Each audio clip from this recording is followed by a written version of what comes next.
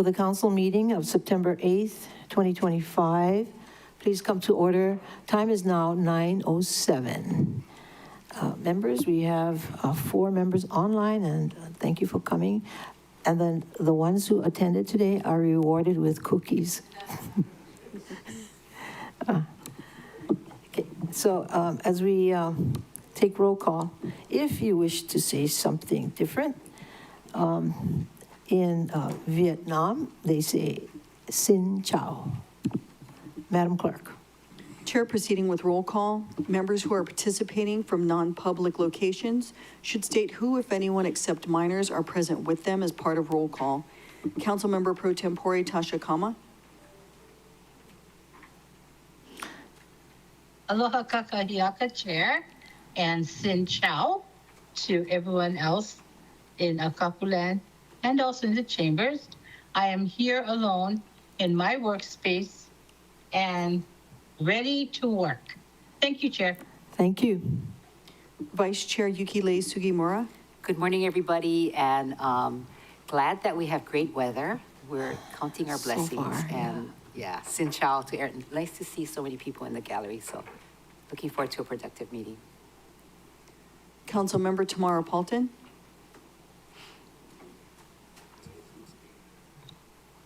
Aloha kakayaka and Xin Chào kako. Councilmember Gabe Johnson.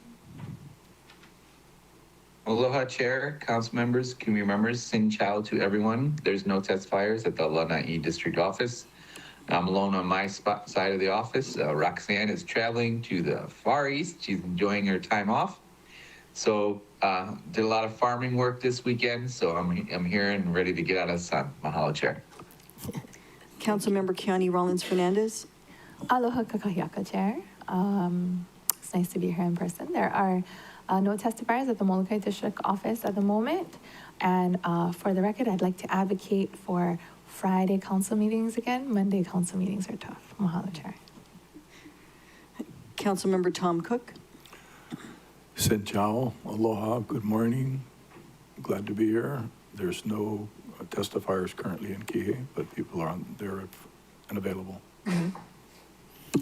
I think today's meeting is scheduled today because of the Labor Day weekend.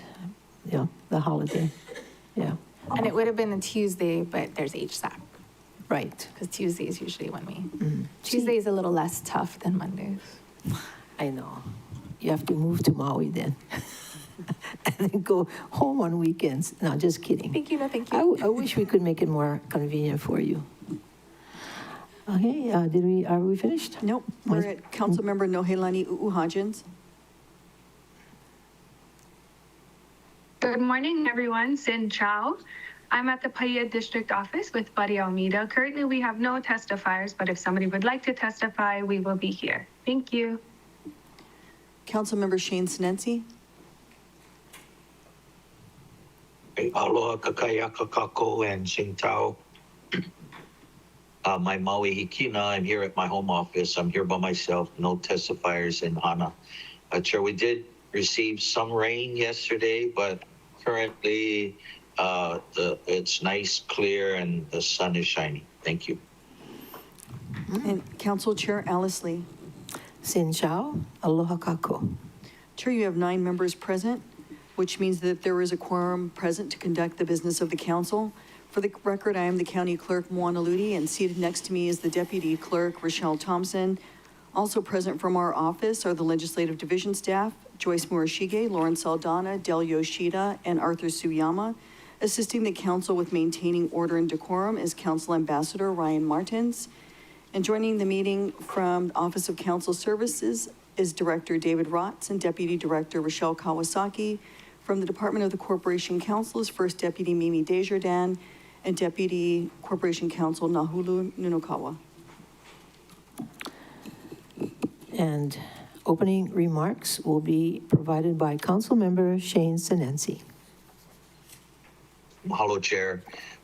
Aloha members, this September marks the first official Hawaiian History Month following the state's adoption of Act 167 earlier this year. This month honors Queen Lili'uokalani's lahanau and celebrates Native Hawaiian contributions, inviting the public to reflect, learn, and envision our future together.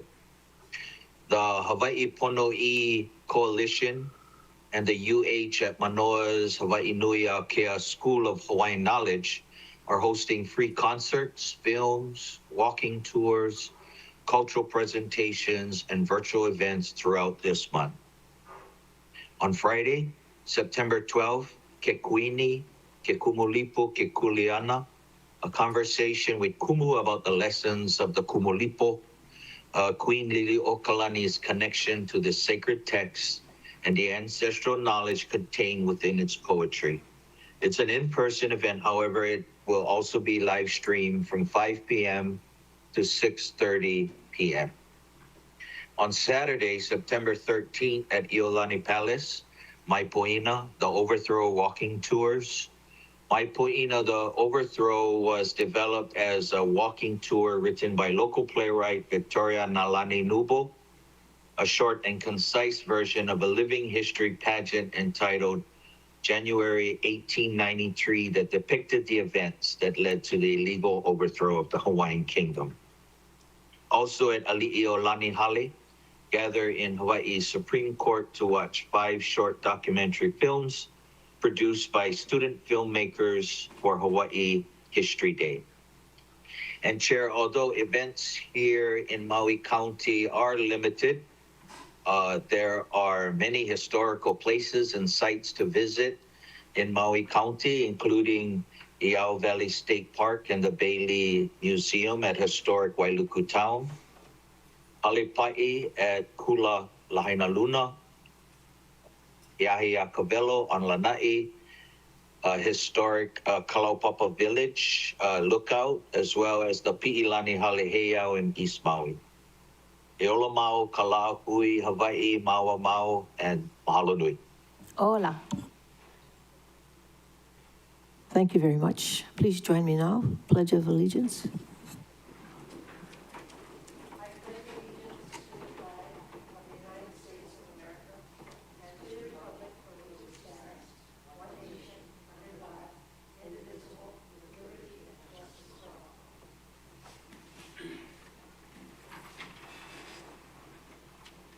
Before we proceed with today's agenda, may I please request that everyone keep their microphones muted unless it's your turn to speak. As a reminder, testimony must pertain to items on the meeting agenda. When testifying, please direct your remarks to the council and not to any individual council member or member of the public.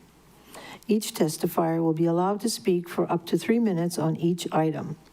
For individuals wishing to testify on Teams, please click the Raise Your Hand button to be added to the testifier log. If you are calling in, please follow the phone prompts to be added to the log. If you wish to testify anonymously, please sign in as anonymous and you will be given a number.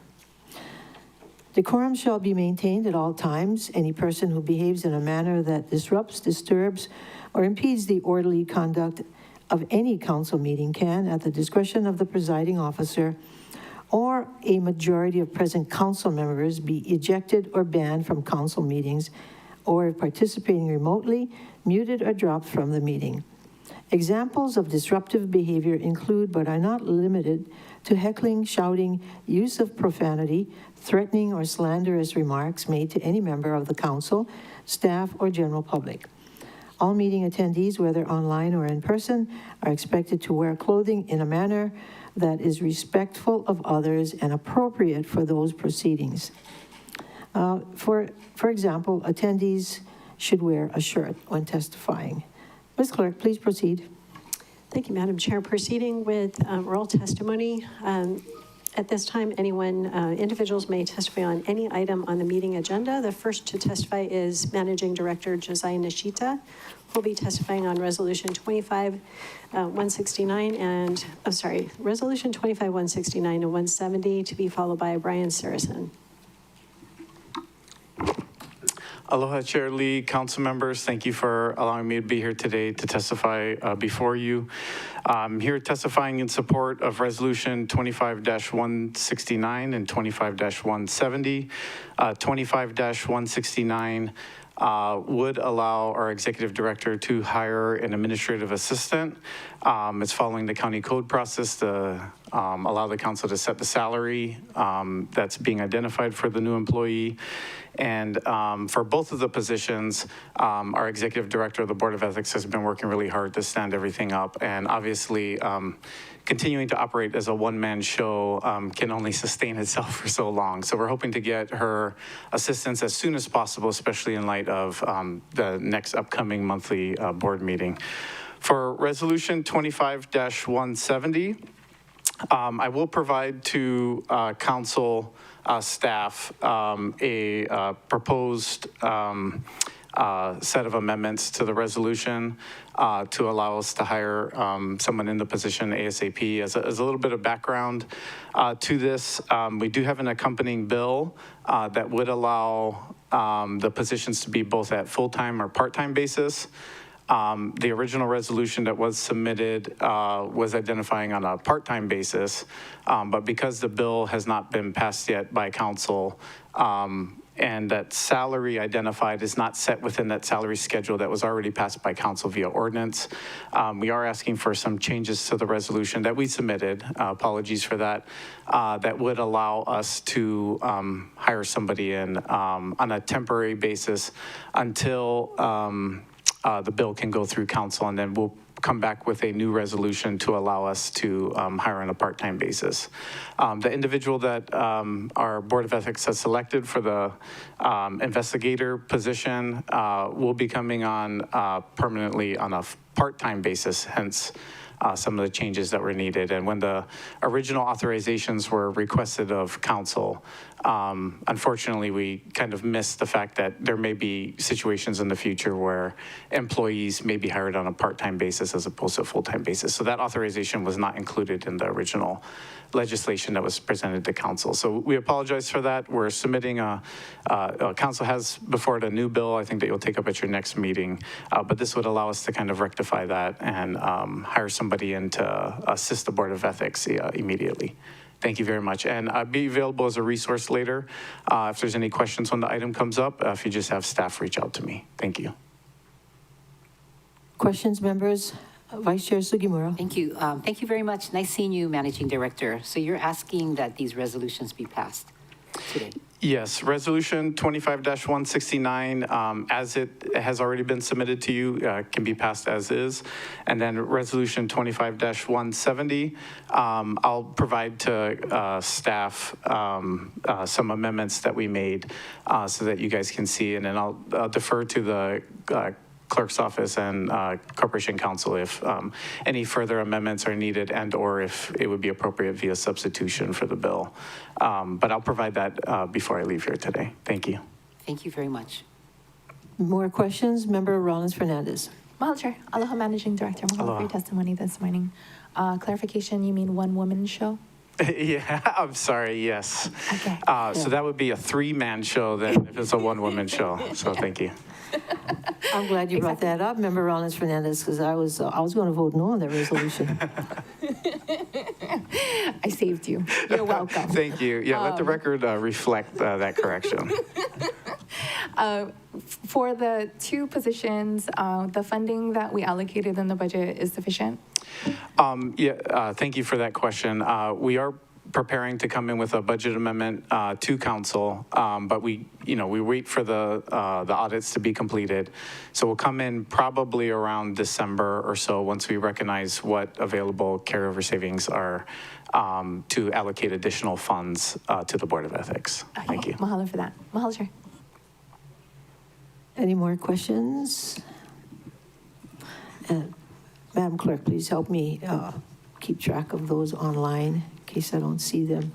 Sometimes there's these messages that cover people's faces that come on my screen.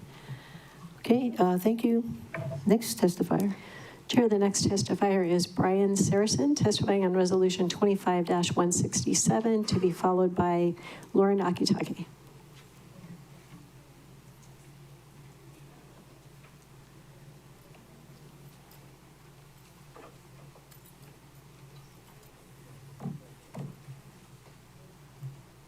Good morning, Chair, council members.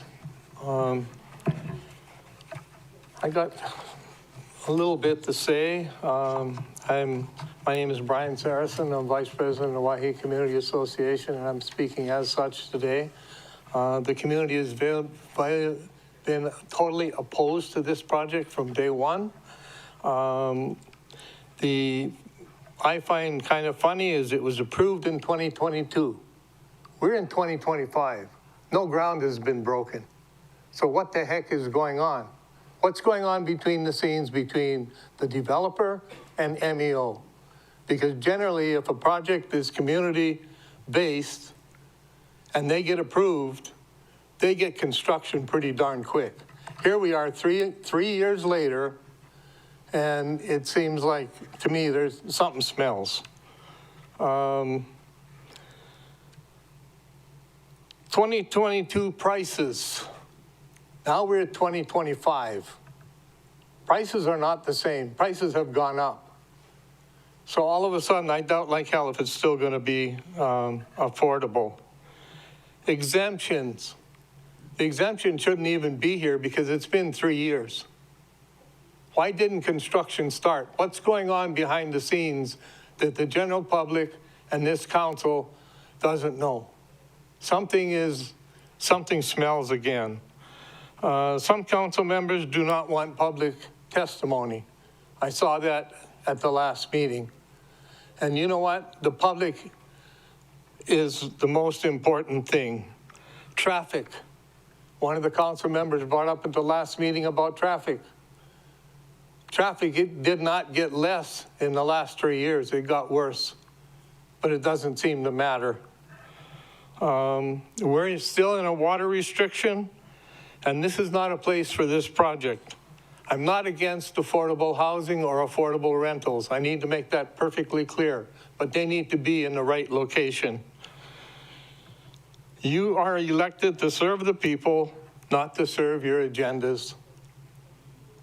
And that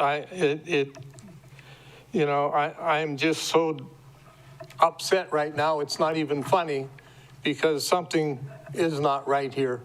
And I would sure hope that it gets corrected. And it should go and be forced to do another EA because 3 years, I'm sorry, it's not acceptable. Thank you. Questions, members? If not, thank you very much. Thank you. Chair, the next testifier is the Board of Ethics Executive Director Lauren Akitake, testifying on resolutions 25-169 and 170. She'll be followed by Noelani Paressa.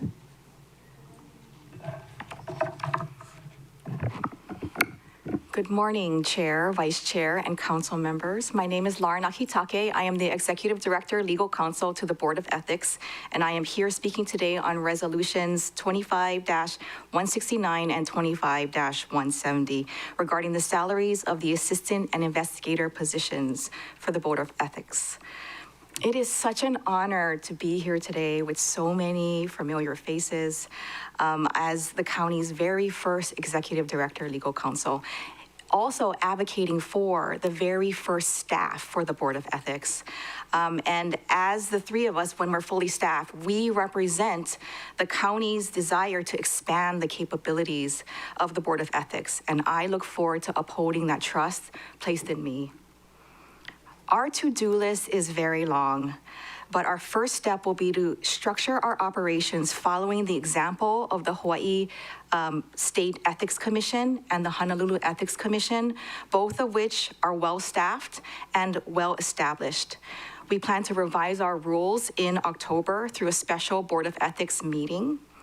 This restructuring will allow our office to initially process and, when appropriate, investigate all complaints, requests for advisory opinions, and financial disclosure statements. Also, our office will manage all the communications regarding these matters. This change is not only necessary, but it's long overdue.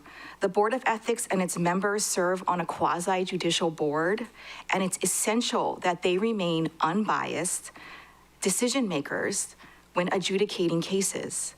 One area that will be significantly strengthened by our new rules is the confidentiality of complaints. Any breach of confidentiality risks compromising the board's ability to deliver and render fair and impartial decisions. We also plan to establish an attorney of the day, which will always be me, as the only attorney, available to anyone in the county who would like quick ethics-related advice. So please do call me. We'll also be providing training for all county employees, and we plan to enhance our website with frequently asked questions and training videos. To do this important work, right now, I am a one-woman show, and I need staff, and I really needed them yesterday. I selected outstanding candidates for both positions, and they're ready to begin. Therefore, I respectfully request that Resolution 25-169 regarding the assistant position be passed today. As Managing Director mentioned regarding the investigator position, I've selected someone that I've worked with for many years, and I plan to hire her longer term on a part-time basis. Therefore, I am requesting there will be a bill for ordinance on the next council agenda meeting to authorize her part-time employment. And in the meantime, would like to hire her temporarily as a DM 89. Thus, the amendments necessary for the resolution today regarding her DM 89 hire. All right, so just thank you for your time and consideration. I could not be more optimistic about where we're going with the Board of Ethics, and I'm happy to serve as a resource if you folks have any questions when the agenda item comes up, and answer any questions you have. Members, do you have any questions? Member Rollins Fernandez? Mahalo, Chair. Aloha, Ms. Akitaki. Mahalo for serving your testimony and for serving as our first Board of Ethics Executive Director. So in your testimony, you said that you'll serve as the attorney of the day. Sometimes while we're in like our council meetings, we'll get testifiers ask about potential conflicts of interest. Would it then be appropriate for us to call the office, or like how quick of a turnaround do you think it would be for us to get an advisory opinion? So an informal advisory opinion can be quick if the answer is straightforward. But if it's something that I really need to clarify and make sure that the facts are set to give the correct advisory opinion, that could take a little bit longer. So it really depends on the question. How very typical of an attorney's response. It depends. I appreciate that response, and I fully support the resolutions. But and I don't need to request her as a resource person. I don't have any further questions, but you had another thing to say? But please reach out. Please tell people that this resource is now available. Have them call. I've already seen that people are really trying to do the right thing. And these rules are a little clunky in ways. And so we'll talk through how they can do what they're looking to do that meets the rules. So please do reach out, and we will get you an answer as quickly as possible. Flag it if it's something that's a rush, and we will definitely try our best. Awesome. I appreciate that, and I'll watch for the rules in October, next month. Mahalo. Thanks. Mahalo, Chair. Any more questions, members? If not, thank you. Thank you. Chair, the next testifier is Noelani Paressa, testifying on Resolution 25-167, to be followed by Paul Tonneson.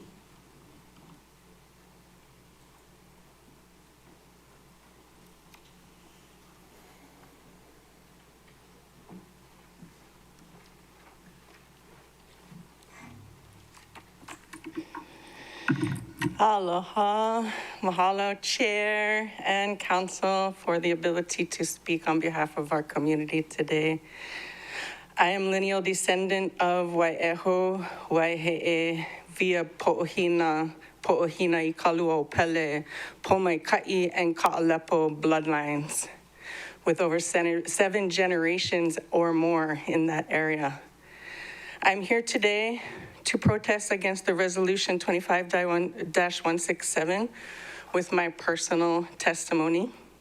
The proposed exemptions, including in this resolution, remove critical oversight and instead divert decision-making to an agency, AKA the county's Department of Housing, along with MEO, This is an ethical issue regarding appropriate checks and balances and transparency of intergovernmental partnerships. It is also a potential ethics issue that these exemptions would create a loophole so that the developer would not need to comply with the regulations that protect our community via statutes and fiduciary duty. My father and I both testified previously in opposition of this project due to the following concerns. Water access and water restrictions. The 2006 flood took out both the Wai'ehu and Waihe'e stream diversions. We're talking about over 100 years of infrastructure that's been neglected by private organizations and companies. Another concern is Iwi Kupuna, the president's previous community plans confirmed the cultural and archaeological significance of the Central Maui dune system, of our pre-contact burials as protected in HRS 106, which is also included in the county's fiduciary duties. We're also concerned with traffic capacity, school capacity, as the AIS and EIS that were performed previously for this development are void. The other concern is citing the Uhiro analysis that was produced during the argument of Lahaina Strong for the other developments and for the Title IX, I believe it was. The Uhiro analysis results clearly showed the inability of new development to improve or impact current housing needs. Mahalo. Thank you. Any questions? Yeah, who's your dad? George Peressa, your okay. classmate. Go St. Anthony 63. Okay, it wasn't. And also lineal descendant. Yes, I understand. No, he wasn't my classmate. Oh, I'm sorry. Your uncle. Greg or Tony? Tony. Oh, Tony. Yeah. Right Any on. questions for the testifier? Yeah. That would have been 1835. 65. Yeah. St. Anthony, 65. Yeah. All right. Thank you very Mahalo. much. Thank you. Appreciate your testimony. Aloha. Chair, the next testifier is Paul Tonneson, testifying in Resolution 25-167, to be followed by Ruben Ignacio.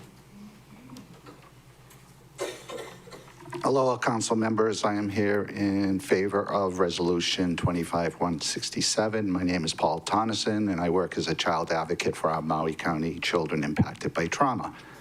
As someone who personally has had multiple foster children myself and worked closely with children and families impacted by trauma, I see firsthand how providing stable housing is not just shelter, it's a sense of their safety, healing, and hope. I arrived in my office every day before the sun comes up. One day there was a car in my spot, and we all know what it's like in Wailuku if you have a assigned spot. And I asked the young man, could you just pull forward so I can park in my spot? And he got out and he said, it's okay, Uncle, I got to get ready for school anyways. And he obviously had been sleeping there all night. And he told me he's going to school to get a construction degree, but he couldn't afford housing. So I commend him for his decision to attend college. But like he and so many others, they shouldn't be put into situations to decide either or, you know. Unfortunately, is the reality they have no place to go. It would have been nice to offer him an opportunity and find housing, told him to contact MEO or another agency, but reality of it was I couldn't. And it's not only a major problem for this population, but also those families' domestic violence that are impacted.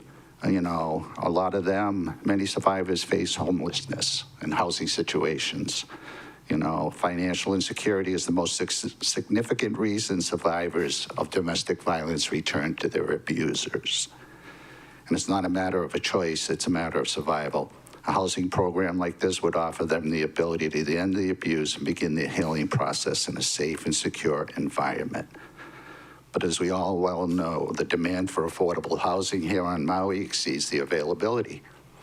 I'm not here to address any legal aspects of this project, nor am I familiar with the process of the building and creating of affordable housing for those in need. I do honor the importance of needing a clear title on this project and any project like this and the community's trust. Having worked alongside MEO for many years, I can say with deep confidence that they approach every one of their programs and projects with thorough due diligence. And I feel especially when it came to ensuring they had a clear title for this project and property. Just as importantly, they consistently ensure that Hawaii culture and values are in the forefront, placing it at the heart of their decision and making this in their community engagement. To me, this project aligns with addressing Maui's urgent housing crisis and will have a tremendous impact on families that need this type of program. Thank you. Thank you. Questions, members? Member Rollins Fernandez. Aloha, mahalo for your testimony this morning.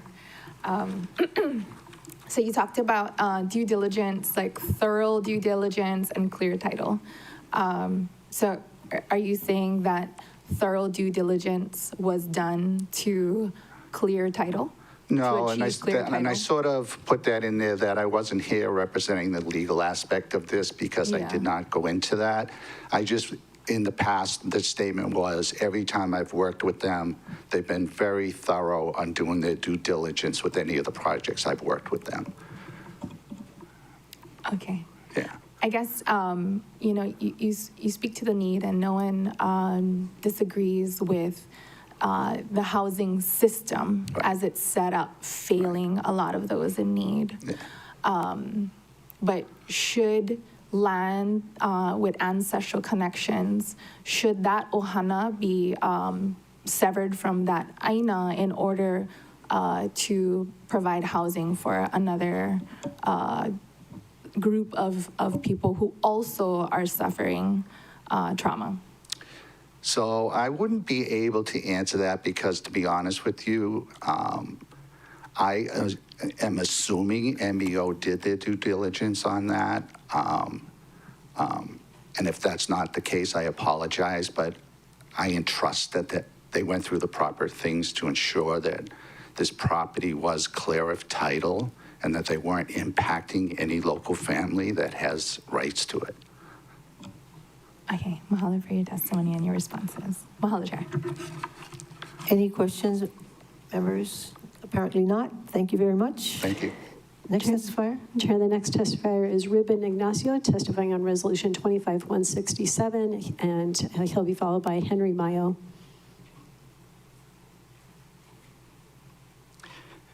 Good morning, Madam Chair, Vice Chair, Council members. My name is Ruben Ignacio, and today I'll briefly testify on or for Resolution 25-167.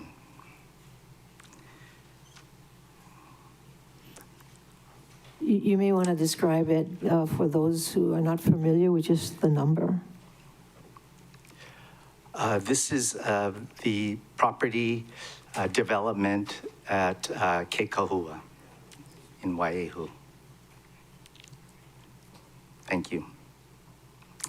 I recently retired. My last job was working at Hale Maha'olu, and unless things have changed since I retired in June, there is an average wait list of 5 to 7 years to get into an affordable unit. At one location, the wait is up to 10 years. I was asked this question about wait time regularly at resource fairs that I attended or by interested applicants wanting to live at Hale Maha'olu.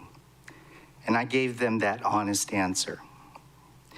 Many times I got back this response. They said it half joking, but also half serious. They said, "Why should I apply? I'll be dead by then." I half chuckled, but I also nodded my head in empathy and agreement.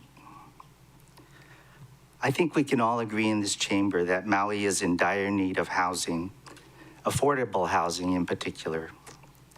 I understand everyone should and does have a voice, but we should make the path easier, not more difficult, to support affordable housing projects like Kekahua. Thank you so much for your time. Thank you. Questions, members? If not, thank you very much. Chair, Member U'u Hodgins. Okay, Member U'u Hodgins. Thank you, Chair, and thank you very much for your testimony. Can I ask you specifically which project of yours has a 10-year waiting list? I believe it's the property in Pukolani, the newest property, Ivalu. The Kula Malbuan. I'm sorry, I didn't hear. Oh, in Pukolani near Longs. Okay, that's what I figured. Thank you so much. You're welcome. Anybody else? If not, thank you very much. Next testifier, please. Chair, the next testifier is Henry Mayo. He is online. Please let us know which item you're testifying on, and he will be followed by Budget Director Leslie Milner. Henry Mayo, it's your turn to testify. Please go ahead and unmute on your end. Good morning, Chair, members of the council. My name is Henry Mayo, and I'm testifying on Bill 25-167, the MEO project in Waiho along Kahikili Highway. I was always in opposition of the project, not so much about affordable housing, but the project is in the wrong place.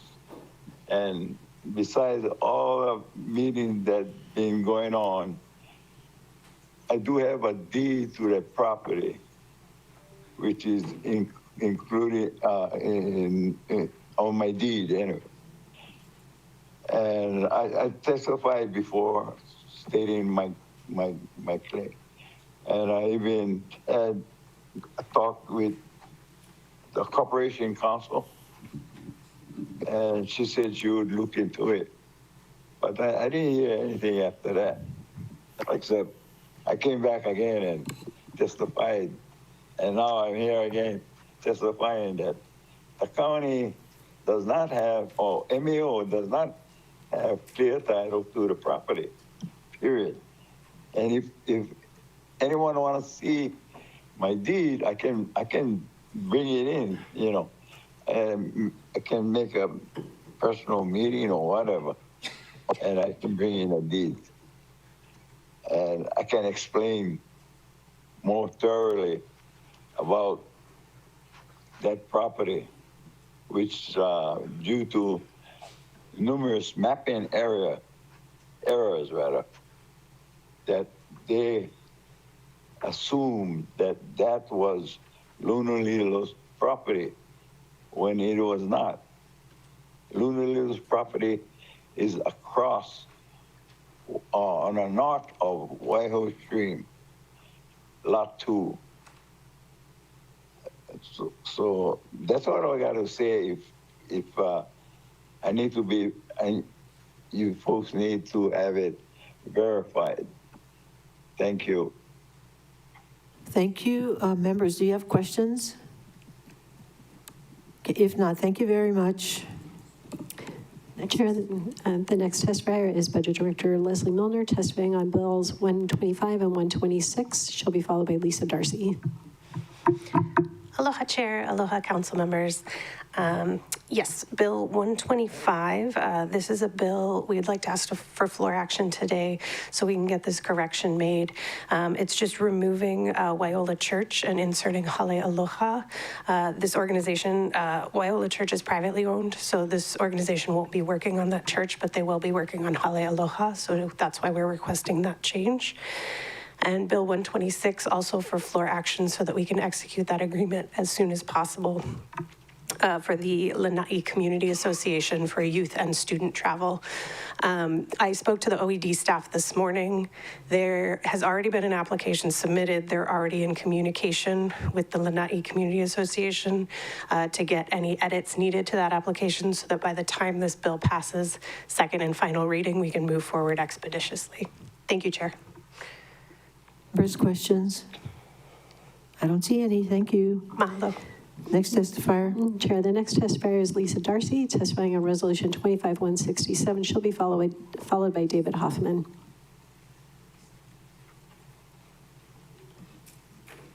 Is she online? Yes. Yeah, she is. Okay. Lisa Darcy. Good morning, Lisa. Yeah. Good morning. Aloha. Yeah, we have to, can you speak a little louder?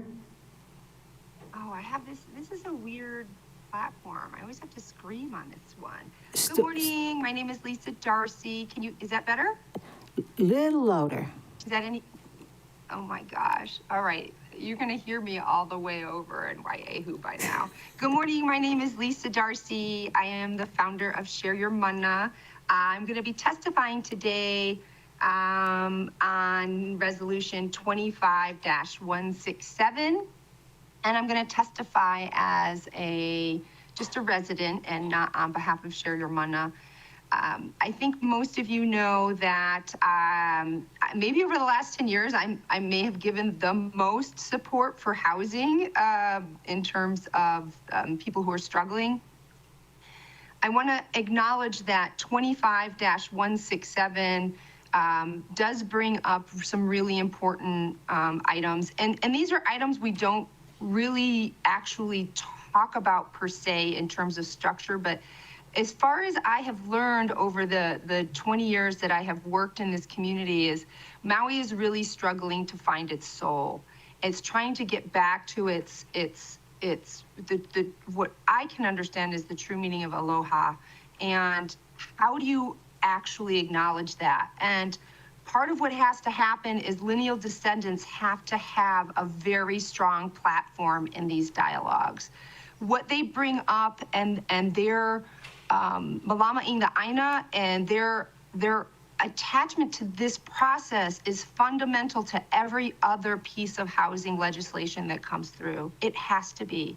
And I think that this is something I want to bring up, and I want to say that I really would like to see more transparency. This should not be a rushed process. Me, of all people, who knows how people are struggling, sleeping in cars, sleeping in makeshift shelters. When another property was identified that actually had a lot stronger resources associated with it for this housing, closer to services, better transportation, all of those kinds of things, when that was ignored, I knew there was a problem with this. And I just want to say, I really encourage this body to look at everything that the former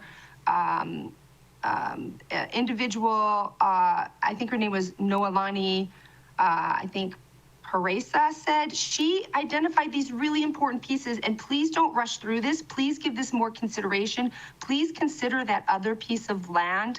It really would make this a better and stronger project, and it would honor what Maui's soul is crying out for, which is to stop using something that just can get pushed through off the backs of lineal descendants. I just feel it's really, really significant to honor them, and everything else will fall into place when we honor the lineal descendants. So please don't rush through this. Please give this more consideration, and please put their voices in the front of all of this conversation. And I do believe it will get on track. So thank you for your time today. Thank you. Members, do you have any questions? If not, thank you very much. Next testifier. Chair, the next testifier is David Hoffman. And Mr. Hoffman, if you could please let us know what item you'll be testifying on. Thank you, Council. Thank you, Chair. My name is David Hoffman. I'm a Waiahu resident for over 30 years. I'm testifying on 25-167, the Hale Malaholu Ke Kahua project. I want to have great respect for the amount of time and energy it takes to do your job, and I want to thank you for doing that. But you are representing the entire community, not just developers' interests. I'm here to point out almost every developer wanting a project north of the Iao Stream, since Wailuku Country Estates has assured the community, that the Imikala extension will be built prior to the first completed home. Each time, County Council has dropped that requirement after the fact. Since then, the number of homes have almost doubled north of the Iao Stream, and a recent expense of $1 million to study the project has yet to be released. The estimated costs for the bridge and the extension down to Lower Main was approximately $20 million over 20 years ago. It now is over $80 million, and that was 2 years ago.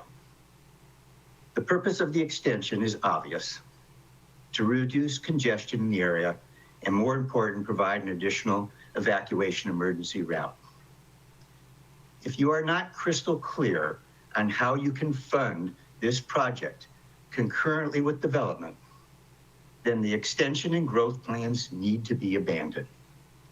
Keep the area in agriculture, fund that, and divert somewhere between the $20 and $80 million of infrastructure into West and Central Maui, which would be considerably less, but the tax base would be considerably more, and numerous egress and egress issue routes will be safer for the people of Maui.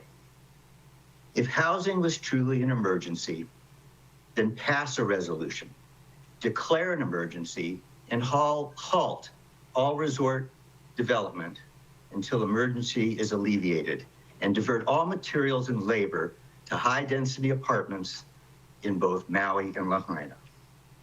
It would be irresponsible and immoral to continue to approve any of the current projects or projected projects north of the EL stream without this vital piece of infrastructure. The Council and Planning Commission, if it continues to approve development without first getting the Imekala extension completed, will endanger the current residents as well as new ones. In essence, you will be planning to fail. No one voted for you to fail or to be accused of endangering your citizens. Please do not plan to fail. Mahalo. Thank you. Questions, members? If not, thank you very much. Next testifier. Chair, the next testifier is Madeline McKeague. Ms. McKeague, if you could please let us know what item you'll be testifying on, and she will be followed by William Spence. Hi, aloha council members. Madeline McKeague on behalf of the Hawaiian Council. As their advocacy director, we are testifying in strong support for Resolution 25-167. I think as an organization that has been on the ground after the Lahaina wildfires, been helping to contribute housing in our own projects, we have been really faced with the amount of housing that's needed for everyone there. I think I come back to the Hawaii Housing Planning Study from 2019 that said, over these 5 years, we need 10,000 units, and a third of those are going to be needed specifically for people earning 60% AMI or less. I think I'm really grateful that more time has been made to hear from community concerns and that space is being made for that, because the concerns I've been hearing is how long projects like this have taken and that things just keep getting more and more expensive. And being able to act now on this project, but on many more projects, I'm hoping will help continue to alleviate that, and we lend our strong supports. Mahalo. Thank you. Questions? If not, thank you very much. Next testifier. Chair, the next testifier. Oh, wait, I see a hand. Member Paulton. Thank you, Chair. Thank you, Ms. McKeague, for your testimony. You said you've heard from a lot of people about the need, and you've built housing yourself. Have you heard from a lot of people about the need for housing in West Maui? We have. I can get you the exact statistics. That is where a majority of the people that at least we're serving at our resource centers are wanting to live. Okay, I just was wondering why you didn't testify in support of 25-171 also in that case, if you heard that a lot of people want housing in West Maui. I would love to testify significantly more for all of the issues that we touch. And we'll put more look into that one too. Let me write that down and would love to work with you more on that one. Thank you. Any more questions? If not, thank you very much. Next testifier. Chair, the next testifier is William Spence, testifying on Bill 120, and he will be followed by Kathy Rosales. Good morning, Madam Chair. Good morning, council members. My name is Will Spence. I am here representing Hana Health today. And I'm speaking in favor of passage of Bill 120 on first reading without having to go to committee. As you know, Hana Health is the only healthcare provider in Hana. What they would like to do is build a new clinic and provide 6 units of workforce housing for their employees and medical practitioners. To do that, and they are on state land, To do that, they need a district boundary amendment from agriculture to rural.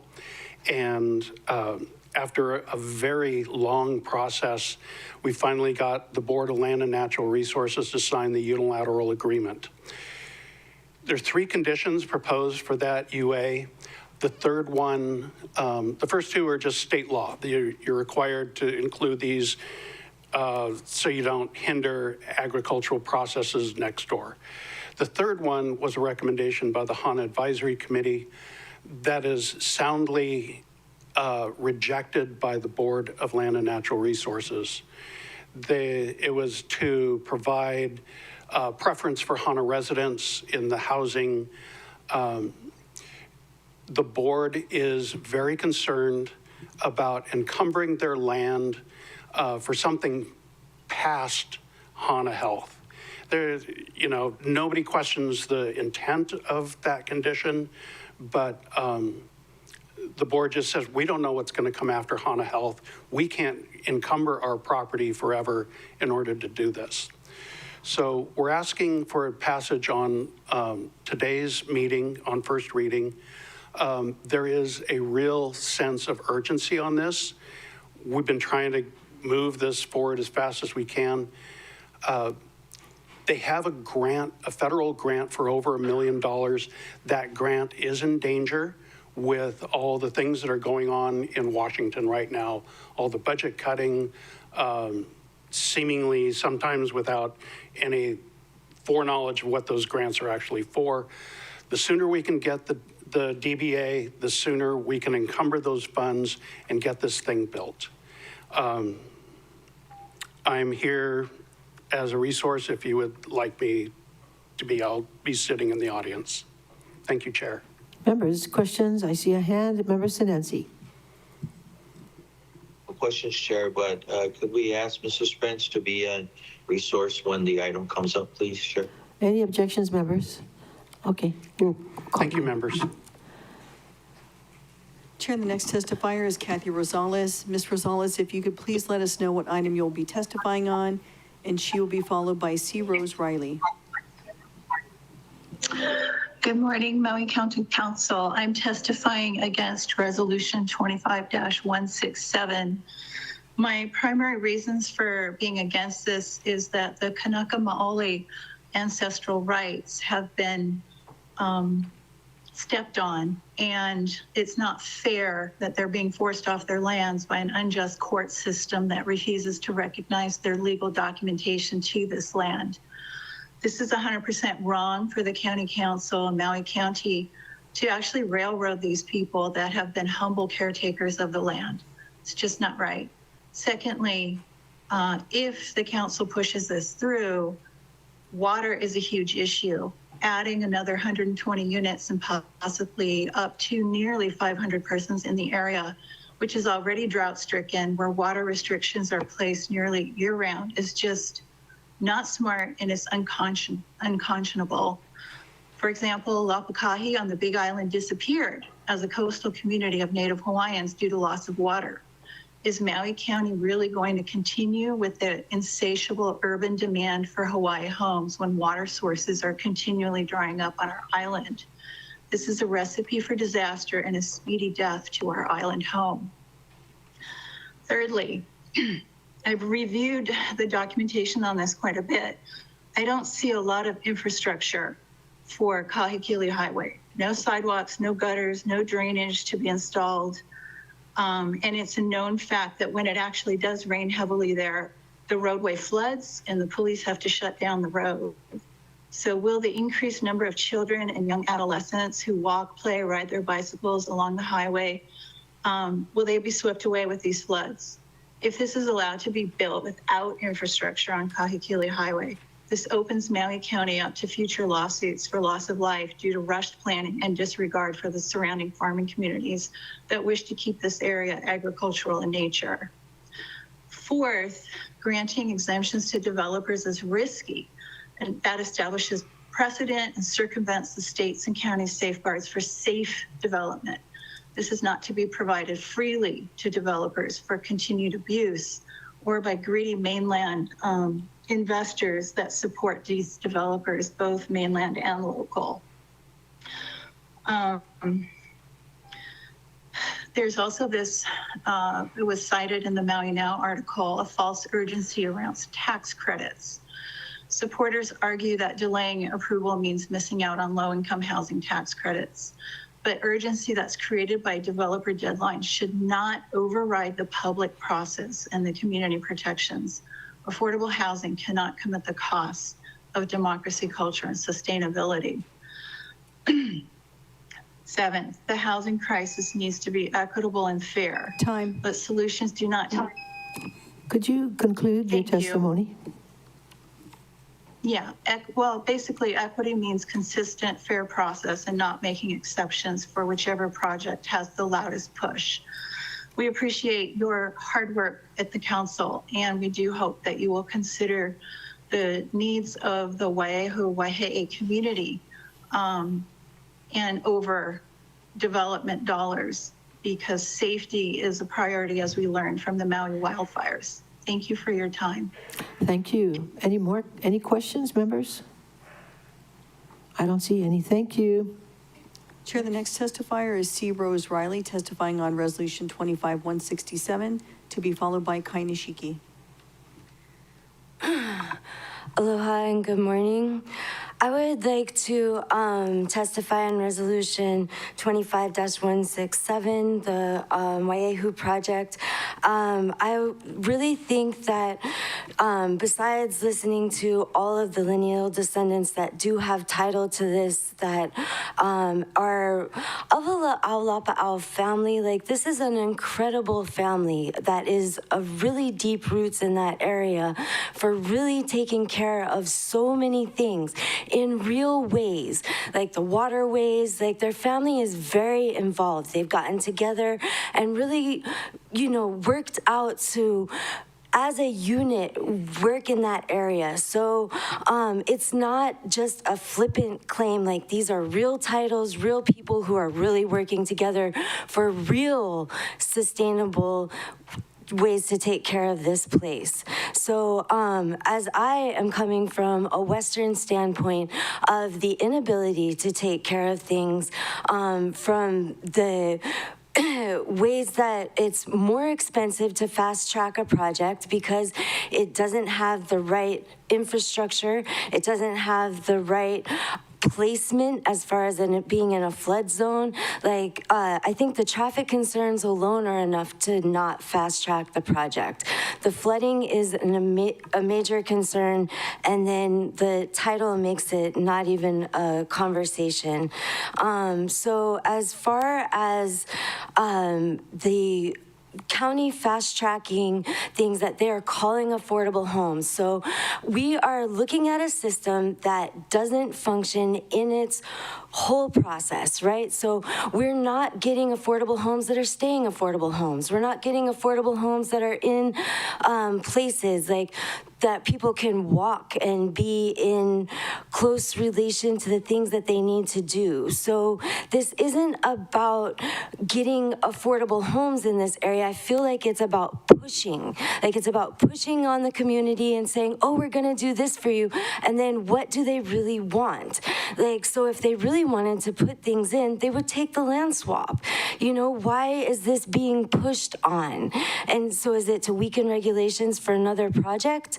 Like, I don't see this fast tracking helping anyone. So as far as even bringing it up, I just would like to say that if we were looking to real affordable home solutions, that it would include keeping those homes affordable in perpetuity. And I would also like to say that I have not seen any Kanaka get a so-called affordable home on this island. Like every time I look into affordable homes, every time I look into the elderly homes, there's no Kanaka. Thank you. Questions, members? If not, thank you. May we have the next testifier? Chair, the next testifier is Kai Nishiki, testifying on Committee Report 2553, Resolutions 25-171, Bills 122 and 79 CD1, and she will be followed by Joycelyn Costa.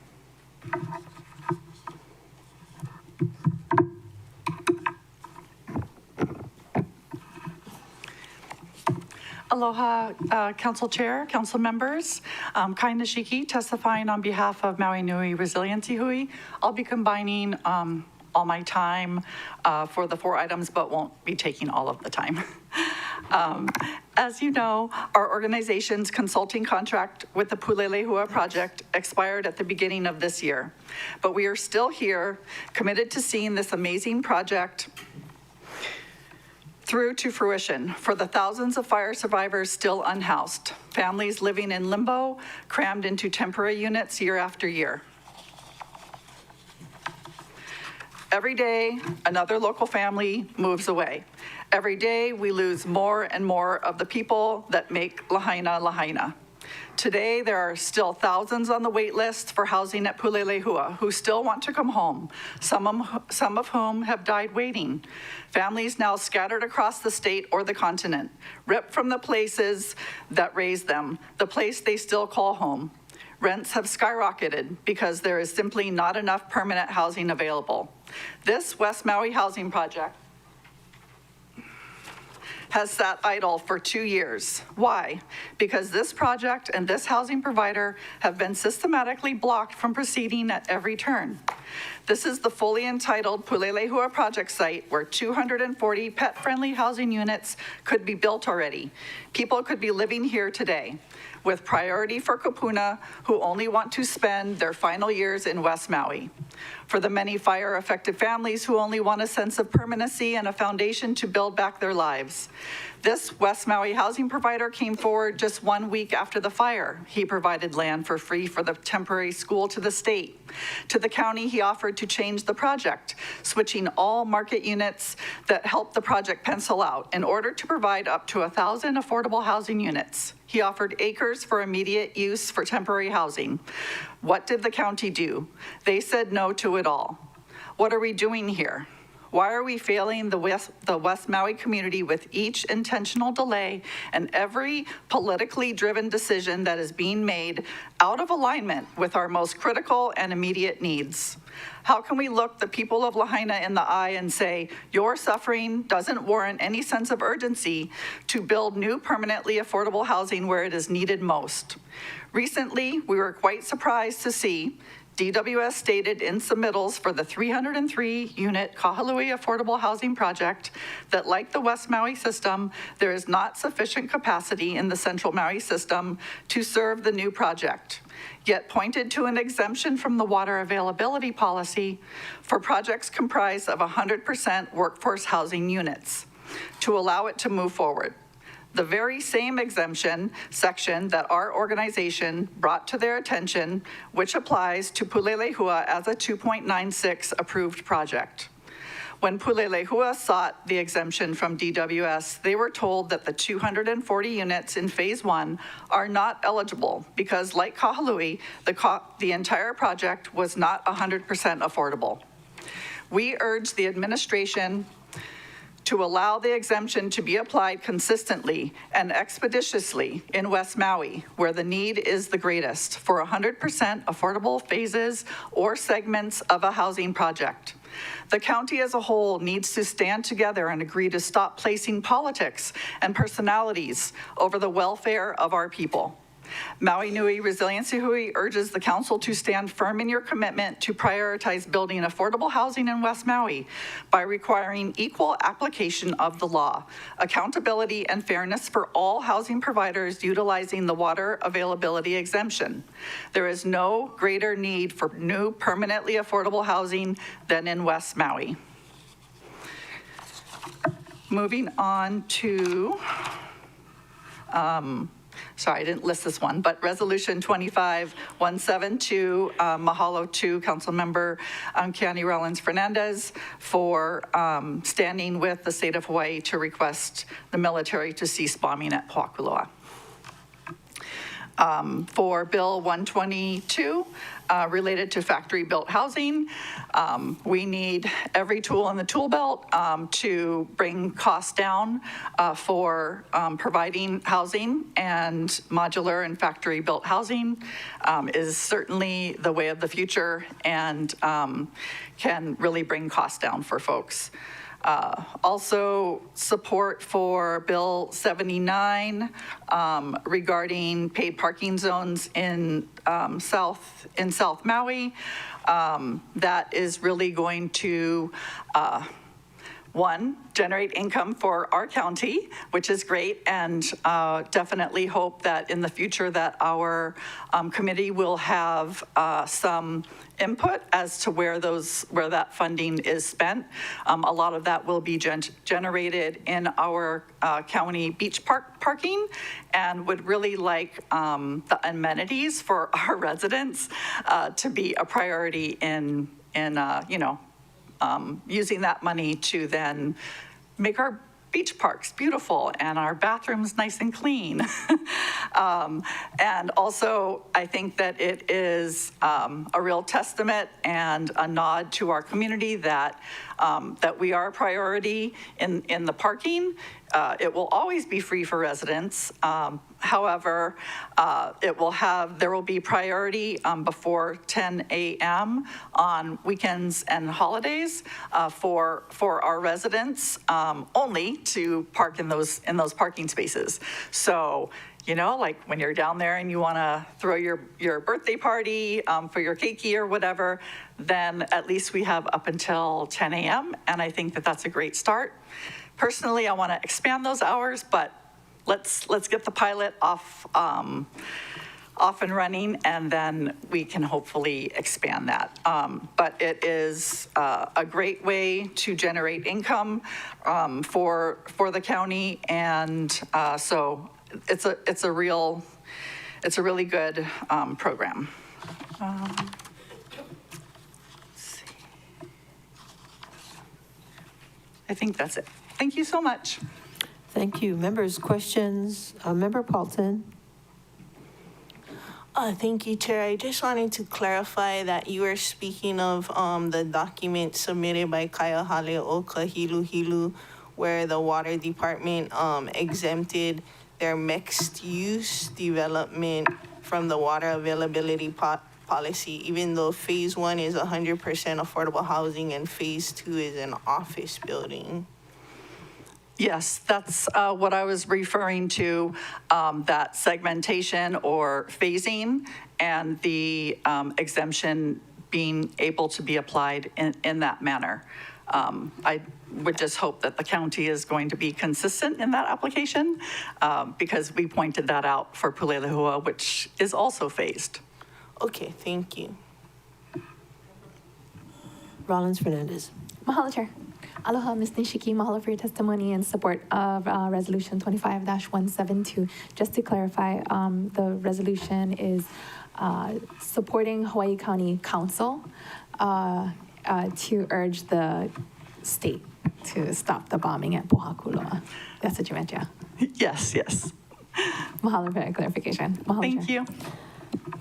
Vice Chair Sugimura. I wanted to thank you very much for your testimony.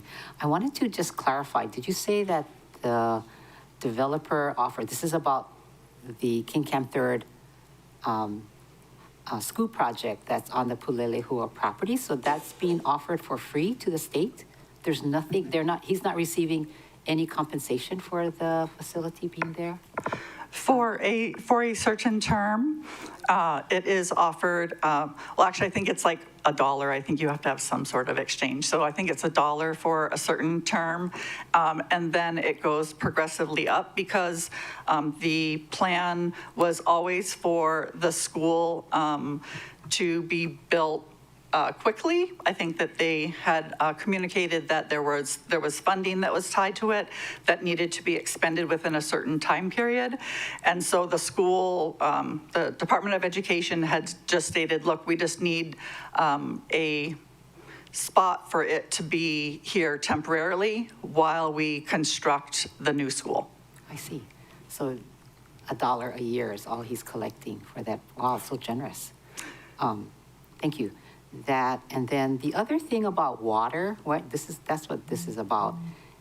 Does he need to get seaworm approval, or are you asking for a consideration for not? Yes, he has already drilled 2 wells and also has reservoirs and 1 million gallons of surface water before that came with the project because this was a MLP project. And yes, that is all before seaworm.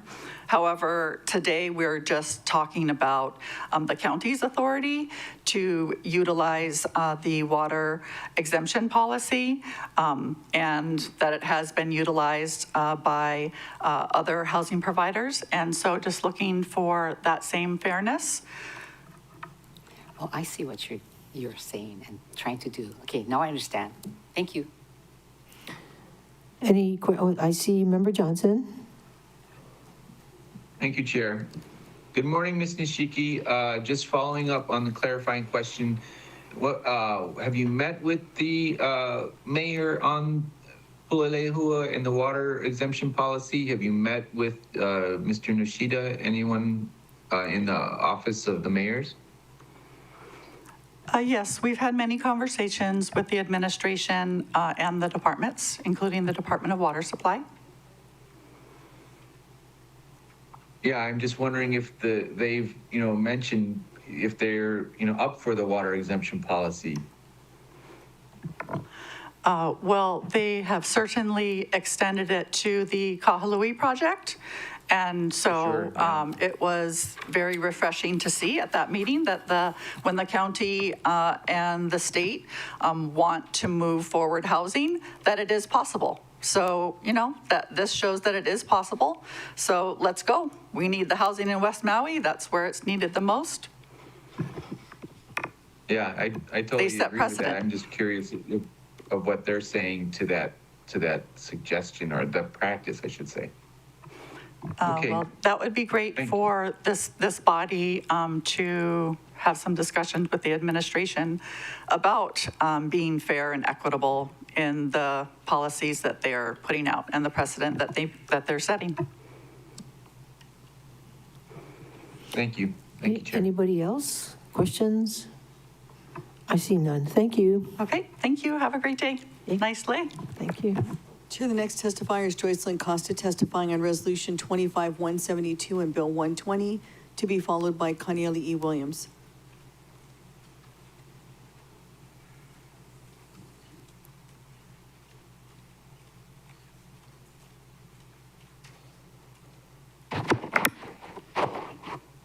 Good morning, Chair. Good morning, Council members. I'm also going to be including Resolution 25-171 and also Bill 93. Okay. I'm going to just do Bill 93 first, that I'm in support of that budget amendment. I just recently saw on social media what had happened in Hawaii Island, Kalapana. And I'm only reflecting that it may have an effect because of what happened to our officer here in Maui. They were responding to a call that might have had someone who was carrying arms, and they stormed into this little general store, fully equipped with shields and bulletproof vests and manpower to take down one person. So I can only think of the mental effect of the officers in this real time. And so anything that can help improve them, I would be in support. Going on to Resolution 25-172. I am in full support of this county supporting Hawaii County Council, the Resolution 234-25, and urging the state of Hawaii to request the military to cease bombing at the Pohakuloa training area. follow all legal processes and reject any land agreements until all legal and environmental reviews are approved, reject any land swap and new lease proposals, reject imminent domain actions, and conduct a Pa'akai analysis on the Pohakuloa training area. As we know, and we'll be discussing later, like the last item on your agenda, the tragedy and the trauma and the ongoing erasure of our culture. And so I am in full support of this movement to support our lahui in Hawaii Island and anywhere within the state of Hawaii from devastating our resources, our spiritual soul, our ability to reach to our history to find our future. That erasure has to stop.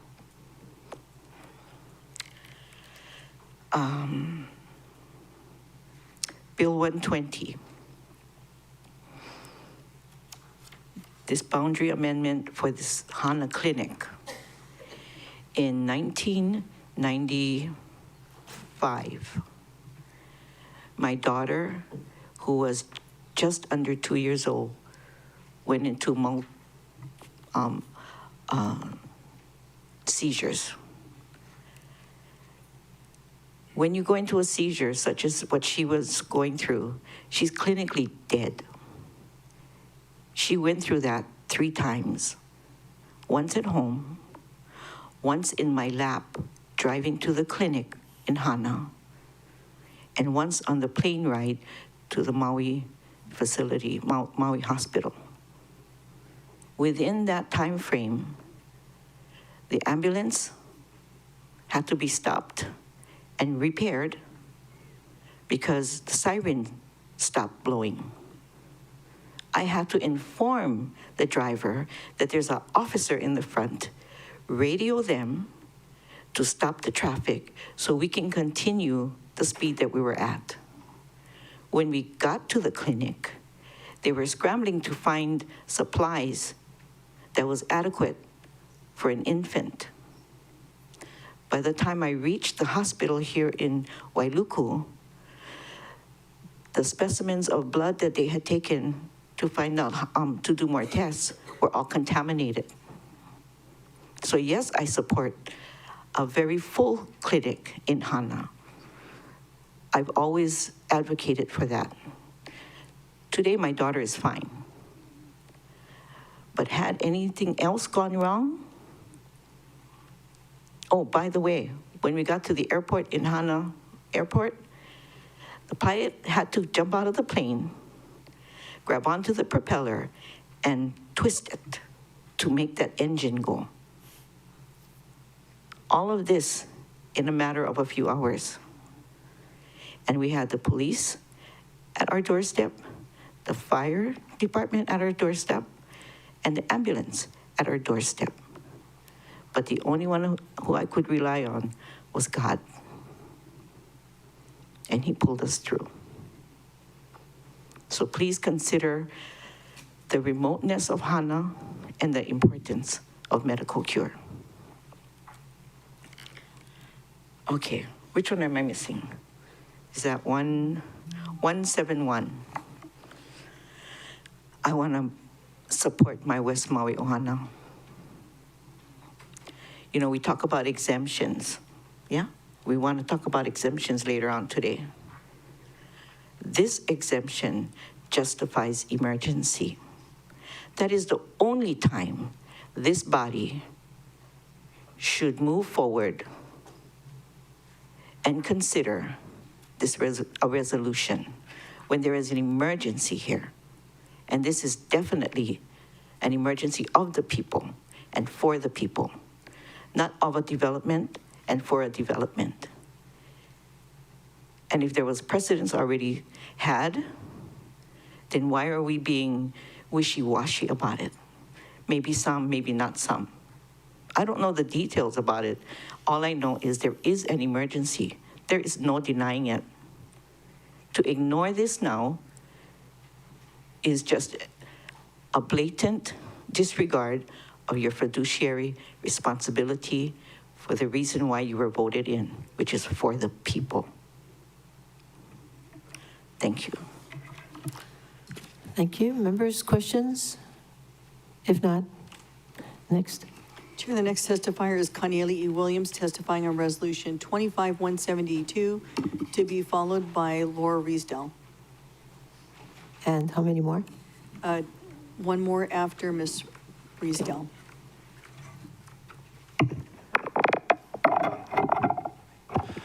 Hello, everybody. My name is Cornelia Williams. I'm testifying in support of Resolution 25-172.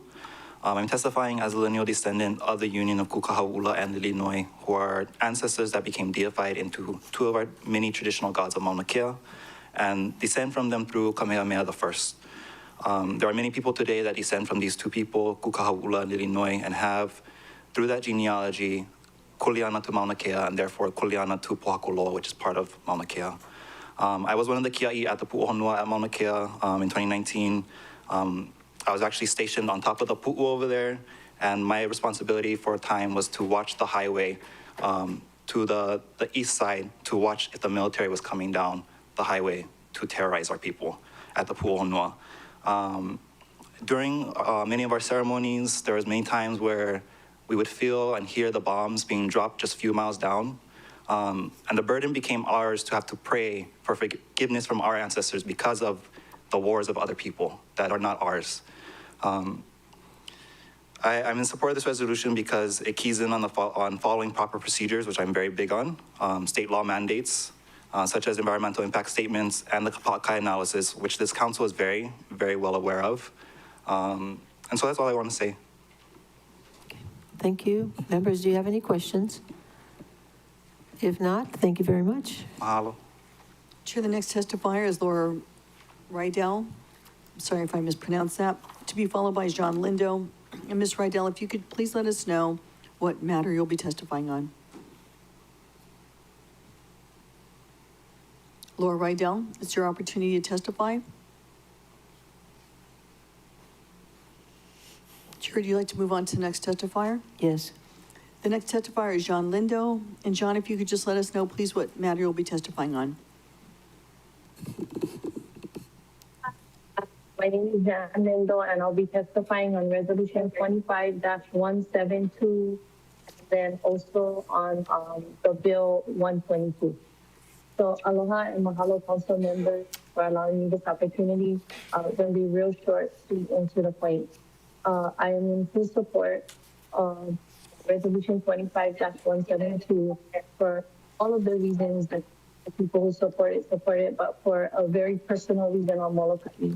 A bunch of us were able to attend the federal government's cleanup talk story as it refers to cleanup of military waste and unresolved bombs and things in our area. And we found out, to our heartbreak, that a lot of the intention of those departments are to ensure that there's safety and cleanup, but the fact remains that it becomes totally political on how that money is dispersed, and that there is no promise that even the agreements are made for cleanups. More than often, they are not funded to be cleaned up, and that our islands are not necessarily the priority of cleanup as the federal government sees fit to do so. So I feel like this resolution just supports what is the natural, responsible thing to do. It. I'm a mother of a son who is in the Air National Guard and has been deployed several times. I understand the significance of training, but I also know that our people need to have a place to come back to after they go fight somebody else's war. And us taking care of our land is demanding that we don't falter or be scared into what is perceived to be needed versus what we know needs to be taken care of just for everyday quality of life and living. So I just wanted to support that, and thank you guys for even considering that, because we should be supporting each other on our islands to that kind of effort. The second thing is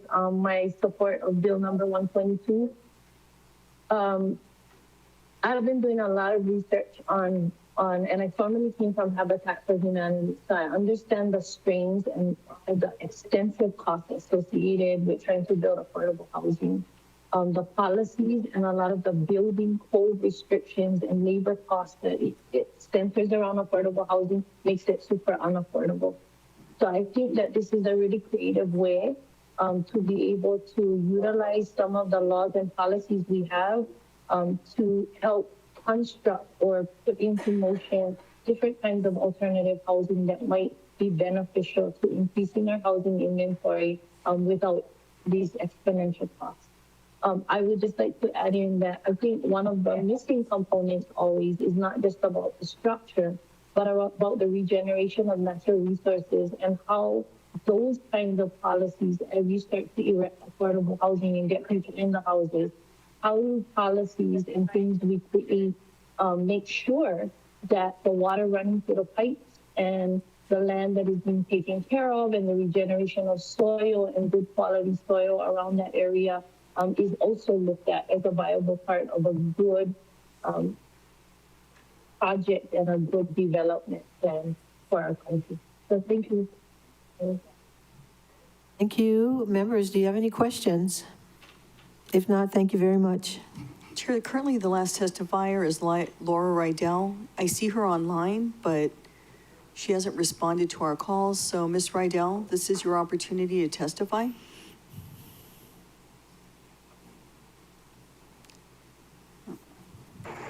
I don't see any response, Chair. I don't see any response. Oh, there we go. Am I, hello? Hello. Sorry, this is my first time using this app, and it's very difficult so far. I'm not familiar with it. We can't hear you, but there's a loud sound in the background.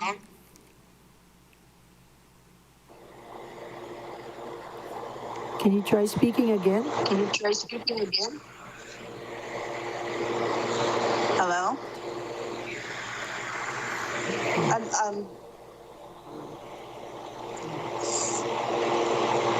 Sorry, first time using this. Are you driving?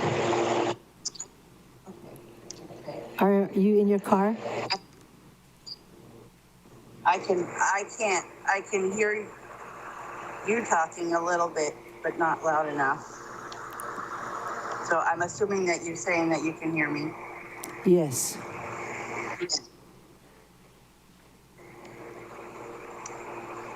We can hear you.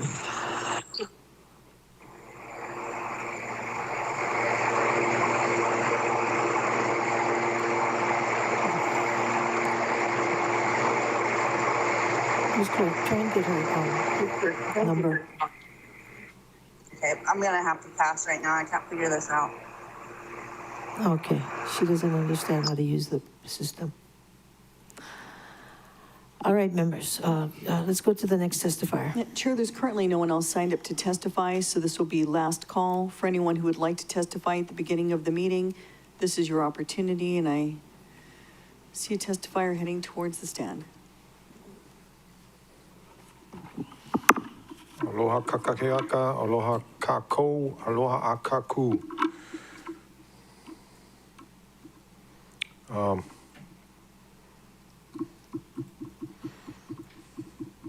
My American name is James Lawrence, James Matthew Lawrence. My dad was in the Navy, and I said my share of Pledge of Allegiance when I was a youngster in school, and I don't say it anymore. Pledge of Allegiance to the flag of America. There's different variations. I checked it out on Google. That actually came from the Civil War.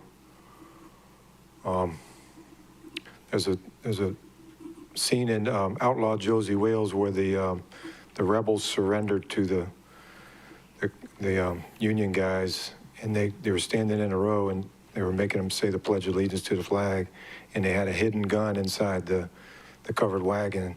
They shot them all down except Josie Wales' sidekick, but he died later. So I encourage everybody to watch that.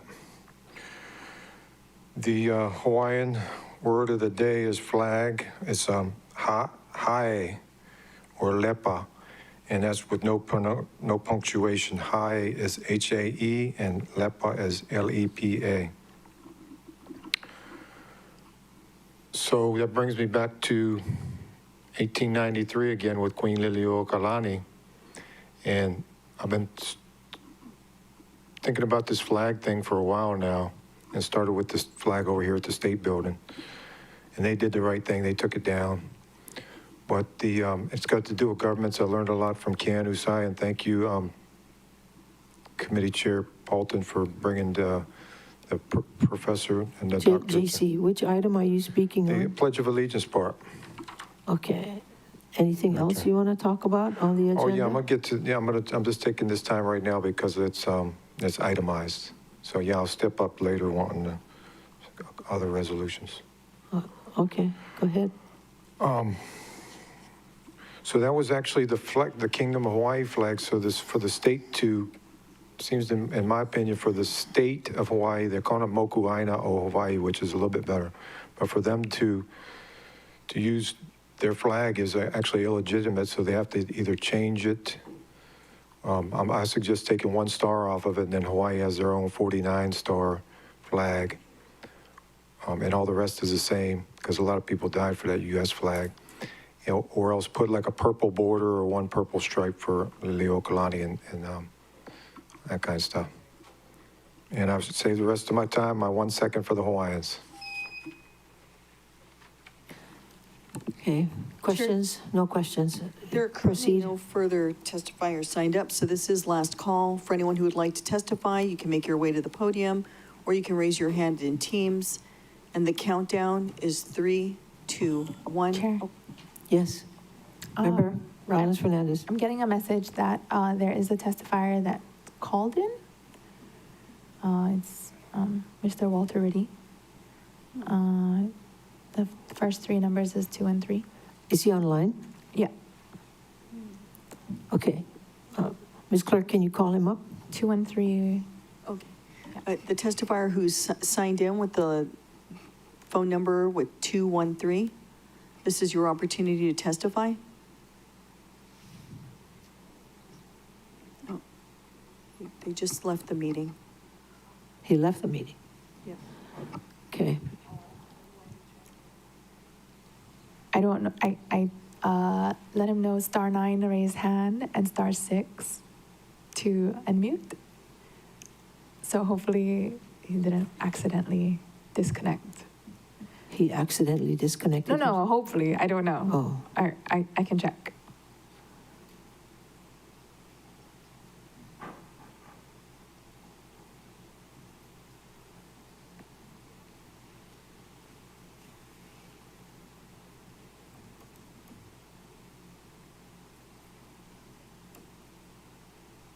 Oh, and there's another individual, Puna Kalipi, that jumped on to testify. Can you call that person on, please, Ms. Clerk? The testifier with the name Kalipi, this is your opportunity to testify. You can unmute and proceed.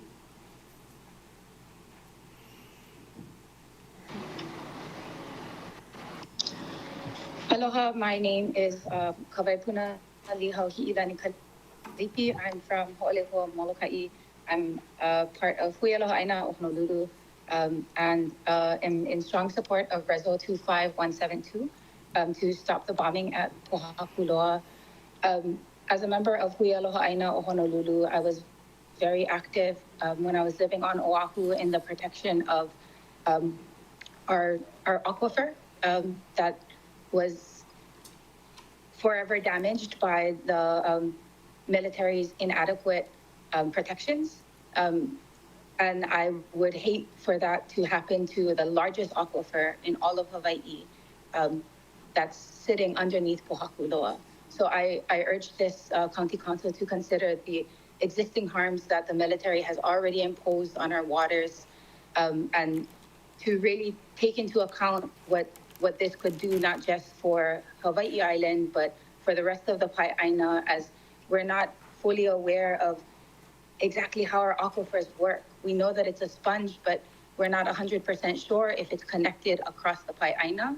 So in the time being, the damage to the aquifer in Oahu could potentially damage Molokai, could potentially damage Maui in the same way that if we continue to damage our aquifers across the Pai'aina, this will just continue to stack more unknowns onto the livability of these very, very fragile ecosystems. So I urge this board to please support Resolution 25172.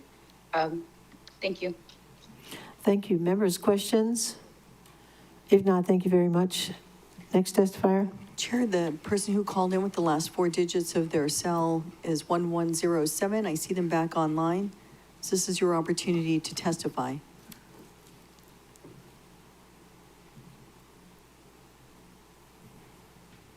Last four digits, 1107. Yep, you'll need to press *6 to unmute on your end.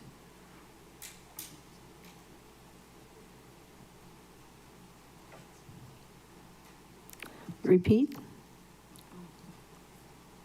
Chair, I think that he dropped again. Oh, no, he's in. Oh, and it looks like he's unmuted. Hello. Okay. Hello. You can start your talk now, your testimony. Oh, okay. Wow, this was a trip trying to get this talking to you guys. This is Walter Riddy on Molokai, and I want to testify on 25172. For us on Maui County, this is nothing new. We were the main guys stopping the bombing of Kaho'olawe, and dealing with the military takes everybody coming together in order for us to move the military once they set their directions about where they're going. So this idea of trying to protect Pohakuloa is not a new idea, but it's an idea now that is on the table, and we need the support of everybody in order to protect Pohakuloa. So the reason I'm calling this morning is to try and urge the passage of 25172. It's in our genealogy, it's in our DNA to protect the land, and it's also in our genealogy and DNA to make sure that we advise the U.S. military about what is right and wrong in the use of our lands. And bombing Pohakuloa has been a terrible mistake and needs to be corrected, and we need the support of Maui County in order for us to do that. Mahalo. Thank you, Walter. Are there any questions for Mr. Riddy? If not, thank you very much. Good hearing from you. Chair, I don't see anyone else signed up currently to testify. If there is anyone who would like to testify at the beginning of the meeting, this is your opportunity. This is final call. The countdown is 3, 2, 1. Chair, there's no one indicating a desire to testify. Any objections, members, to closing public testimony and accepting written testimony for the beginning of the meeting? Okay, so ordered. Let's go to county communications and then take a recess. Thank you, Chair. We will now allow testifying on county communications listed in the agenda. There is currently no one signed up to testify on county communications. If there is anyone who would like to testify, you can make your way to the testifier stand, or you can raise your hand in Teams. This is final call. The countdown is 3, 2, 1. Chair, there's no one indicating a desire to testify on county communications. Any objections to closing public testimony and accepting written testimony on county communications? So ordered, Ms. Clerk. Chair, before you is County Communication 2519, Council Chair Lee transmitting a proposed amendment to Bill 79, CD1, 2025, a bill for an ordinance amending Title 10, Article 2, Maui County Code on special parking regulations to establish paid parking zones in South Maui and update paid and permit parking zone maps in Wailuku. Member Cook. Chair, if there are no objections, may I please request County Communication 25-19 be postponed to later in the agenda when the council resolution Bill 79. No objections. Good. No objections, so ordered. Let's try committee reports and then take a break. Chair, there is currently no one signed up to testify on committee reports. However, at this time, anyone who would like to testify on committee reports, this is your opportunity. If you would like to testify, you can make your way up to the front or raise your hand in Teams. This is final call. And Chair, the countdown is 3, 2, 1. There is no one indicating a desire to testify on committee reports. Members, any objections to closing public testimony and accepting written testimony on committee reports? So ordered. Let's take the first one and take a recess. Chair from the Budget, Finance, and Economic Development Committee is CR 2551, recommending the following. 1, first reading of Bill 90, CD1, 2025, to authorize the mayor to execute an intergovernmental agreement between the County of Maui, Department of Finance, and the County of Hawaii, Department of Finance, to provide temporary support for commercial driver's license examination services. And 2, first reading of Bill 91, CD1, 2025, to authorize the mayor to execute an intergovernmental agreement between the County of Maui, Department of Finance, and the City and County of Honolulu, Department of Finance, to provide temporary support for commercial driver's license examination services. Vice Chair Sugimura. Thank you, Chair. If there are no objections, may I please request that this item be postponed until the next council meeting? Okay, any objections to postponing this matter, leaving this on the clerk's desk? Members, and maybe you can just give a brief explanation. Members, there is a clerical error on today's council meeting agenda for this item. The description of Committee Report 2571 does not identify the correct department for the City and County of Honolulu. It is the Department of Okay, just a name change. Yeah. All right. Any objections, members, leaving this on the clerk's table? Department of Customer Service, sorry. Okay, no objections, so ordered. And at this time, I'd like to call a 12-minute recess until 11 o'clock. Meeting in recess.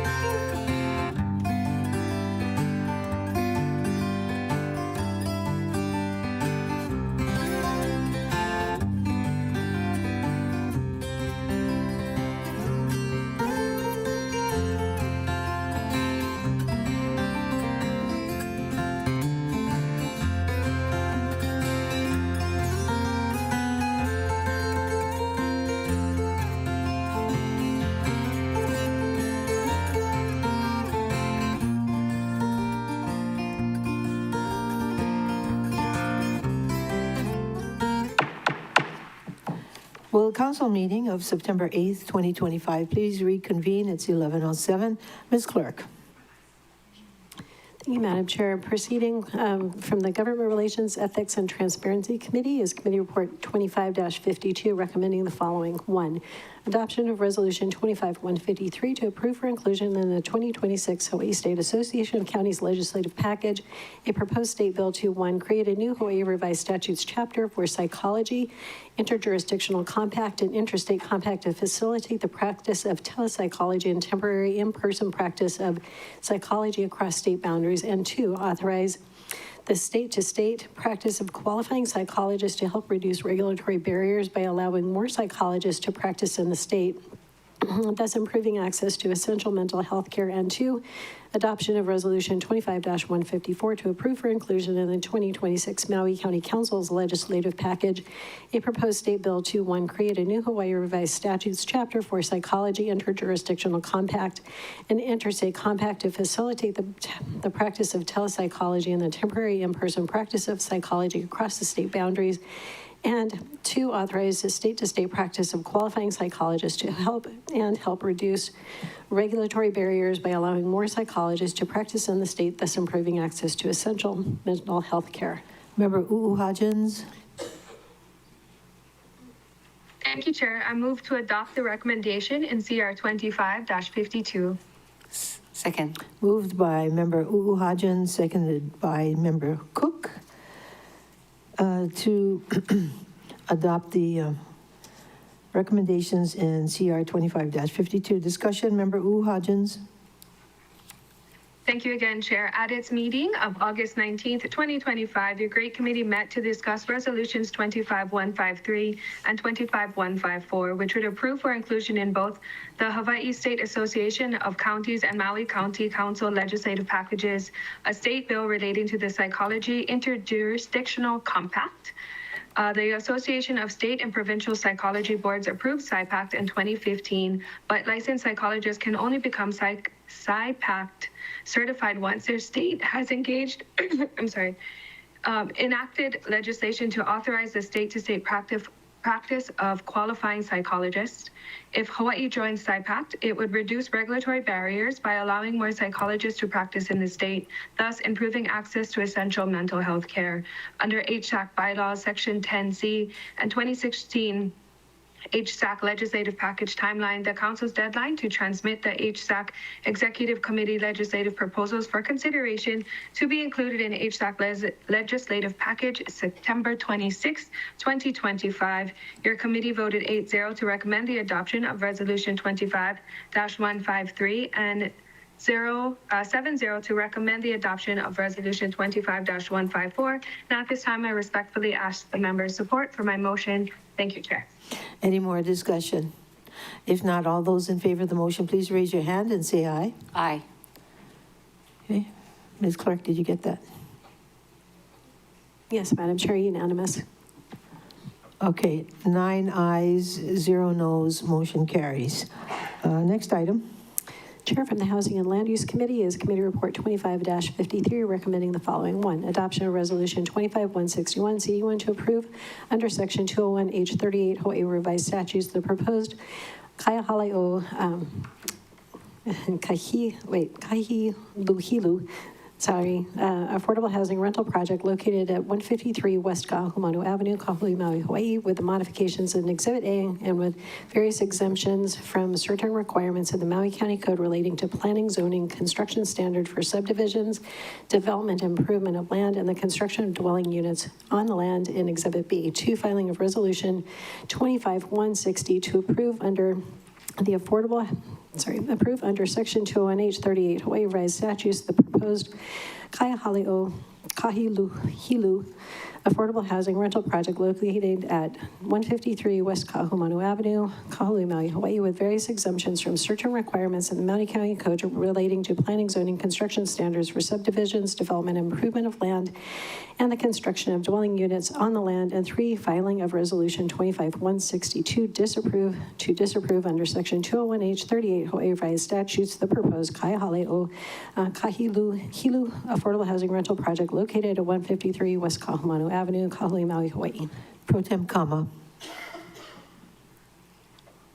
Thank you, Chair. I move to adopt the recommendations in Committee Report 25-53. Second. Moved by Pro Tem Kama, seconded by Member Cook to approve the recommendations in Committee Report 25-53. Discussion, Pro Tem Kama. Chair, your Housing and Land Use Committee met on August 5th, 2025, with reconvening meetings on August 6th and 20th, 2025, to consider an application submitted under Section 201H-28 Hawaii Revised Statutes from HKI Kahului Kaiahale LLC for the development of the proposed Kaiahale o Kahilupilu affordable housing rental project located at 153 West Ka'ahumanu Avenue, Kahului. Your committee considered the project alongside 3 resolutions. Resolution 25-160 to approve the project, Resolution 25-161 to approve the project with modifications, and Resolution 25-162 to disapprove the project. The proposed project consists of 62 of 2 6-story buildings with 301 affordable housing rental units and 2 non-revenue generating resident manager units.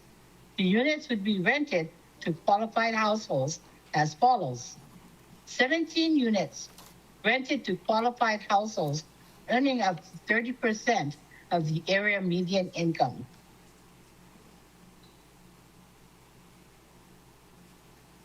83 units rented to qualified households earning up to 50% of the AMI, and 201 units rented to qualified households earning up to 60% of AMI. The project developer requested we consider several exemptions for the project. The committee recommended several adjustments, including conditioning an exemption allowing driveway separation to be less than the code required 45 feet to be subject to a traffic evaluation being prepared for all driveways not meeting the minimum separation distance, and the Director of Public Works approving the proposed driveway spacing as adequate to protect public health and safety.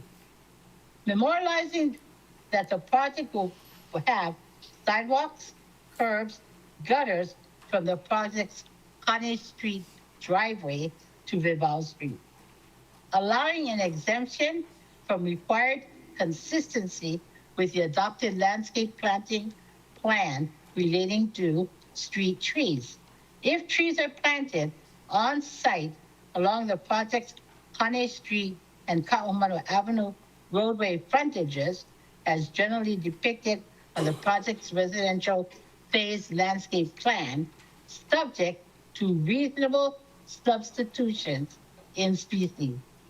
Your committee also recommended adding a modification to require both phases to start construction by December 31st, 2028, and to finish construction by December 31st, 2030, as well as amendments to recognize the project as a 100% affordable rental project with 2 on-site non-revenue generating resident manager units that are part of the project's common area elements. Because your committee supported the project with modifications and revisions to the exemptions, your committee recommended adoption of Resolution 25-161 CD1 and filing of the other 2 resolutions. Members, I respectfully ask for your support of my motion. Thank you, Chair. Okay, any more discussion, Member Paulson, then Member Cook? Thank you, Chair. I'll be voting in support of this project, not just because of the needed affordable housing, but because of the precedent it is setting as the testifier spoke. This is a mixed-use project, and phase one is 100% affordable housing. And in the documentation submitted by the developer, the Department of Water Supply was exempting it from the water availability policy because phase one is 100% affordable. And this provides a pathway forward for other much needed housing projects in West Maui. If we're gonna be calling this mixed use project, phase one, 100% affordable as qualifying for the water availability exemption, then we should start doing that for other much needed housing projects, especially in West Maui. And so if it's good for the goose, it's good for the gander. Thank you. Member Cook. Thank you, Chair. I want to thank the developer, the state, the county, everybody working together on this project. This is providing a substantial number of very much needed homes in these AMI brackets. It's going to be affordable for 60 years. It's at the right place. Hopefully this will be the beginning of many appropriate projects in the Kahului area so that we can start providing the housing that our community desperately needs. Thank you. Any more quick discussion? Vice Chair Sugimura. Thank you. I'm going to be supporting this project. Thank you very much for the really hours that we spent with the developer and putting together solutions so that we could pass this. And members also experienced, this is the first time that we got to experience, I guess, experience is a good word for this, the new law, which didn't allow us to make changes or add costs to a development project that's a 201H, which this fell in this category. Was kind of an interesting process to keep the cost down because, as you know, every time there's an added cost, it gets passed on to the resident, right? So, or the land or the homeowner. So we did this project, we passed it, I support it, and I look forward to the day when they call us for the groundbreaking because it's so badly needed in this community. And to be in what I call the transit-oriented development corridor for Kahului is a very important step for housing. So thank you very much. Any more discussion? Member Sinensi. Thank you, Chair, for my opportunity. I too will be supporting this project, and in lockstep, I'll also support Resolution 25-17. Thank you. Anybody else? If not, all those in favor of the motion, please raise your hand. Say aye. Aye. 9 ayes, 0 noes. Motion passes. Ms. Clerk. Thank you, Madam Chair. Moving on to resolutions. Currently, we have just one person signed up to testify. That is the Deputy Director of Public Works, Paul Barony.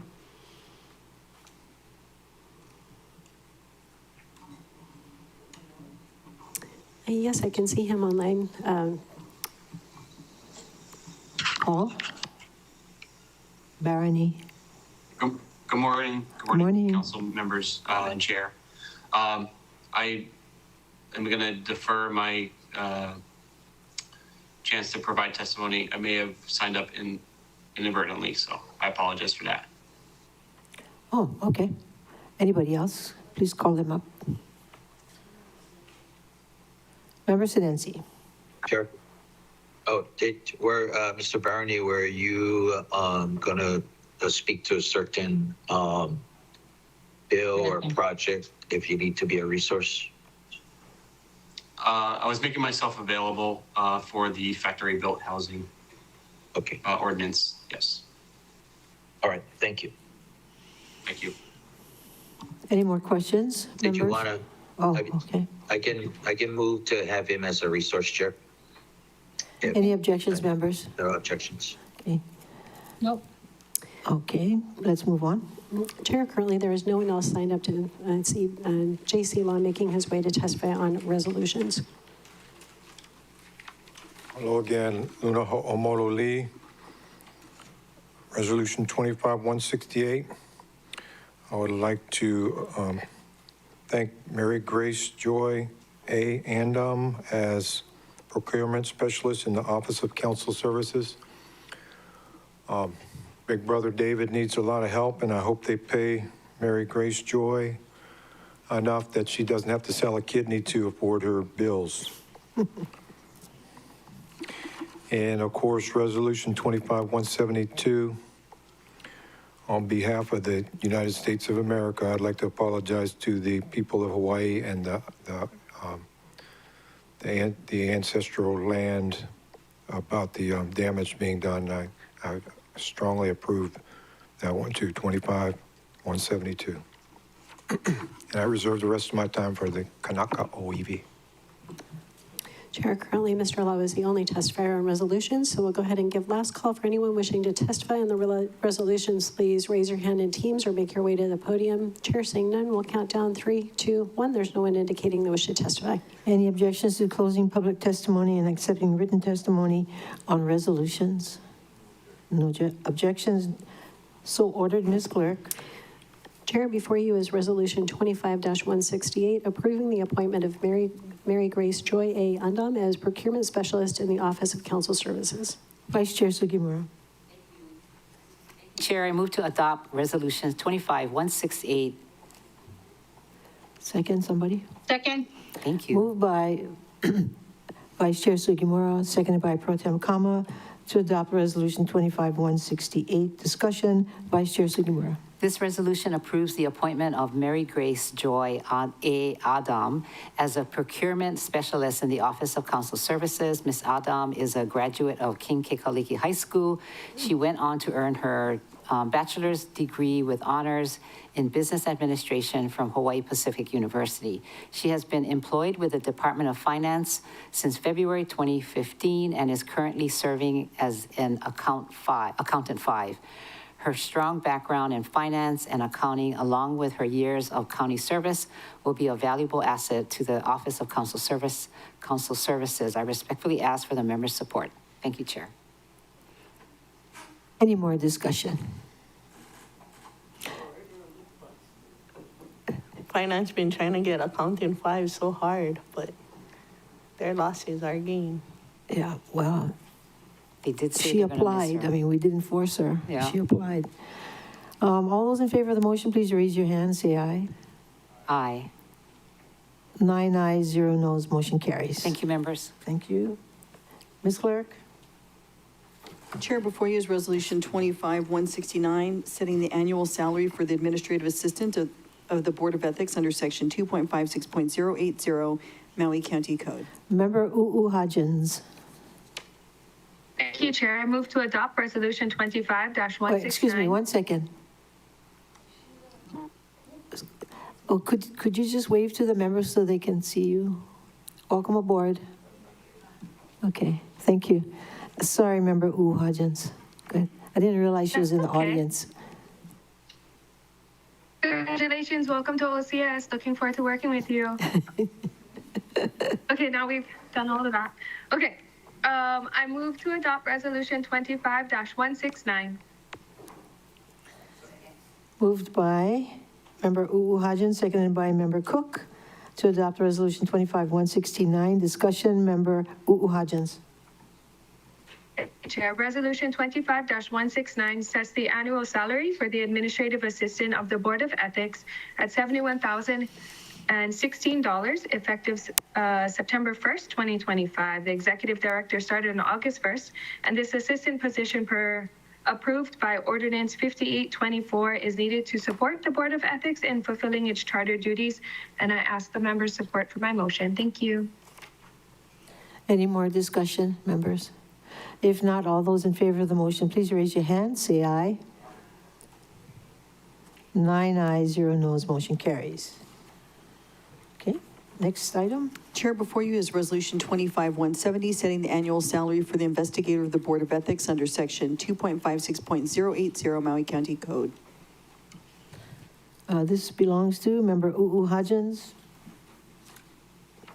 Thank you, Chair. I move to adopt Resolution 25-170. Moved by Member Hodgins, seconded by Member Cook, to adopt Resolution 25-170. 25-170, discussion, Member U Hodgins. Thank you. I move to substitute resolution 25-170 with the version submitted by the managing director today. Second. Moved by Member U Hodgins, seconded by Member Cook, to substitute what we have on the agenda with what was submitted by the managing director today, and which was just distributed to all of you. Discussion, Member U Hodgins. Thank you. The revised version of Resolution 25-170 sets the annual salary for the investigator of Board of Ethics at a step J, effective September 9th, 2025. I respectfully ask the member support for my motion. I would like to note that Corporation Counsel may have something they would like to add about some of the changes, but if not, I know this was being discussed in the morning as we heard in testimony. Any more discussion? Did you want to say anything, First Deputy? Thank you, Chair. No, the resolution, the substitute resolution has been approved as to form and legality by Mr. Rowe, so I don't have any further comment. Okay. Any more discussion? If not, all those in favor of the substitution, raise your hand, say aye. 9 ayes, 0 noes, motion carries. Then the main motion as amended, raise your hand, say aye. Any more discussion? If not, all those in favor of the motion, raise your hand, and I see 9 ayes, 0 noes, motion carries. Okay, Ms. Clerk. Chair, before you is Resolution 25-171, urging the Director of Water Supply to find that Phase 1 of the Pulelehua project in West Maui is exempt from the county's water availability policy. Member Paulton. I move to adopt Resolution 25-171. Second. Moved by Member Paulton, seconded by Member Rollins Fernandez to adopt Resolution 25-171. Discussion, Member Paulton. Chair, if you'll allow, I'd like to read the resolution in its entirety. Of course. Thank you. Resolution 25-171 urges the Director of Water Supply to find that Phase 1 of the Pulelehua project in West Maui is exempt from the county's water availability policy. Whereas the devastating August 2023 Maui wildfires exacerbated the Maui County's existing housing crisis, causing disruptions to housing, livelihood, income, and daily life, and whereas the wildfires resulted in the destruction of 1,256 owner-occupied units and 4,271 rental units, with a total of 5,527 residential units lost. And whereas many wildfire survivors face uncertainty over housing, job security, and health and well-being, and whereas the Maui Wildfire Exposure Study found that more than 40% of respondents continue to reside in temporary housing, and whereas a third of wildfire survivors continue to receive full rental support while others pay rents above pre-fire market rates, with larger units nearly doubling their pre-fire rent, and whereas the Federal Emergency Management Agency approved a 1-year extension of the Individuals and Households Program concluding February 10, 2026, and whereas as temporary programs near their expiration dates, ensuring stable, affordable housing for all fire-affected households remains a challenge. And whereas most displaced residents express a desire to remain on Maui, with many hoping to return to West Maui in the coming years, and whereas the slow pace of rebuilding permanent housing and the limited number of temporary housing units available in West Maui may not be sufficient to accommodate all residents planning or hoping to return, and whereas the Pulelehua project is approved to build 800 residential units, with Phase 1 composed of 240 rental units that are 100% affordable and could house between 700 and 1,000 people. And whereas the council approved land use entitlements for Pulelehua, which was established as West Maui Project District 5 on November 18th, 2011, under ordinances 3887, 3888, and 3889. And whereas the council adopted resolution 23-206, FD1, entitled Urging the Mayor to Expedite Assistance for the Pulelehua Affordable Housing Project in West Maui on October 6th, 2023. And whereas Pulelehua's Phase 1 has been graded with retaining walls erected and 2 wells drilled.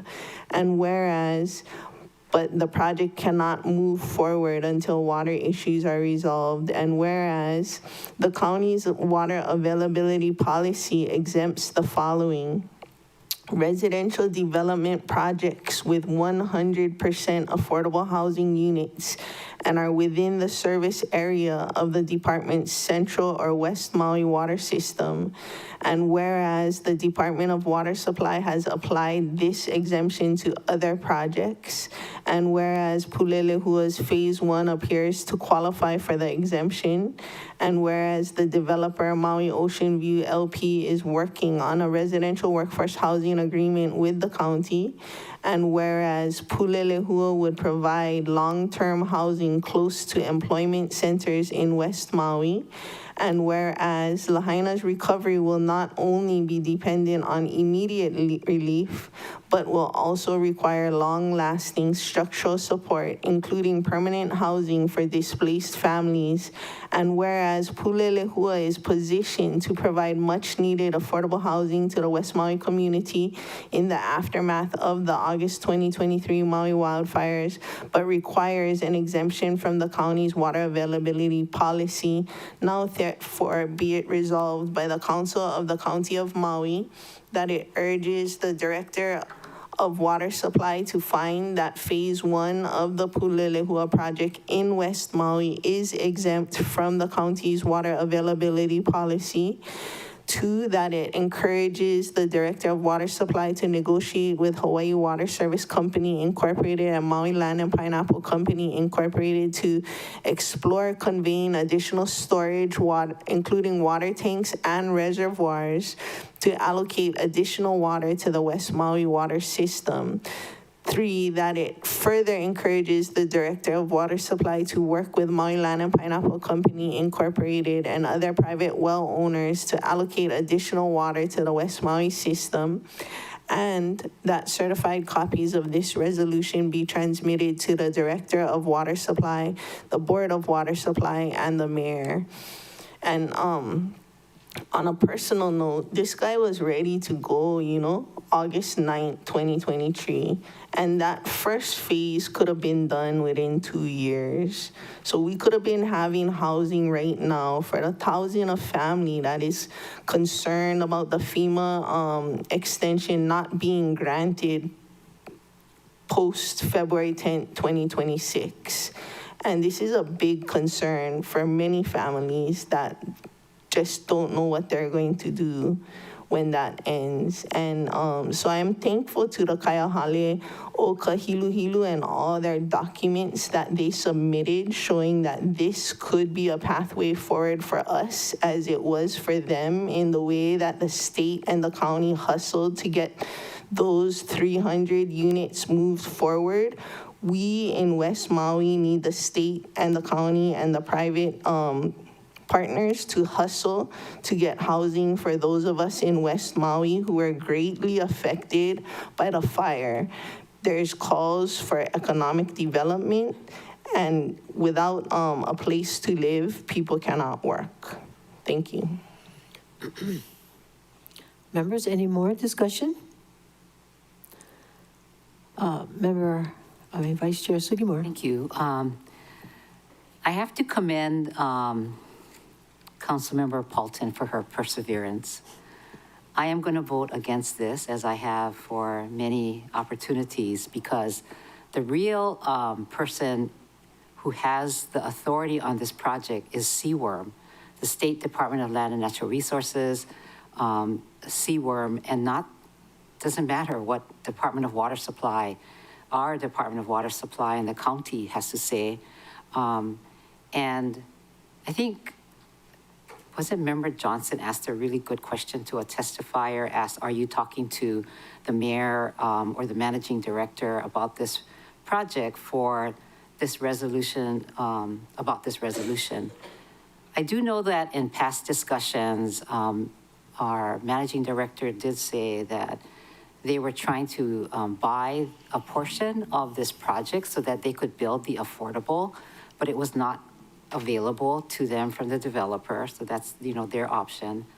And that Seaworm, this is a water management area, West Maui is, and so Seaworm has the ultimate say as to who can have water and not, and that developers and applications were submitted August the 7th, 2023, coincidentally, for uses of water, and this would be considered a new use, and that the way I understand it is the existing users has first preference over new uses, of which it has to go through the Seaworm process. So that's my understanding of the way that this project would have to stand in line with everybody else, and that, that's Seaworm's authority and not Department of Water Supply. So thank you. Okay, I'm going to try and avoid a long debate on this subject by just simply saying that yes or no. I think it's inaccurate to say that the county doesn't have the authority. I have spoken with Seaworm, and they have told me that the county has authority over its own water. Okay, so that takes care of one part of your argument. The other part of your argument is correct. We don't have the final say. It's the mayor and the water director. And that is why we're doing this resolution today. Okay, just for your information. Member Paulton, did you have your hand up? Yes, thank you, Chair. Second and final. I have spoken to the First Deputy, Kira Kahahani, about this situation when they were having their commission meeting in West Maui. And you are right, she said that the county has full authority to use their water resources how they would like. But the point is, they don't need the water until they build the housings, which is 2 years in the future. As well as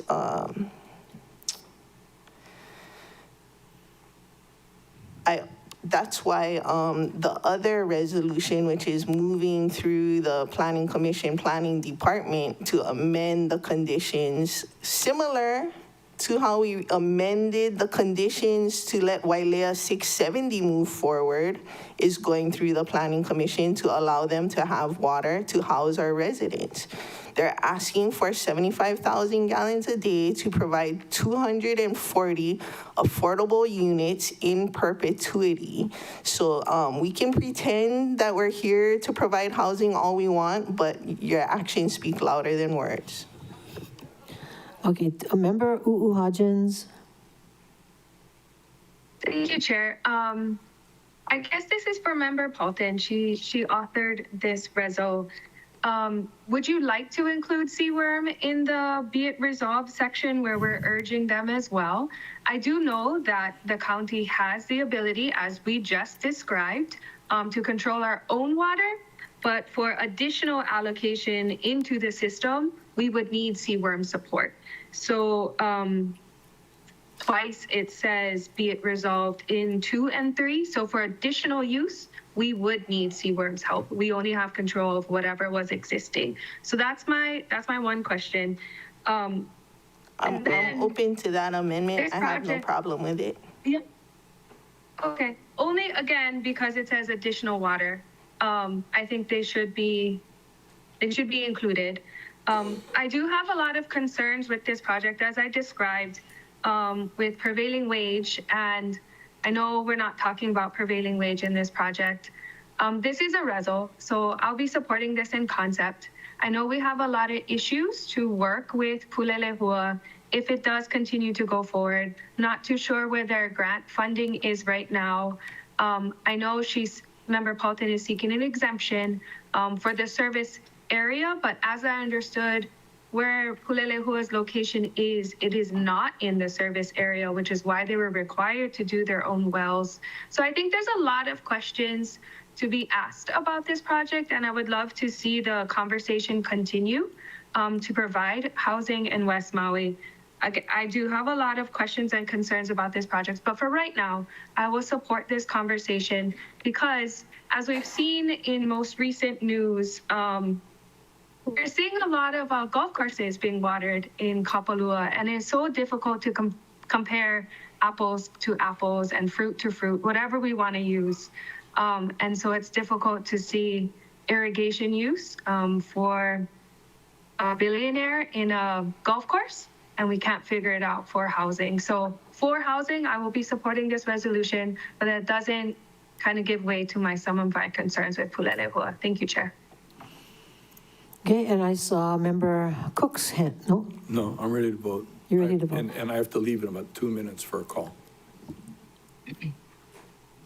Mahalo, Chair. I speak in support of the motion on the floor to adopt the resolution. I think both you and Member Uhajins kind of explained the nuance of seaworm and corrected Member Sugimura's inaccurate statements because we do have control over the existing allocation that we have, and we've gone over this many, many times, that we're not asking for new and we're just asking for temporary. And with Kaiōulu o Kahiluhilu, we saw, we received the packet that said that there wasn't water, and then when came time for the vote, suddenly there was water, and they made the math somehow work. And the community is asking the county to make the math work for this as well. This project would not only benefit the residents there, but it would benefit the neighboring DHHL project, which would help to keep Kanaka Maoli home. And I find it very curious that if this project was owned by the county, that there would be sufficient water. But if it's not owned by the county, then there isn't sufficient water. Okay. And then he left already. I was going to try to keep it within the time so that member could speak. But the last thing I was going to say, or just not speak, but vote. The community doesn't ask us to find them excuses. They ask us to find them solutions. And if we want to find solutions, we will. And that's why I'm supporting this resolution. Mahalo, Chair. Thank you. So are there any other questions? Member Gabe Johnson. Thank you, Chair. I think this administration has shown reluctance in supporting this project. I support this resolution 100%, but this administration doesn't even follow policies that we write in the law. So I hope this is not going to be a waste of time. It was the reason I couldn't commit so much money without hearing the administration say they support it and will spend it. They have to spend it. And I wish they would go behind closed doors and hammer out whatever details they got, whatever beef it is that's slowing us down. I really want them to get the ball going. So support this amendment, or support this resolution, pardon me. Thank you. Any Member Pro Tem Kama.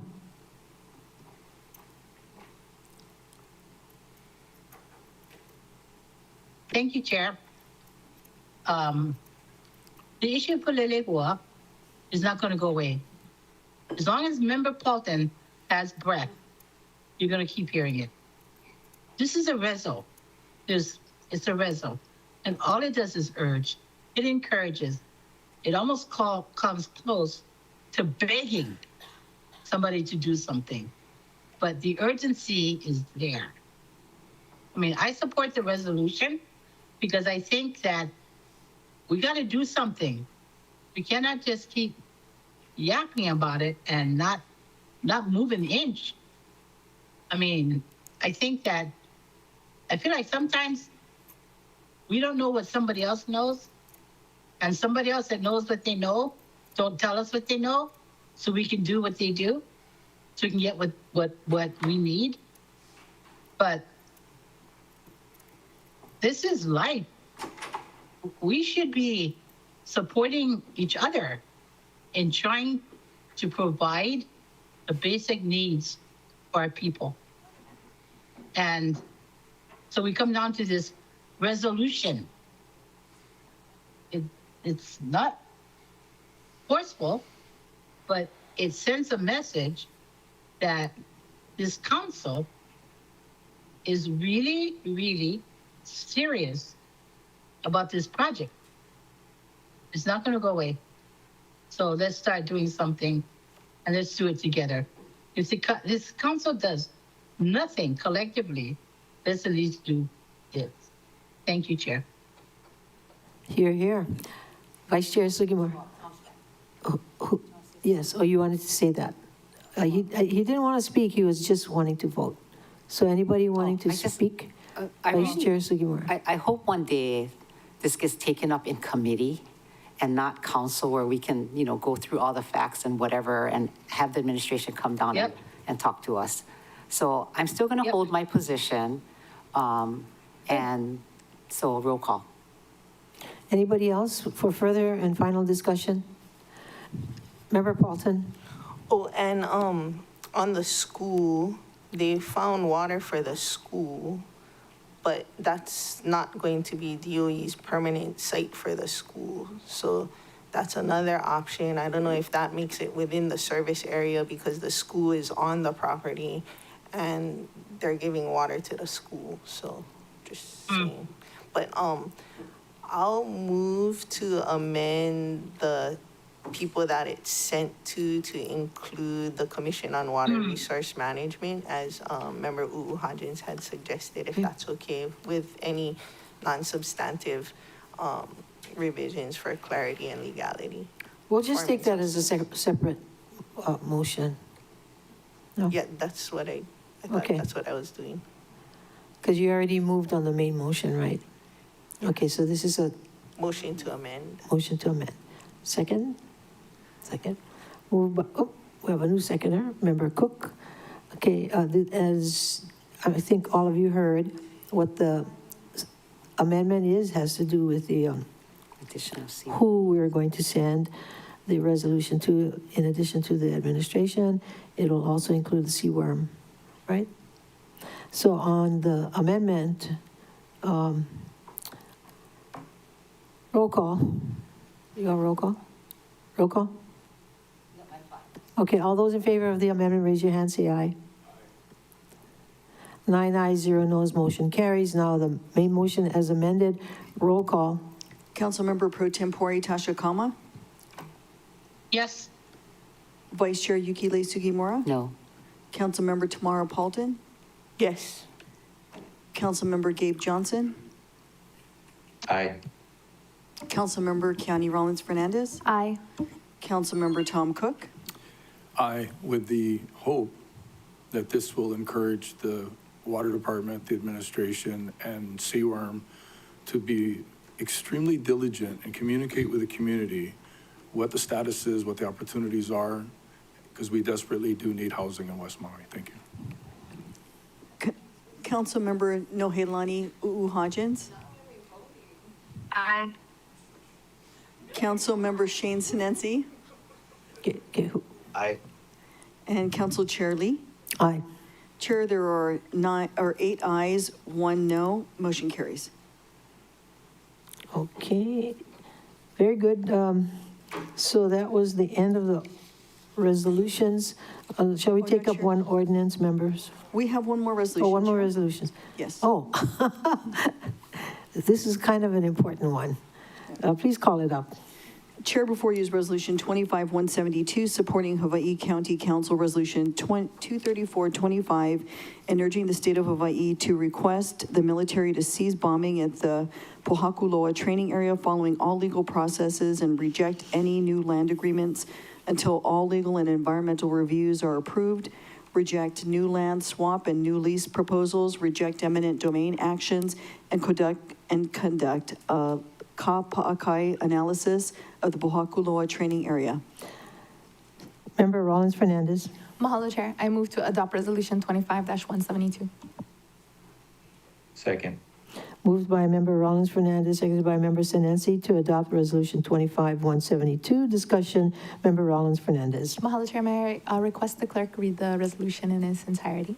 Ms. Clerk?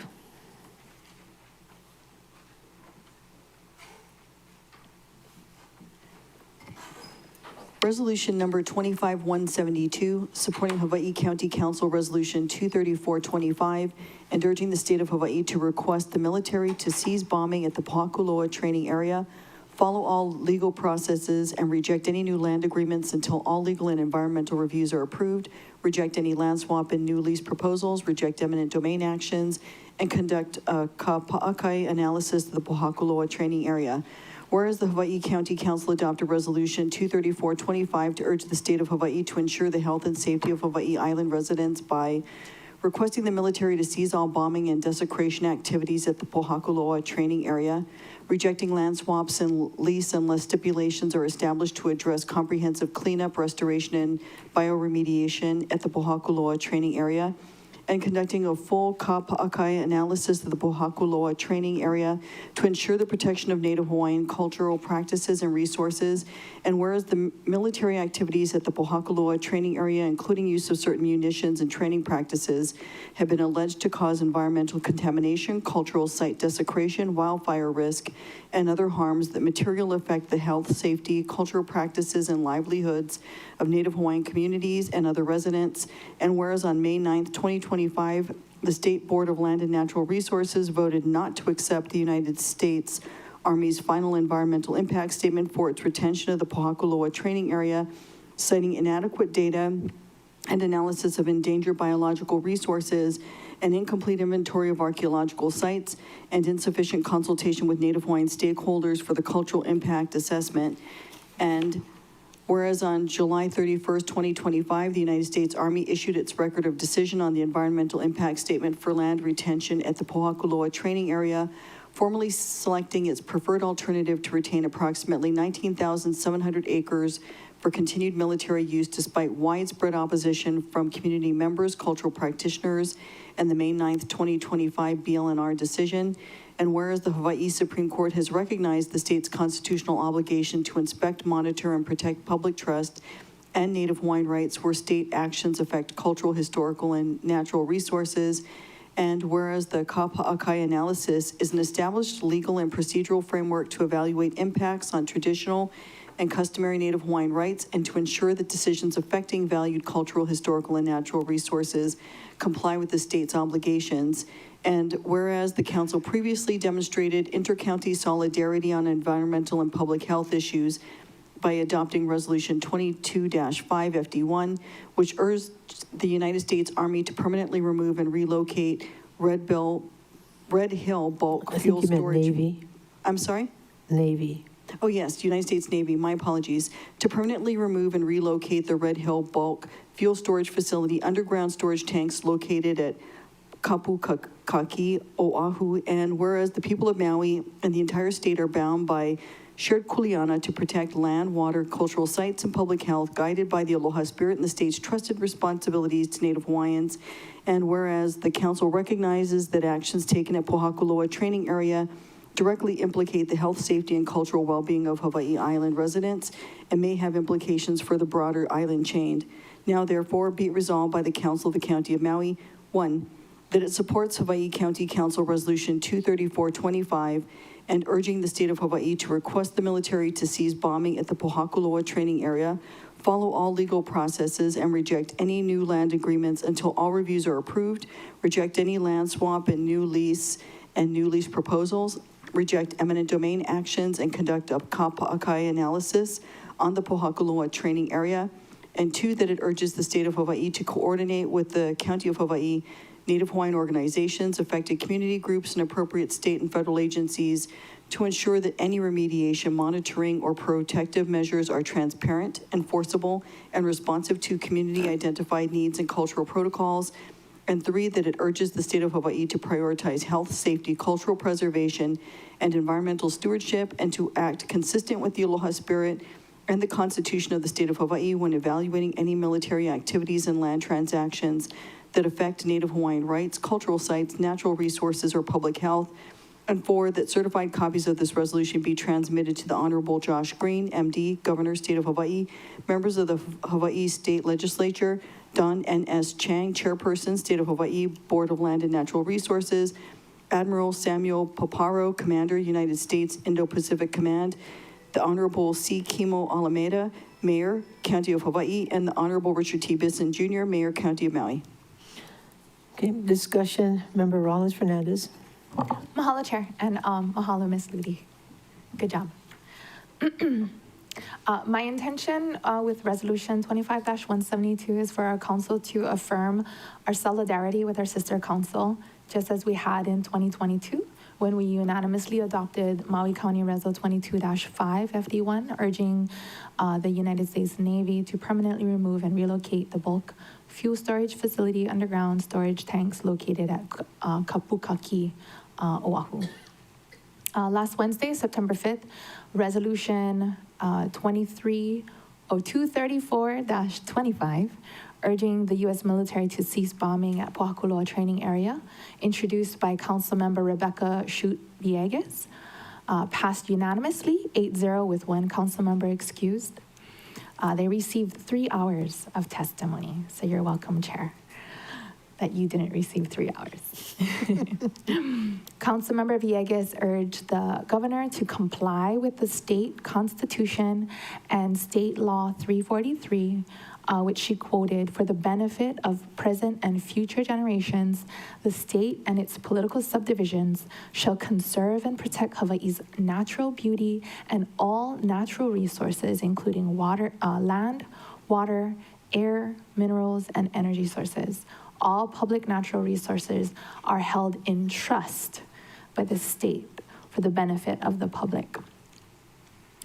And we see that aloha can win.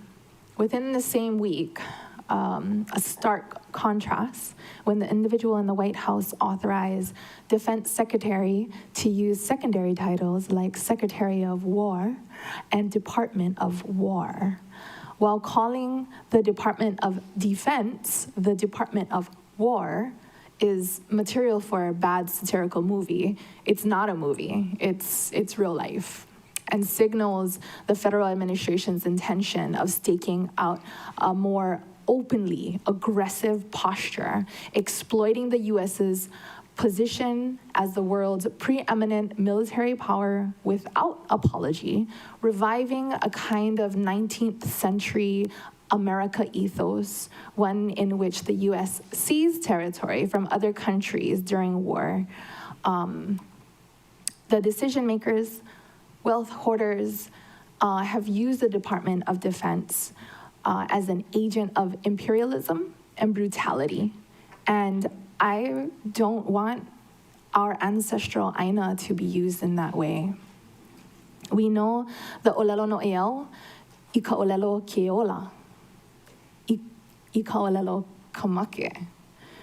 The U.S. Department of Defense has requested a budget of approximately $1.01 trillion for fiscal year 2026, which includes $848.3 billion in discretionary funding and $113.3 billion in mandatory funding.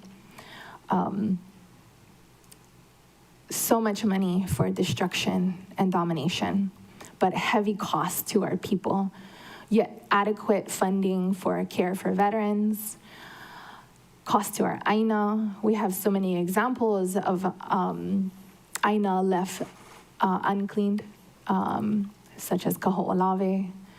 You heard testimony from Ms. Lindo about a site on Molokai that has yet to be clear after 30 years. Can you imagine how incredible the world would be if we invested that trillions into peace instead of war? And to Loretta Reedy's sentiments of investing in love, not war, aloha, our aina should be used for life, not death. The title of my resolution is not exactly the same as Hawaii County Council's reso. It opposes lease, their resolution opposes lease renewals, but the current lease does not give the Army the opportunity to renew. It would have to be a new lease. And so the reso I introduced acknowledges the new lease, and it also includes the recent letter that was transmitted to the governor exploring other ways of seizing Aina. And then Governor Green spoke to it in a news interview about concerns of the military exercising eminent domain of Pohakuloa. And our county just went through a failed attempt of eminent domain of land at the Central Maui, near the Central Maui landfill for a permanent disposal site. So we know that eminent domain doesn't always happen despite all the threats that we're hearing. We also heard from Uncle Walter Riddy, who with the Lahui together stopped the bombing of Kaho'olawe to Aloha Aina. And it's possible for Aloha to win, even against the military. We also just experienced another win for Aloha this past June when the Hawaii BLNR rejected the U.S. Army's final environmental impact statement to extend its 65-year lease at Pohakuloa training area. The lease is set to expire in 2029. And I join Hawaii Council, and I hope the majority of this council will also join their council and our lahui in urging the governor and the state to allow for that lease to expire and no new leases and no land swaps, and to let our lahui help our Aina heal from too many years of destruction and desecration. Mahalo, Chair. Thank you. Member Paulton.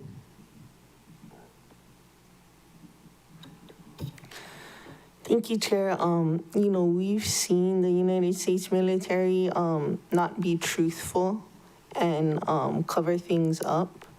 Repeatedly, they have said that they're not using depleted uranium, which is a dense heavy metal used in armor-piercing munitions and tank armor due to its high density and pyrophoric nature, which causes it to ignite and burn upon contact. It is a byproduct of nuclear fuel production and contains 40% less radioactivity than natural uranium, while offering military advantages. Depleted uranium poses both a radiation risk and a chemical toxicity hazard if it enters the body, with potential health effects including kidney and bone damage.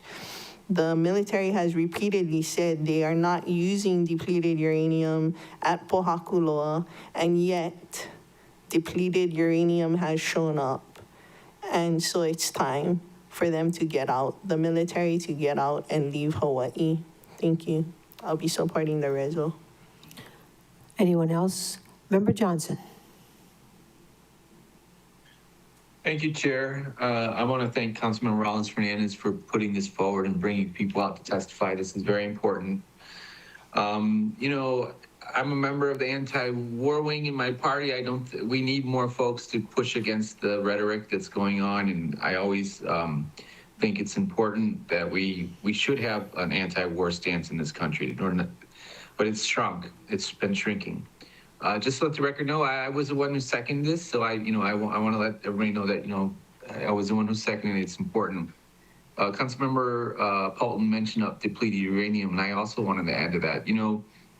If anyone supports this kind of thing, just Google or just do a little research and see what depleted uranium did in Iraq. See what it did to the children. See the birth effects. I can't even do it. It's too much. The history of unexploded ordnance is deep in this state. We can all look at the examples of Kaho'olawe. There was some mention on Molokai, even on Lanai we have some. Divers in the water see it on occasion. The funding for Kaho'olawe cleanup started at $400 million. They're down to $4 million and they only clean 75%. That's not how we take care of our lands. The idea that the military has to train or they have to do target practice. I'm a member of the NIMBY, actually the NAMBY, never again in our backyard. It's really ridiculous that they would have add insult to injury to not only steal a country and then practice their war on the country that they stole. It's bananas. So I just want to say that, in the future, I support this amendment or this resolution, of course, but in the future, we should have a lot of work to do on Kaho'olawe within our county. Hopefully, we can do some reforestation and help work to make that place whole again. And then it brings back the rain. Remember, the rain bridge between Kaho'olawe is going to help service South and West Maui. It's all interconnected. That's all interconnected on that. So I think it's really important that we look at that and look at what's going on Hawaii Island, and then look at it in our own backyard. And so we have work to do. And I'll be doing this in my ADEPT committee on working with Kaho'olawe, but I support this resolution, and thank you for bringing forward Councilmember Morales-Fernandez. Thank you, Chair. Thank you. Member Sinensi. Mahalo, Chair, for my opportunity. I think it was Mr. Hoffman, I believe, that spoke about having an emergency proclamation. We are definitely in a housing crisis. And as we see more of our young families moving off the island and housing continue to be out of reach for our own people, at the same time, we're approving thousands of acres for military practice. And so that has definitely need to change.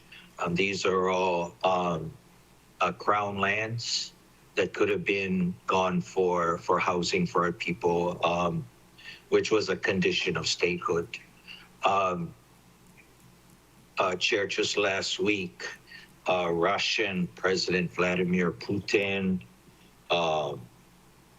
China's Xi Jinping, and Korea's, they all met in China last week, pretty much going up against the United States. And so as we continue to do military practices here in Hawaii, we continue to put, as big target, not just on the U.S., but on us and our residents personally. So as we're seeing the world dynamics changes, this is the time for us to move and take that target off our backs.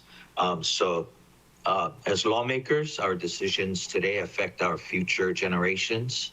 And so we must do this for our keiki and our keiki's future. So, Chair, I stand with the County of Hawaii Council in speaking up against the environmental crime at Kapukaki and in protection of their largest water aquifer. Thank you, Chair. Thank you. Any more discussion? Roll call. Member Pro Tempore Tasha Kama. Excused. Oh, she's on. Where? I don't see her. She's online. Yes. Yes. Vice Yes. Chair Yukile Sugimura. Excused. Councilmember Tamara Paulton. Aye. Councilmember Gabe Johnson. Yes. Councilmember Keani Rollins-Fernandez. I, Okina AE, please. Councilmember Tom Cook. Excused. Councilmember Nohelani Uuhajens. Aye. Councilmember Shane Sinensi. Aye. And Council Chair Lee. Aye. Chair, you have 7 ayes, 2 excused, Vice Chair Sugimura and Member Cook. Motion carries. Okay, let's do Mahalo, members. Ordinances and then take a break for lunch. Thank you, Chair. Currently, we have no one signed up for testimony on the ordinances, so we'll go ahead and give last call. If anyone wishes to testify on any of the ordinances on today's agenda, please make your way to the podium or raise your hand in Teams. Chair, seeing none, we'll count down 3, 2, 1. There's no one indicating they wish to testify on ordinances. Any objections to closing public testimony and accepting written testimony on ordinances? So ordered. Let's take Bill 120. Okay. Chair, before you is Bill 120, 2025, a bill for an ordinance to amend the state land use district classification conditional district boundary amendment from the agricultural district to the rural district for a portion of tax map key 213022, Hana Maui, Hawaii, Hana Health. Member Sinensi. All Chair, I move to pass Bill 1, 2025 on first reading and to direct the county clerk to record the unilateral agreement and declaration of conditions for state use, land use, district boundary amendment. Second, somebody? Second. Moved by Member Sinensi, seconded by Member Rollins Fernandez to pass Bill 120, 2025 on first reading. Discussion, Member Sinensi. Hello, Chair. The council initiated the proposed district boundary amendment for a 9.5 acre portion of parcel 22 on resolution 24-138 FD1 on August 13, 2024. Members, Hana Health is the only healthcare provider in Hana, and through its workforce housing and specialty clinic project, Hana Health seeks to improve access to healthcare services by constructing 6 units of workforce housing critical to attracting and retaining healthcare professionals and a clinic to address unmet community needs. Now, the project is time sensitive because Hana Health has federal funding pending for this project. There is a signed UA attached as Exhibit D to Bill 120, and the UA agrees to 2 Hawaii Right to Farm Act conditions that are required by statute as the property is adjacent to land in the agricultural district. A third condition was proposed following the Hana Advisory Committee and Maui Planning Commission's consideration of the bill, which read, to the extent practicable, while serving the staffing needs of the center, priority for housing shall be given to Hana residents. However, because the parcel is owned by the state, the Board of Land and Natural Resources met on this item and struck the proposed third condition from the UA. So before us today, the council has a complete district boundary amendment bill posted for today's agenda. The council is positioned to pass a bill on first reading if it is satisfied with the review and proposed land use changes. However, in accordance with the charter, the bill would require a vote of at least 2/3 of the members because the third condition recommended by the Planning Commission is not included. Members, I've asked Mr. Spence to be available as a resource should you have any questions, and I respectfully ask for your support of my motion. All right. Discussion, Member Paulton. Thank you. I did have a question for the resource. And I'm not sure. Mr. Spence. I kind of remember us doing it, but how was rural selected as opposed to P1 or PQ, public, quasi-public 1 or 2? Okay. Mr. Spence. Thank you, Madam Chair. And thank you for the question, Councilmember Paulton. The Hana Community Plan designates this property for rural, and rural, state district rural allows for public facilities. Okay. So we're following the community plan. Thank you. State law. I might have heard that the first time, but forgot. But yeah, no, I'd rather follow the community plan. Thank you. Okay, any more questions for the resource person while he's up here? If not, thank you. Okay, thank you, Chair. Thank you, members. Members, any more discussion? Do we need roll call? No? Okay, all those in favor of the motion, raise your hand and say aye. Aye. Aye. Okay, we have Member Vice Chair Sugimura as an aye. So is that 9 ayes, Ms. Clerk? 9 ayes, 0 noes, motion carries. Okay, that. Members, it's past our lunch hour, and I'm 15 minutes late to our meeting, but let's take a break right now, and you want to come back at 1:30? 1:30? It's okay? Okay, meeting is in recess until 1:30.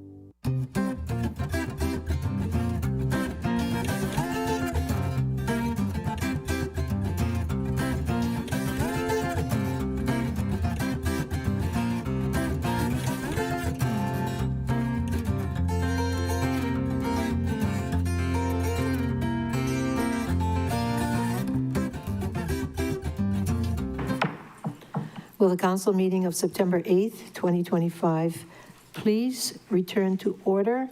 And I believe, Ms. Clerk, we are on Bill 121. Thank you, Madam Chair. So for referral to the Disaster Recovery, International Affairs and Planning Committee is Bill 121, 2025, a bill for an ordinance authorizing the mayor to enter into an intergovernmental agreement between the Maui Police Department and the Hawaii Army National Guard for the intrusion detection system alarm response procedures. Any objections to? I'll take it. You'll take it? Okay, very good. No objections to sending this to the DRIP committee? No objection, okay. So ordered. Next one. Chair, for referral to the Water and Infrastructure Committee is Bill 122, 2025, a bill for an ordinance amending Chapter 16.25 Maui County Code relating to factory-built housing. Any objections to sending this to the HLU committee? No objections, so ordered. Next one. Chair, before you is Bill 123, 2025, a bill for an ordinance amending Section 19.64.030 Maui County Code on restrictions and standards for bed and breakfast homes. Member Paulton. I move to pass Bill 123 on first reading. Second, somebody. Second. Moved by Member Paulton, seconded by Member Rollins Fernandez to pass Bill 123 on first reading. Thank you. At this time, I move to substitute Bill 123, 2025 with the proposed FD1 version distributed at today's meeting. Second. Moved by Member Paulton, seconded by Vice Chair Sugimura to amend the motion and replace it with the ASF that was just distributed. Discussion, Member Paulton. Thank you. So as background, Bill 123 allows owner proprietors to qualify for a bed and breakfast home permit during the reconstruction or repair of their home following a disaster, even if they are not residing full-time on the property during the reconstruction period. And this is something we kind of saw in the aftermath of the Lahaina fire.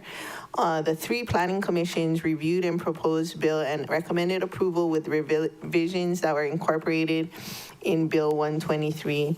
One substantive revision required the dwelling to be reconstructed or repaired within 5 years from the date of the disaster, which I thought was totally fair. The amendment strike a balance between regulatory oversight and practical need of our residents, especially during times of hardship. The full planning report can be seen on County Communication 167-25 on the County Communication log. The FD1 version amends the bill's format to include the entirety of Section 19.64.030. The Hawaii Legislative Drafting Manual says subsections occur immediately after the title of the section and before any substantive language starts. Because the section doesn't have subsections immediately after the title, the section must be set forth in full. The FD1 version is identical to Bill 123 in textual additions and deletions. And this is, you know, of course, hoping that we never have another disaster like Lahaina again, but in case we do, this will put people whose bed and breakfast residents and business, if it gets destroyed, mind at ease that they can rebuild and they don't need to live on their property when nothing is there. So I respectfully ask for the members' support of my motion. Okay. Because prior to this bill, you know, we made it that you had to live there 5 years before you start up bed and breakfast. But this is to address in case you have a disaster and your bed and breakfast is destroyed. They wouldn't have to wait an additional 5 years. I see. Okay, I was just wondering about that. Okay, any more comments, questions? Oh, I thought we did. Member Vice Chair did the second already. So this is on the amendment? Substitution. Yeah, which is an amendment. Okay, so no more discussion. We're going to vote. Everybody, vote. Voice vote. Ms. Clerk, all those in favor? Aye. Aye. Raise your hand, say aye. 9 ayes, you see 9 ayes. 9 ayes, 0 noes, motion carries. Now, the main motion as amended, right? All those in favor, raise your hand, say aye. Aye. Okay, I see 9 ayes, 0 noes, motion carries. Thank you, members. Yep. Chair, just briefly returning to Bill 122, we had that noted in our notes for referral to the Water and Infrastructure Committee. So wanted to make sure that that is No correct. objections? Yeah, I already, see, it's on my notes to the HLU committee. Okay, Your notes are. and everybody voted on it already. Okay, Okay, so is it to HLU then or to Y? It changed, initially it was set to be referred to HLU and that was changed to Y. Or you get old notes. There might be, I well, believe that. we have to ask the HLU chair. I guess I do have old notes, but mine says HLU. So, Pro Tem Kama, do you want this matter to go to your committee? This has to do with factory-built housing. Yep. All right? Yep. So we already voted on that already, Thank you. okay. So that stands. So now we're in 124, Ms. Clerk. Thank you, Madam Chair. Before you is Bill 124, 2025, a bill for an ordinance amending Chapter 12.40 Maui County Code on names of public facilities designated. Member Rollins Fernandez.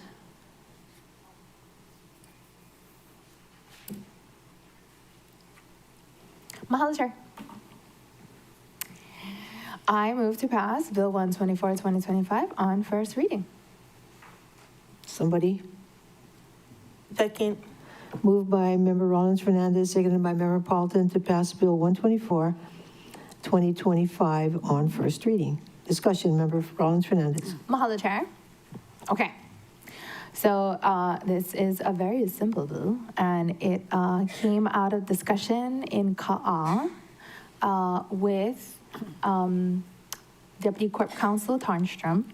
Okay, so I'll read my notes. It amends the title of Chapter 12.40 Maui County Code to recognize that a broad array of public places has been named under this chapter. The chapter is no longer limited to facilities such as gyms, parks, community centers, stadiums, and pools as it once was, but now encompasses the Puamana Cultural Preserve at Waianu'ukole. Further, I have proposed separate legislation to name the Mapulehu Cultural Preserve and the Hamakualoa Cultural Preserve under this chapter, and it is more appropriate to refer to these cultural preserves as public places rather than public facilities. Amending this chapter title will have no effect on places already named under this chapter. The bill also repeals, as necessary, Code Section 12.40.010. And so in committee, we talked about it being land, public land instead. And then when I went back and looked at Title 12 itself, it made reference to places. And so when I asked if places would be appropriate, so that is more consistent with the title of the title, it was okay. So I still have Bill 106 and 107, which is Mapulehu Cultural Preserve and Hamakualoa Cultural Preserve in committee. But then this just makes that change so that we can continue the discussion in committee. And then if we wanted to make a recommendation, we'll have already enabled ourselves to be consistent with places instead of facilities, because cultural preserves are not facilities as defined under Title 12. Mahalo, Chair. Anybody else want to add to that? Have any questions? If not, all those in favor of the motion, raise your hand and say aye. Aye. 9 ayes, 0 noes, motion carries. After that long explanation, thank you. You're very welcome, Chair, anytime. Chair, I see Councilmember Uwa Hodgins' hand up. Member Hodgins? Yes. Thank Thank you, Member Johnson, and thank you, Chair. I just wanted to say for the record that I'm in my personal vehicle because it changed from the last time. I know we discussed it over recess, but I wanted to say for the record. Also, in about 10 minutes, I will have to walk out to pick up my children, or my son rather, so I'm going to turn off my video, and then I have to drive for about another half an hour to pick up my daughter, of which I'll have to turn off my video. So I just wanted to let you know that I'll be listening, but my camera will remain off while I drive, but I will be here for about the next 10 or so minutes. Thank you.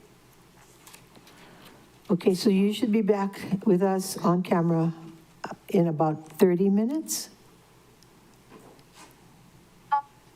30 minutes after 2 o'clock, so about 2:30. Oh, okay. That's 45. Yes, Member Rollins Fernandez. And then I guess maybe to clarify if Member Uhajans plans to vote on some of the things so that we know to listen to her voice, listen for her voice. Yeah. Did you hear that, Member Uhajans? Yes, I plan to participate. I will say the back roads in country have spotty service, so I will participate to the best of my phone's ability. Okay. All right, we'll try to stay in sync with you. Thank you for that. Okay, Ms. Clerk. Chair, before you is Bill 125-2025, bill for an ordinance amending the fiscal year 2026 budget, Department of Management, Office of Recovery Program, updating conditional language for the Lahaina Restoration Foundation. Vice Chair Sugimura. If there are no objections, may I please ask the clerk to also call up Bill 126-2025? Any objections, members? So ordered. Ms. Clerk, can you also call up 126? Sure. Bill 126-2025, a bill for an ordinance amending the fiscal year 2026 budget, Office of the Mayor Economic Development Program to decrease appropriation for Molokai and Lanai youth and student travel and add conditional language for Lanai Community Association. Vice Chair Sugimura. I move to pass Bill 125-2025 and Bill 126-2025 on first reading. Second. Okay. Thank you. Let's see, first reading, the motion was made by Vice Chair Sugimura, seconded by Pro Tem Kama, to pass Bills 125 and 126 on first reading. Discussion. Vice Chair Sugimura. Bill 125 updates the conditional language in the fiscal year budget for the Lahaina Restoration Foundation at the request of the administration, removing Waiola Church and adding Hale Aloha. Bill 126 reallocates $100,000 from the Molokai and Lanai Youth and Student Travel Appropriation to the Lanai Community Association at the request of Councilmember Johnson. And this leaves $280,000 in the original appropriation and creates a new $100,000 appropriation for the Lanai Community Association, both dedicated to youth travel. And so if Member Johnson wants to say something on that, I ask for the member's support of my motion. Thank you, Chair. Discussion. Member Johnson. Thank you, Chair. I also want to support that and thank the Director Milner and all her work to make sure that the Lanai Community Association gets names so that they can move that forward. As she mentioned before, the application has been submitted to OED staff, and this is for our kids' travel, so we want to support them. Thank you so much. Thank you, Chair. Okay. Member Rollins Fernandez, nothing. Mahalo, Chair, I support. It doesn't affect Molokai. It's just $100,000 that would be then Designated. reserved or would have a line item for Lanai Community Association. And if that's going to help to facilitate some of the travel grants, then I'm supportive of it. I know the grant process, application reporting and finalizing reimbursement, that whole thing is a lot. So if that's how Lanai is going to be able to, secure more of that funding, then I think that's a great idea and I fully support it. Okay, very good. Any more discussion? If not, all those in favor of passing these two bills, raise your hand, say aye. Aye. 9 ayes, 0 noes, motion carries. Thank you, members. Welcome. Ms. Clerk. Chair, for referral to the Budget, Finance, and Economic Development Committee are Bill 127, 2025, a bill for an ordinance amending the fiscal year 2026 budget, increasing estimated revenues bond lapse bond by $5,862,123. Capital Improvement Projects, Department of Agriculture, Makua Pukalani Kula Community Plan Area, and Appendix C, Department of Agriculture, Makua Pukalani Kula Community Plan Area, new appropriation for a Kula Agricultural Park of $5,862,123. And Bill 128, 2025, a bill for an ordinance amending Ordinance 5818, 2025, relating to the issuance of general obligation bonds of the County of Maui, issuance, sale, and delivery of said bonds, Department of Agriculture. Members, any objections to referring these matters to the BFED committee? No objections. No objections, so ordered. Ms. Clerk. Chair, we're on to ordinances for second and final reading. Before you is Bill 79, CD1, 2025, a bill for an ordinance amending Title 10, Article 2, Maui County Code on special parking regulations to establish paid parking zones in South Maui and update paid and permit parking zone maps in Wailuku. Member Cook. I move to pass Thank Bill you. 79, CD1, 2025 on second and final reading. Second. Moved by Member Cook, seconded by Vice Chair Sugimura to pass Bill 79 on second and final reading. Discussion, Member Cook. Chair, if there are no objections, may I ask the clerk please recall County Communication 25-19 at this time? Oh, any objections, members? No objections. Okay. Ms. Clerk, Ms. Clerk. Chair, recalling County Communication 2519, Council Chair Lee transmitting a proposed amendment to Bill 79, CD1, 2025, a bill for an ordinance amending Title 10, Article 2, Maui County Code on special parking regulations to establish paid parking zones in South Maui and update paid permit parking zone maps in Wailuku. Member Cook. That's your new one? Go ahead, you can, Clarification? sure. What clarification did you need? This is yours, you just passed out. Oh, that's it. That's your Chair, amendment. it has Member Cook's name as the Yeah. proposer. So the motion. Chair, if there are no objections, may I ask the clerk please recall County Communication 20. Okay. I move to amend Bill 79, CD1, 2025 with the proposed amendment attached to the County Communication 25-19 and file County Communication 25-19. Second. Okay, moved by Member Cook, seconded by Member Vice Chair Sugimura. And you heard the motion, and so do you have any discussion, Member Cook? Yes. Thank you, members. The proposed amendment revises Bill 79, CD1, 2025 to clarify that the Director of Transportation may recommend the rates for parking payment devices and flat rate parking, but may not set or adjust those rates consistent with Charter Select Section 9-7, Parent 3. I respectfully ask for the members' support of my motion.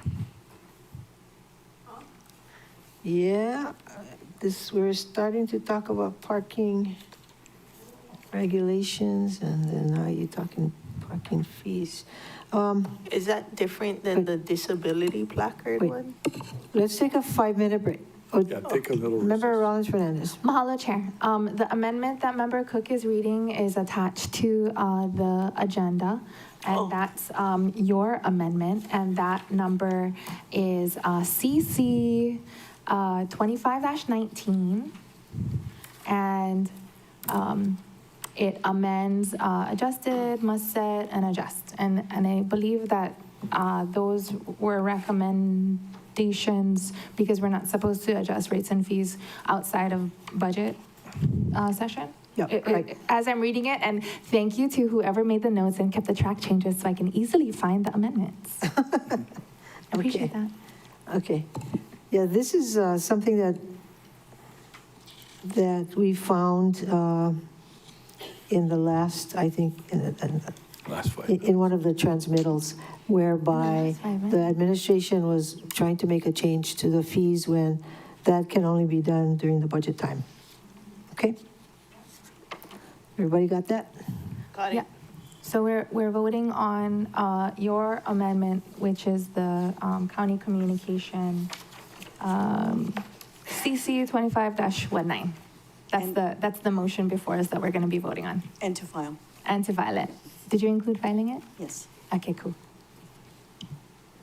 Support. What did you say, Member Cook? Is that what he said? Verbatim. That's what I like about you. You're so humble, you know? All right. Does everybody understand the motion? Yes. Yeah? Yes, okay. All those in favor, raise your hand, say aye. Aye. 9 ayes, 0 noes, motion carries. Okay, that's hers. Noe, are you outside now? She voted. Yeah, look, Oh, the yeah. trees behind her. Okay. Yeah, All right. I'm outside now. My son is walking out of his classroom, so Oh, I okay. will almost have 2 minors with me in a little bit. Okay, very good. Ms. Clerk, Thank you. Chair, we're now on the main motion. for the Bill main 79. motion as amended. Okay. Any more discussion? All those in favor, Chair, raise your hand. Chair. Yes. Mahalo, Chair. Did Member Cook include his ASF in that last motion? No. He Okay, didn't? If he didn't, then perhaps he'd like to make that motion. You gotta turn on your mic. Okay. So, Member Cook, do you have the notes in front of you?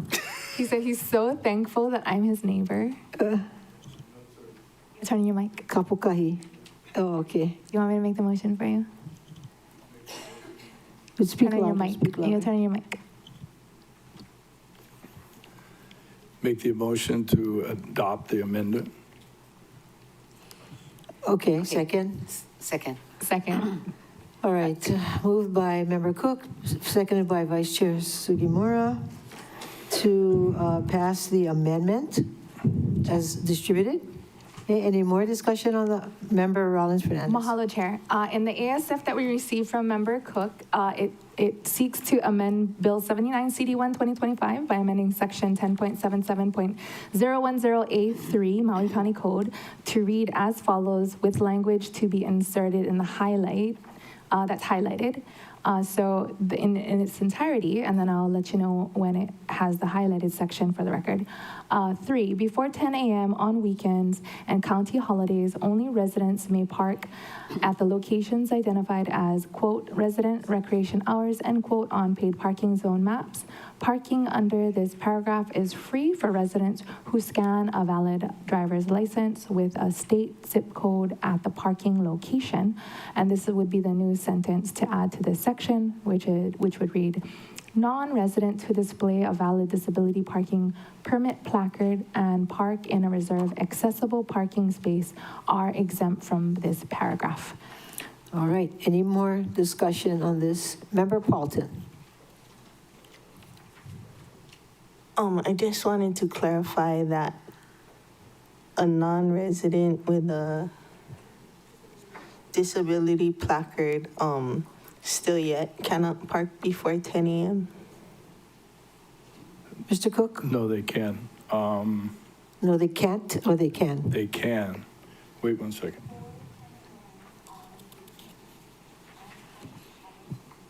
Okay.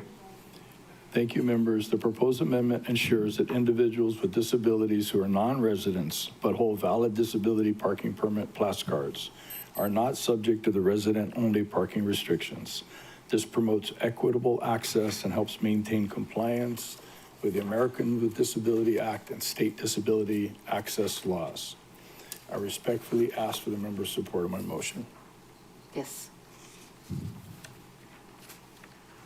Was this signed off by Corporation Council? Corporation Council? Thank you, Chair. This actually was brought to the attention by Corporation Council. I think Ms. Rigglesworth in our office brought the concern up that there was issues about, because she represents or counsels the Department of Transportation. So her concern was, without putting this language in there, there may be a ADA non-compliance issue. And so it was a recommendation of her that this be included. Thank you. I guess my only question would be if we're being fair to our own disabled residents, because abled residents have that ability to park before 10 a.m. and there's limited disabled parking stalls.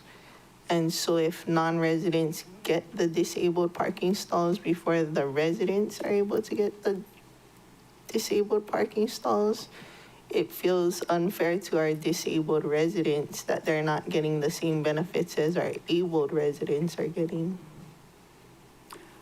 Thank you for the question. The leveling of it, I believe, is all disabled parkers, all disabled drivers are to be treated the same, regardless of whether they're residents or non-residents under the Americans with Disabilities Act, which is a federal law. So the concern was that by doing this and then excluding non-residents, we may be favoring residents over non-residents only in the disability category, not otherwise. So no other non-residents can take advantage of this. They'd have to have a valid placard.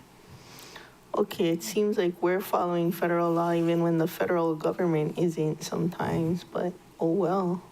I think our intent is just to make clear that we are not violating federal law by putting this in the ordinance. Okay, it doesn't seem to our fair to our disabled residents, but okay. Any more discussion? Member Rollins Fernandez. Mahalo, Chair.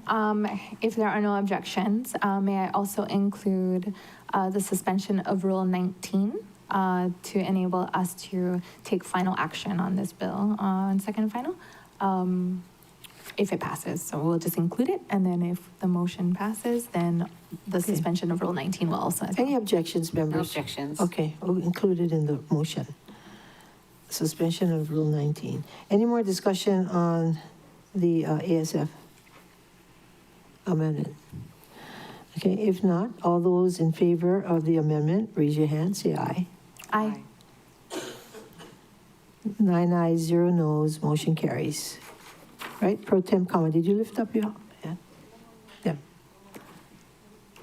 And Member Sinensi, did you show your hand? Yeah, okay. Chair, we just don't see Member Hodgins. Oh, you don't see her anymore? No. Okay, 8 ayes, 1 excused, Member Hodgins, motion carries. So the main motion as amended. Everybody in favor of that? Raise your hand, say aye. Aye. Aye. Pro Tem Kama. And so again, it's 8 ayes, 1 excused, Member Hodgins, motion carries. All right, Ms. Clerk?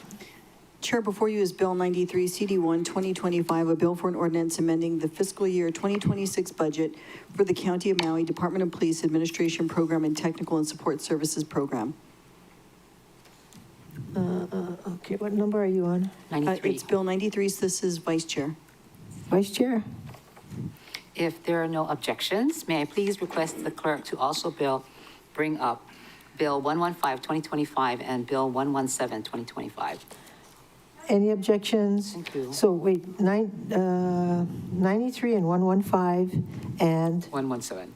117, okay. Chair, before you is Bill 115, 2025, a bill for an ordinance amending the fiscal year 2026 budget Appendix A, Part 1, Department of the Prosecuting Attorney, Edward Byrne Memorial Justice Assistance Grant Program, inserting conditional language for 0.9 LTA equivalent personnel, and Bill 117, 2025, a bill for an ordinance amending the fiscal year 2026 budget Appendix A, Part 2, Plan Review, Processing and Inspection Revolving Fund, Fire, increasing the appropriation for equipment by $10,289.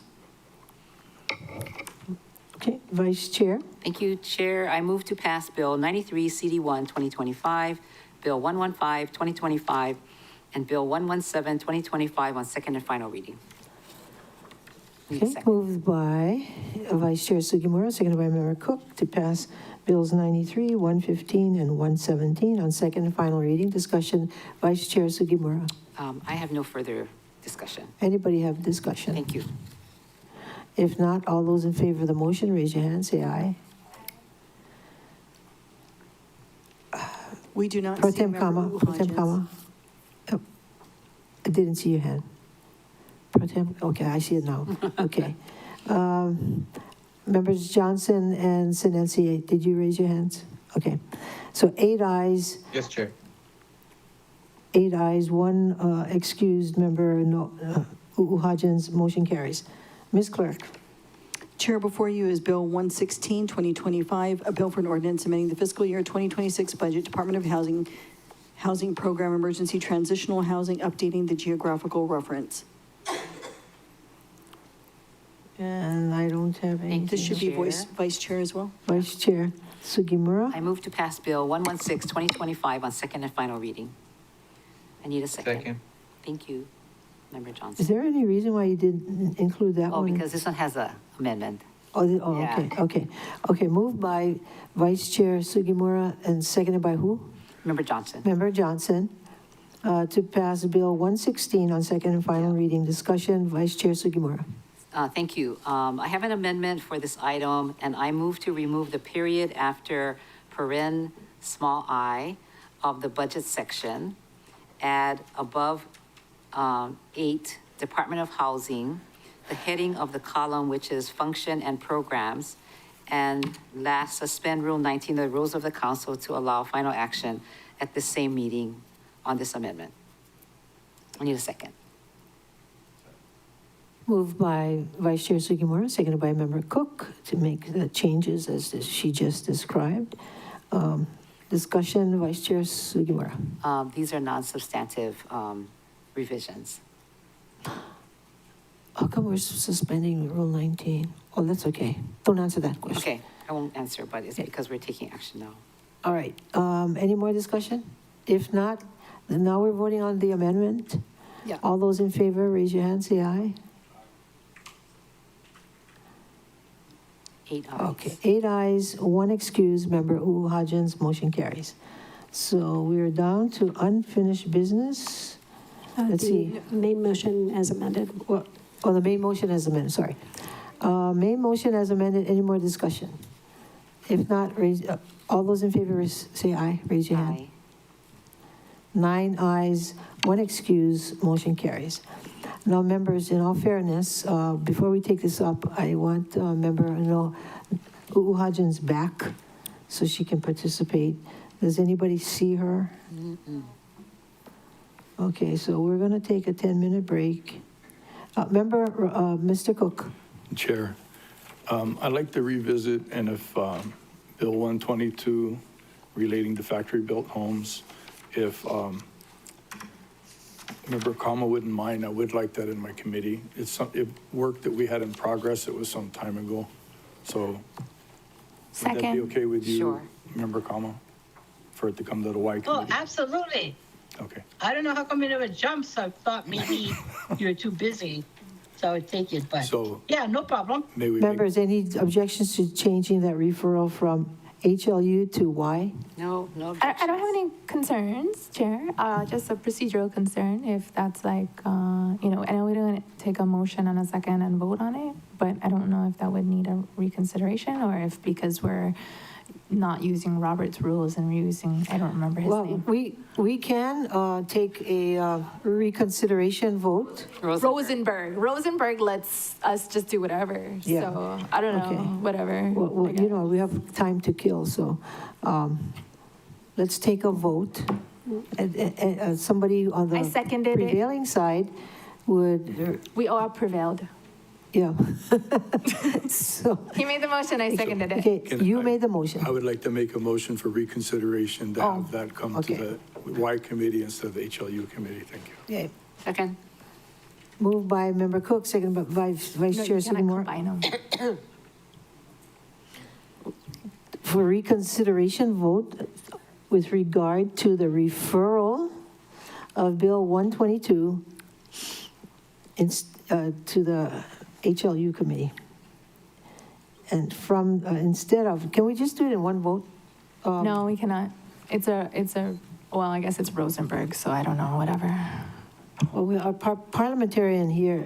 Do we take it in one vote or 2 votes? If we're going to do the formal reconsideration vote, we should do that first and then do a motion. Okay, so 2 votes. Okay, so it's just reconsideration to take another vote. Okay, members, so the motion is to reconsideration, okay, of Bill 122. All those in favor of the motion, please raise your hand, say aye. Aye. Member Sinensi? Okay, everybody, we've got 8 ayes, 1 excused. Member Uuhajin's motion carries.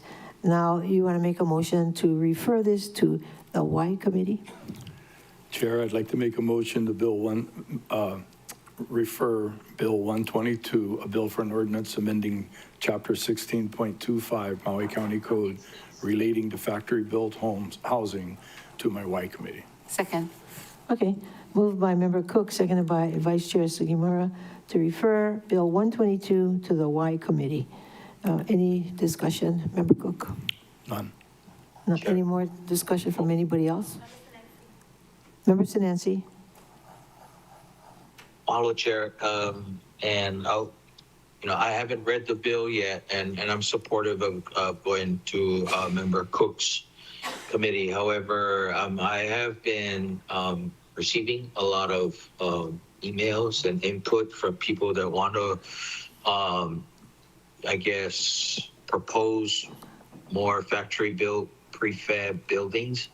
I know it's quicker to build and it's affordable enough that a lot of people, a lot of residents can afford them. So I was just wondering if Member Cook would be also supportive in leading that discussion, Chair.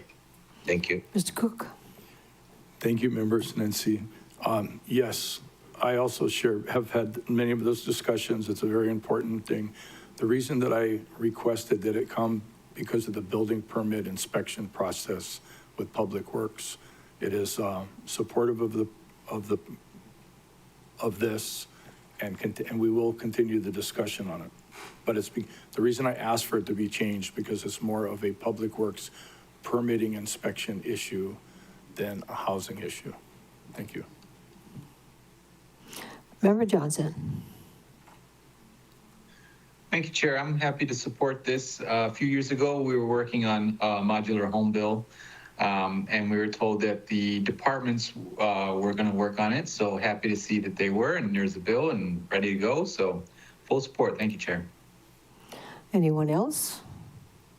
If not, all those in favor of the motion, raise your hand, say aye. Okay. 8 ayes, 1 excused, motion carries. So this matter goes to the Y committee. Members, let's take a 5-minute break and be on the lookout for Member Uuhajin so we can move on to our last item for the day, unless you want to take testimony first. We can take testimony. I think, well, so she said 2:30-ish that she would be home and have like relatively stable connection. And looking at the list of testifiers, we do have 7 folks signed up to testify. So I think that will take us at least till 2:30. Okay. Members, okay with you to take testimony? All right. Ms. Clerk. And Chair, can we just clarify something on Bill 116? The vote was 8 ayes, 0 noes, and 1 excused. I think we said 9 ayes and 1 excused. Oh, okay. I added 1 more council member. Yeah, why not? Okay. Okay, I stand corrected. Or I sit corrected. Now can we start with testimony on the last item? Chair, proceeding with testimony on unfinished business. Our first testifier is Kanieli E. Williams, to be followed by Lala Johnson.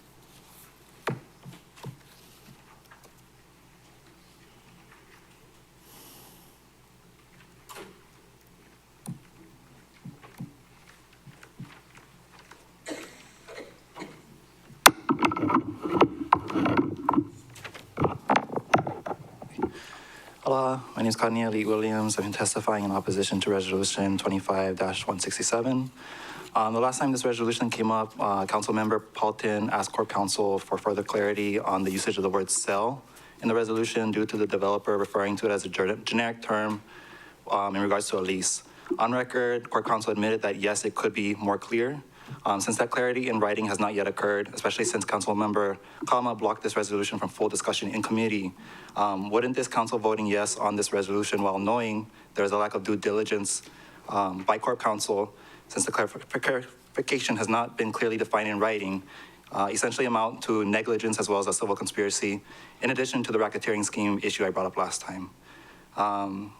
Additionally, after reviewing the court findings of the lawsuit MEO was involved with concerning the property, the case findings has language that states, quote, the records presented by MEO to assert its possessory interests, however, are not sufficient to entitle MEO to a quiet title against all potential claimants, even if they had been named as parties, end quote. Because of this fact of the case, it means that they do not have a clear title against other interests. Again, going back to what I brought up last time, this resolution is seeking an exemption for the requirement of having title in perpetuity for this loan, and thereby is an admission by all parties that there is no clear title. Otherwise, no party would be seeking or supporting that an exemption concerning the title and perpetuity component of the code, right? So essentially, this resolution is seeking to give $6 million for a project to develop on land where none of the partners have clear title, and I believe that would also constitute a civil conspiracy. Furthermore, since Chair Lee was directly involved in brokering the deal for this project, which I have additional documents showing her signature to provide as part of my testimony, shouldn't she be entirely recused from voting on this resolution? Otherwise, it would be a conflict of interest and also grounds for a complaint to the Board of Ethics. And I'm just recalling Ms. Akitaki's testimony earlier this morning about the Board of Ethics.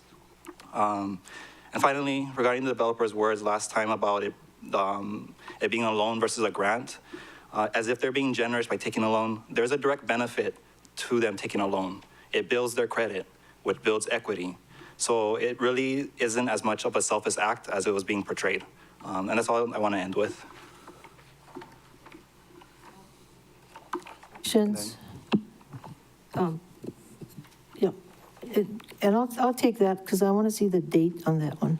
This is December 22nd, 2006. 2006, and what is this year, 2025? Okay. Yeah? Yeah. This is your signature. Yeah. 20 years ago. Yeah. Thank you. Chair, the next testifier is Lala Johnson, to be followed by Joycelyn Costa.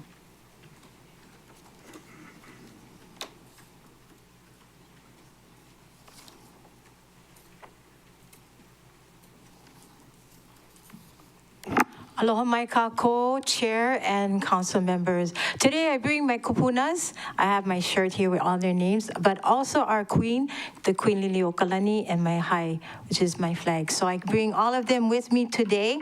Olala Johnson, Koinoa of Wai'ehu. I am concerned as a Kanaka Mo'oli, descendant from the Aina that is the subject of this resolution. I am here today to testify in strong opposition to the resolution 25167 and to urge you to vote to refer this matter back to the appropriate committee.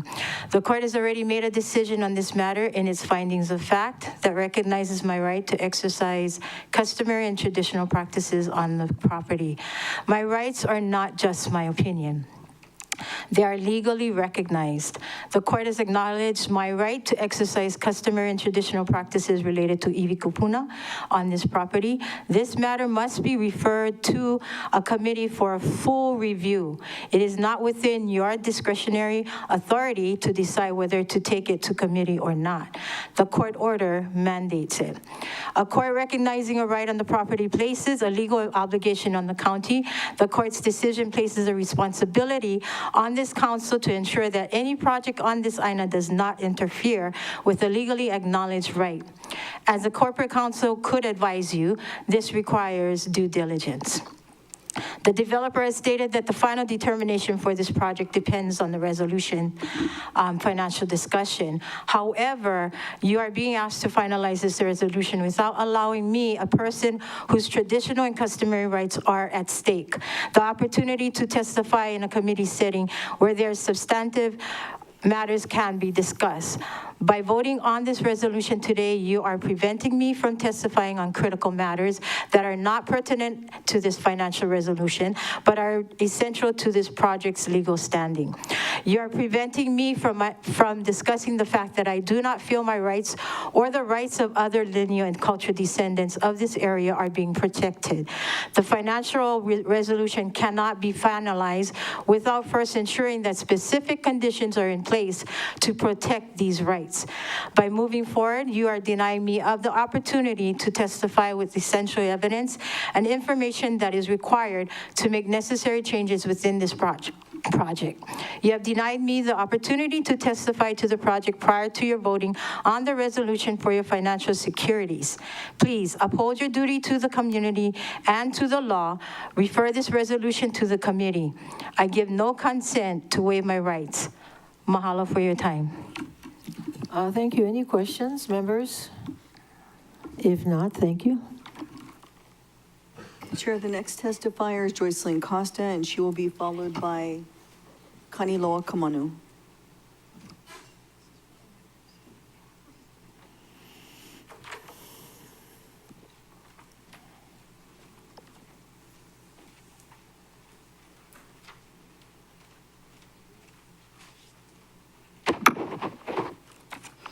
Good afternoon, Chair and council members. Mahalo for the opportunity to speak today. I come before you not only as a resident and a taxpayer, but a lineal descendant with deep cultural and spiritual ties to the land affected by Resolution 25167, if their title is through Lunalilo, which is my mo'oko auhau. I want to begin by thanking you for leaving this resolution on the clerk's desk. That decision reflects wisdom and restraint. It acknowledges that this matter deserves further review and deeper engagement with the community. But I must say clearly, the notification and exhibits tied to this resolution are unclear. They raise serious questions, and when questions arise that touch on land, water, and cultural practice, the people deserve answers, not just in writing, but in committee, where testimony can be heard and truth can be spoken. So today I formally invoke Article 12, Section 7 on our Hawaii State Constitution. It affirms the rights of Native Hawaiians to exercise traditional and customary practices for subsistency, cultural, and religion. These rights are not optional. They are protected, and they must be honored. I also call your attention to the Kapa'akai framework, a legal requirement that demands agencies identify cultural resources, assess impacts, and propose protections. That analysis is missing here, and without it, this resolution cannot move forward in good faith. Now, I understand the chair holds discretionary authority over committee referrals, but I ask you, with aloha and urgency, do not use that discretionary authority to bypass the people. To do so would violate your fiduciary responsibility and duty to the public trust document, which calls on government to protect our natural and cultural resources for present and future generations. The risks are here, not theoretically. They are real. Irreparable harm could come to families with Kuleana lands, to communities with ancestral ties, and to the broader Lahui, whose rights are too often overlooked. So I ask you, refer this resolution to committee, let the people speak, let the council inquire, and let us walk together in Pono. So I do not waive my rights to have a voice in committee. Mahalo. Thank you. Oh, I have a question. We've had several meetings on this subject. Have you had an opportunity to speak at those meetings? I was asked to be a reference, and then I was denied on the second go-around. I was told by the chair of the committee not to sit to be a reference when they came back to talk about it again. At a different meeting? during deliberation of the project itself, because of the information I have with Lunalilo. Okay, so how many meetings were you able to provide testimony? I try to make everyone as much as possible. I live in Haiku, so I sometimes try to come online. I wouldn't be able to tell you right off the top of my head. Okay, thank you. Any questions, members? If not, thank you. Chair, the next testifier is Kaniloa Kamanu, to be followed by Harry Brown.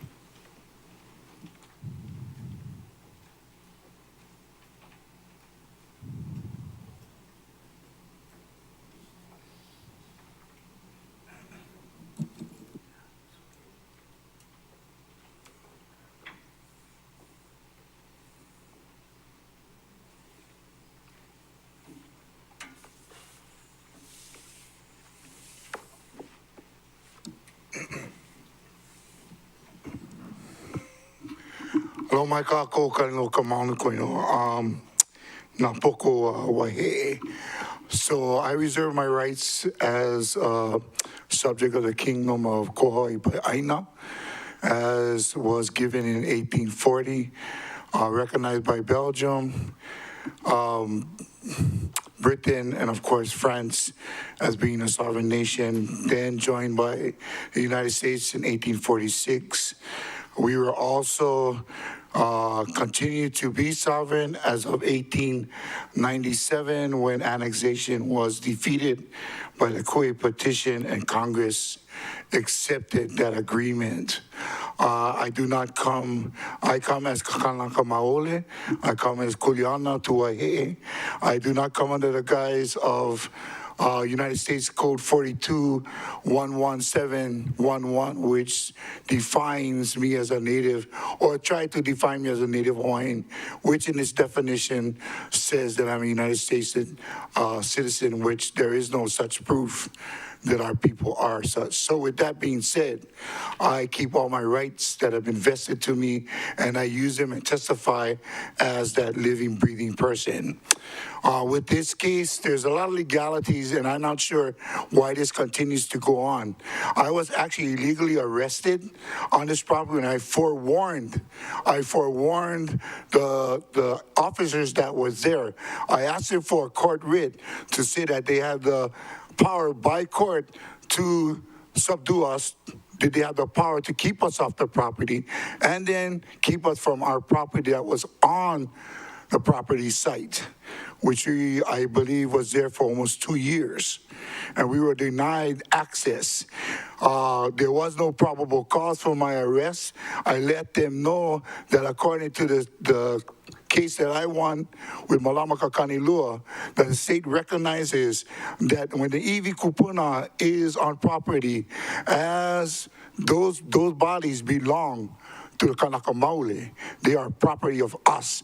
They do not belong to the United States. They are not United States property. And we weren't able, and I actually, if you want to go to Article 12, Section 7, that day I was arrested was in the process of fulfilling that article as I gave my religious practices on that day. The officers laid hands upon me. They treated me badly, put me into a vehicle that was out with no air conditioning. I also looked for the collusion between MEO and the Maui County for the mere purpose of why weren't those officers investigated? Why is the relationship between MEO and its CEO so close that they're able to use that service, as well as the sheriffs, because we have to chase the sheriffs off also. So I question, with all the legalities, how can this go forward without going back to the committee and go over such action that was illegally taken? I let you know that the charges that they put on me were dismissed. They threw it out of court. So I submit that as my testimony, saying that this needs to be further investigation, since you are the legislative body that puts the laws that the county has to abide. Thank you. Thank you. Members, do you have any questions? I see member Uhajins is back. Are you home alone in your workspace? I am home, but I'm not alone. I have 2 minors and my adult son, but I'm in my workspace in my private residence. Thank you, Chair. So no questions, members? Thank you very much. Chair, the next testifier is Harry Brown, to be followed by Charlene Aperto.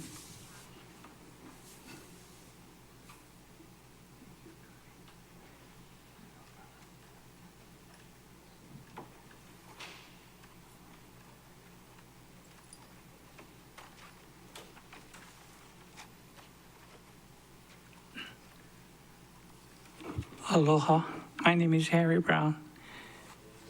My testimony is simple.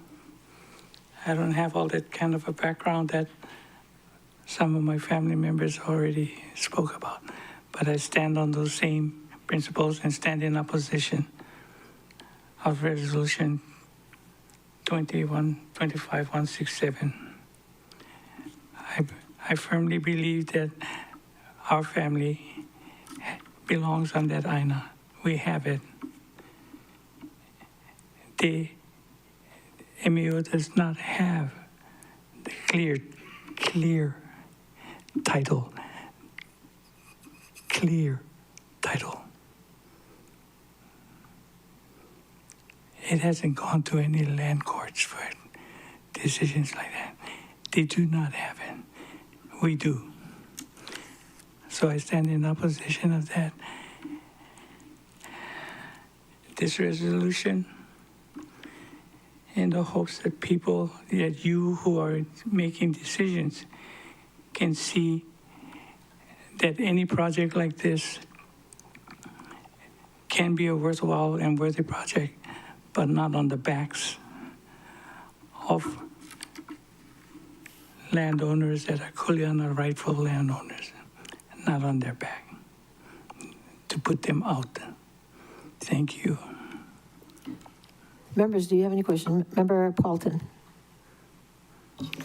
Thank you, Chair. Thank you, Mr. Brown, for your testimony. Last time when we were passing this project, you had made mention that you knew that your Tutu Iwi Kupuna was on the site where they wanted to build. This is still true?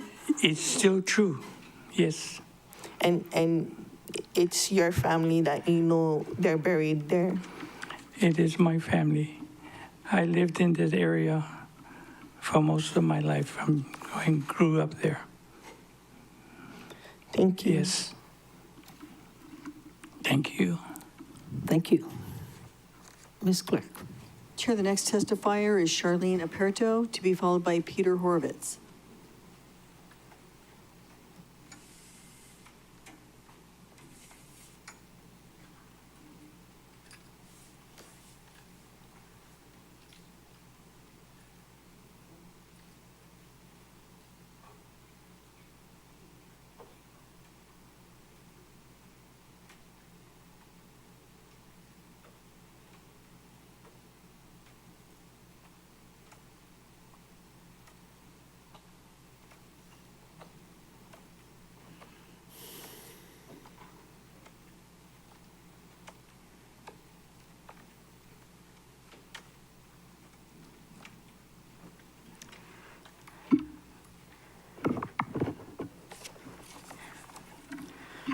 Aloha, council members and chair.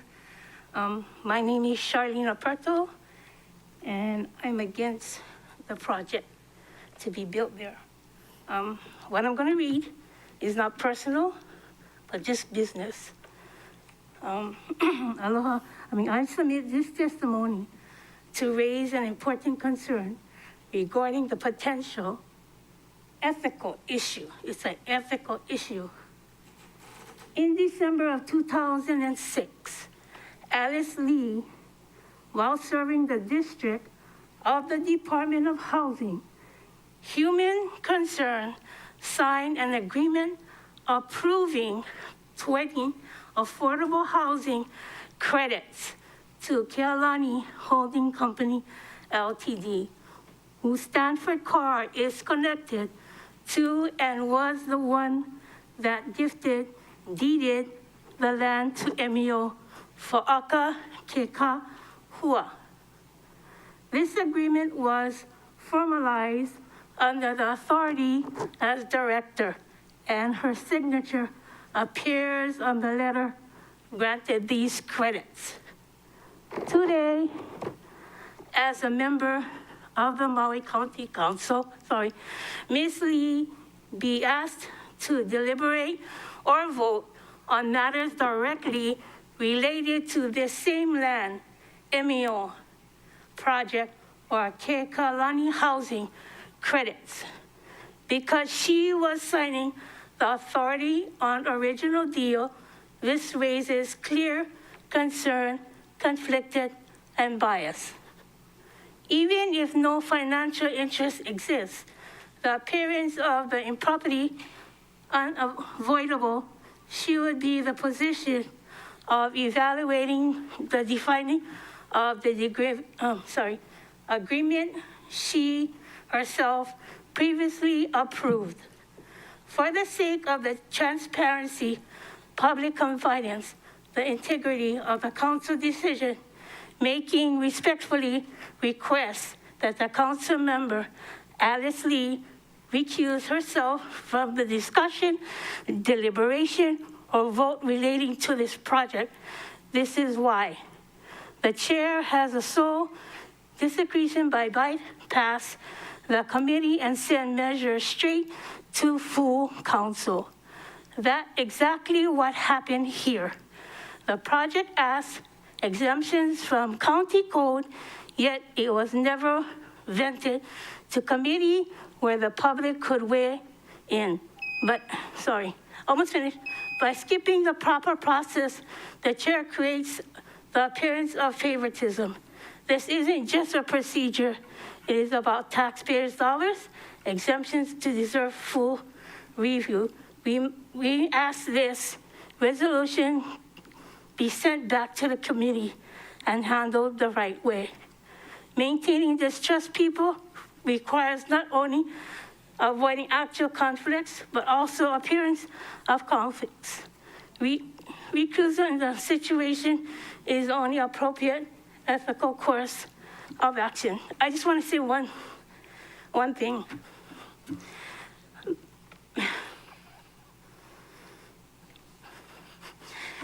We was on Aina. My grandkids, we taught them how to plant. Carlo, I have pictures of them making that place a beautiful place. And you look at it today, it's like trash, it's all dried up. There's no love on that Aina. When we were on there, we worked hard, we come after work. My grandkids come on the weekends and we just take care of the Aina practice culture.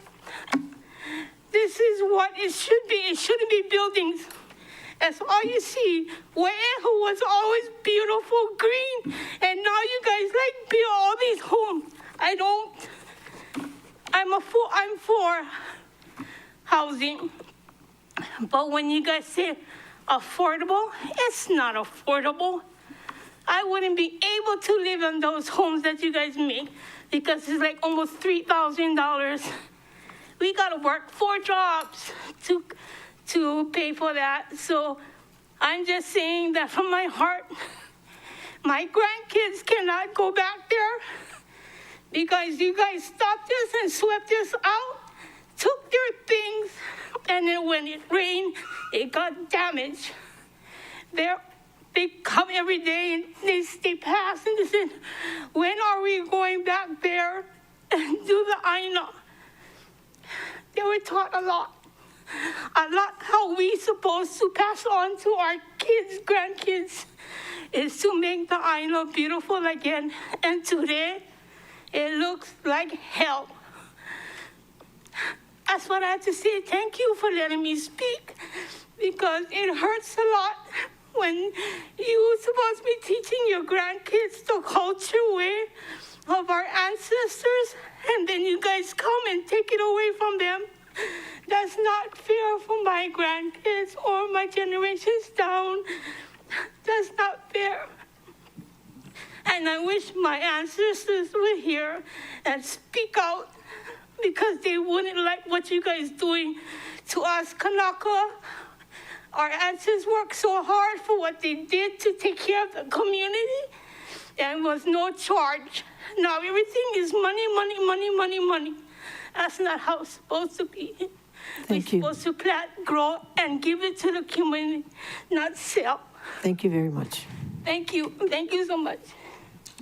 Chair, the next testifier is Peter Horovitz, and currently Mr. Horovitz is our last testifier signed up.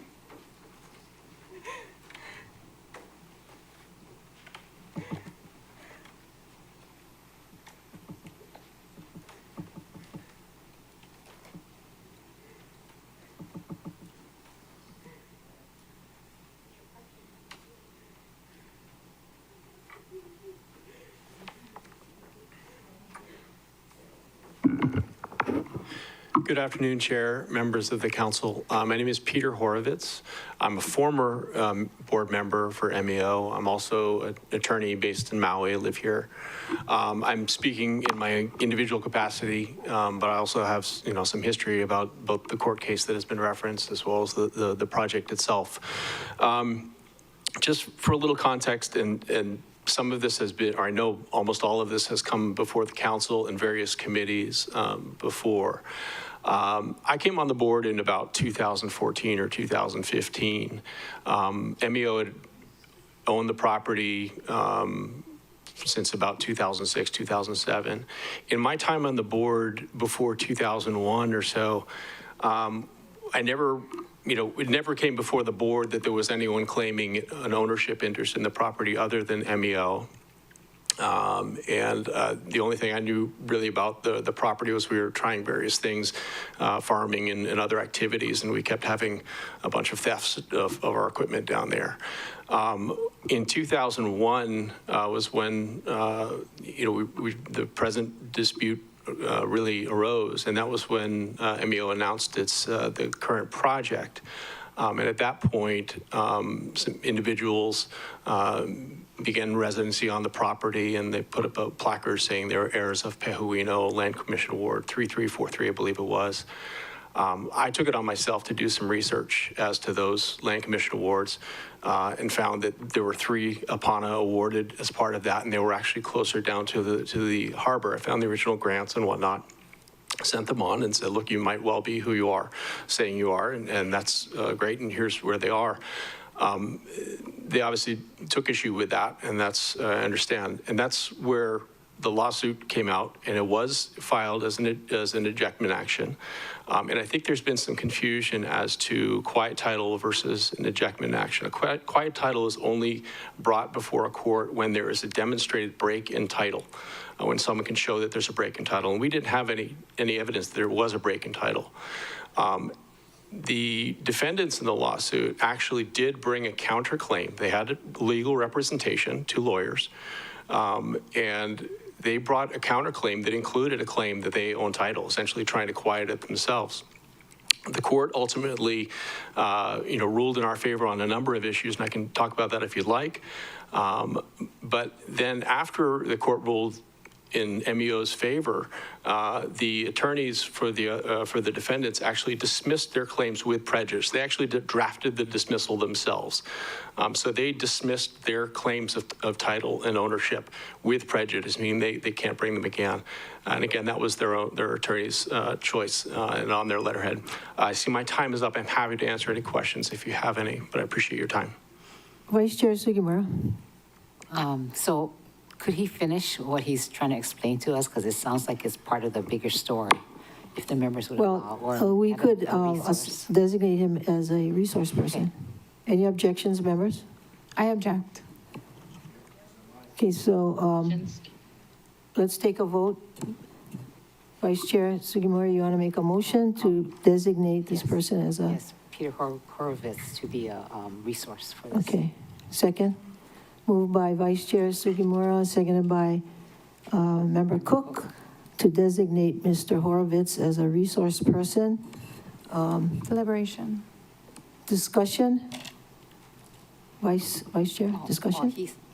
I wanted to hear the rest of his story, but for him to be a resource, he sounds like he's, has a lot of facts that would be pertinent. Okay, any more discussion? Chair. Yes, Member Rollins Fernandez. At the last council meeting, the reason that this wasn't sent to committee is because you members have expressed their disinterest in hearing the same things again.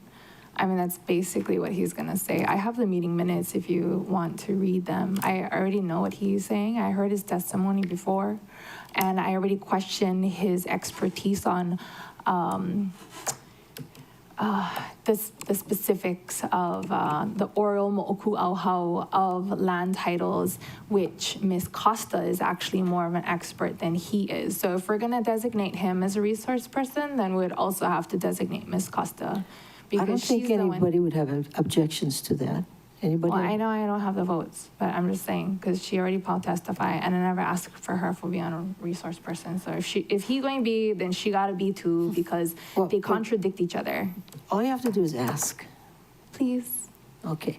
Member Paulton. Well, I was gonna move to amend the motion to include Ms. Costa. Okay. Second?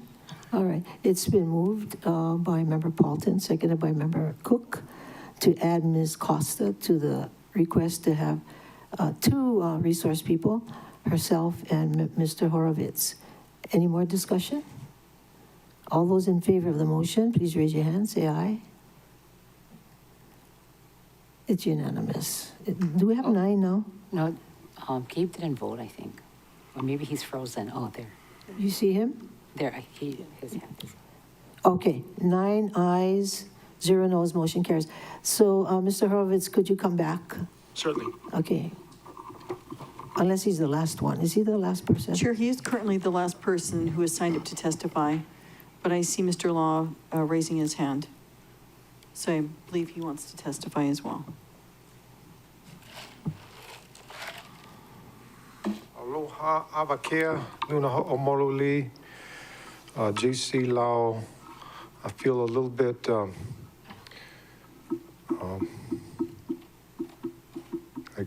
like you put, like I stick my toe in the water. I kind of want to dive in, but not because of my I'm from that's not even my side of the island. I'm more like Haleakala guy, but Mr. Henry Lau is not here, and I've seen him stick to his guns over here, and he would be here if he can. I think he's physically unable. So I'm throwing in with his group.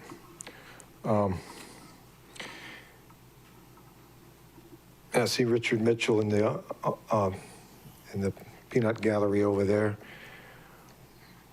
So I really don't see any bad guys here. It's like, I mean, just to say compromise is like just an easy word to throw out there.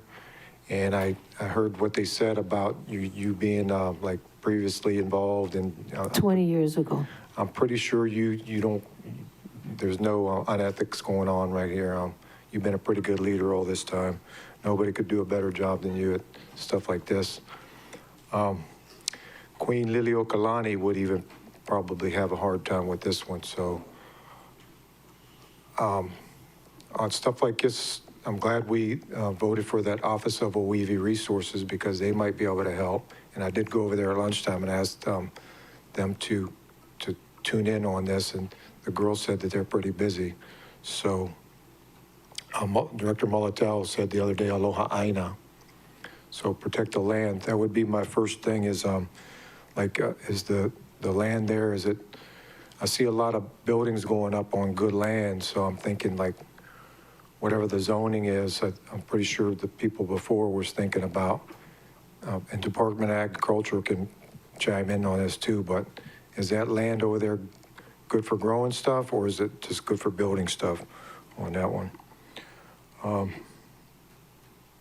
So Sing Chow, that's why they pay you the big bucks.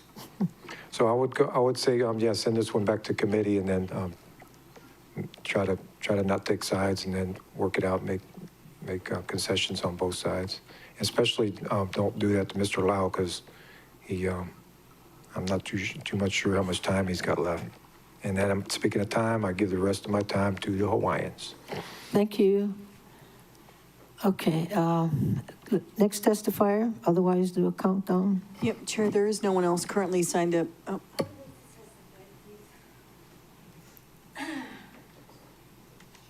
Did you testify on this item already? I did. I thought we were giving a second chance to go No, over. you only have one. Only have once. Okay. Countdown. Chair, this is last call for anyone who would like to testify on the remaining agenda item. And the countdown is 3, 2, 1. Chair, there's no one indicating a desire to testify. Any objections, members, to closing public testimony and accepting written testimony on this item? So ordered, Ms. Clerk. Chair, before you is Resolution 25-167, approving exemptions from and modifications to the requirements of Section 3.35.070 Maui County Code for the Halemaho'olu Ke Kahua Affordable Housing Project and the Wai'ehu Country Town District.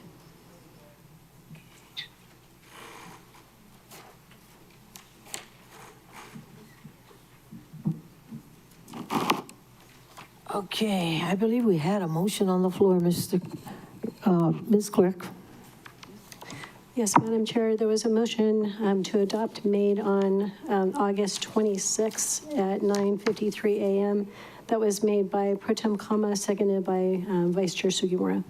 So that motion is currently Okay, so active. members, we have a motion on the floor, so if you have questions for the resource folks, now would be the time to ask. Member Rollins-Fernandez. Mahalo, Chair. May I please call up our resource person, Ms. Jocelyn Acosta?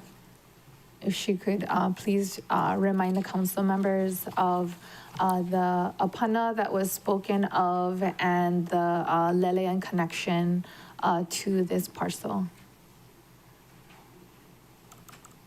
She did bring all like the historical documents. I can try to pull that up again from committee and then send it to the clerks for redistribution if the members. Jocelyn, can you come up to the mic, please?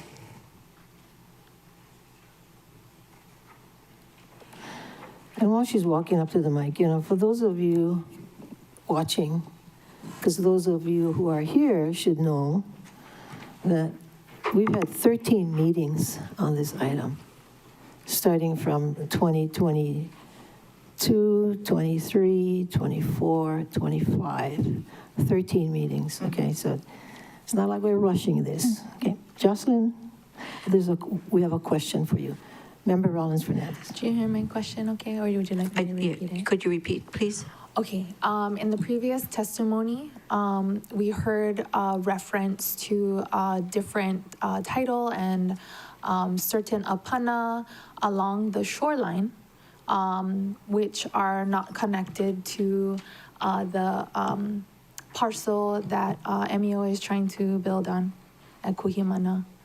And in committee, you provided us lots of documents explaining the connection and the stewardship of those areas and the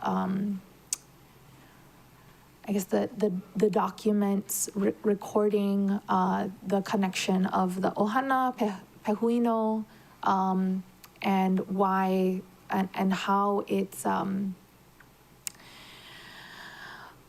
basically traditional practice to have I would say lele, but I don't know if I'm mischaracterizing that.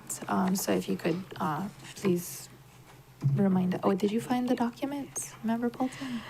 I was asking if I could get the documents that I submitted on the last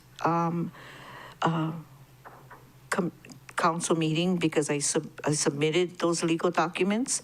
But thank you for the question. In a nutshell, and I cannot confirm that MEO is on Lunalilo property. This is what they have said in the planning department when I went to their meeting prior to coming back to the council. And that is what struck my ear. But when we were in the council chambers, it was a long discussion before I could extract that information, which eventually became, the title came from Lunalilo.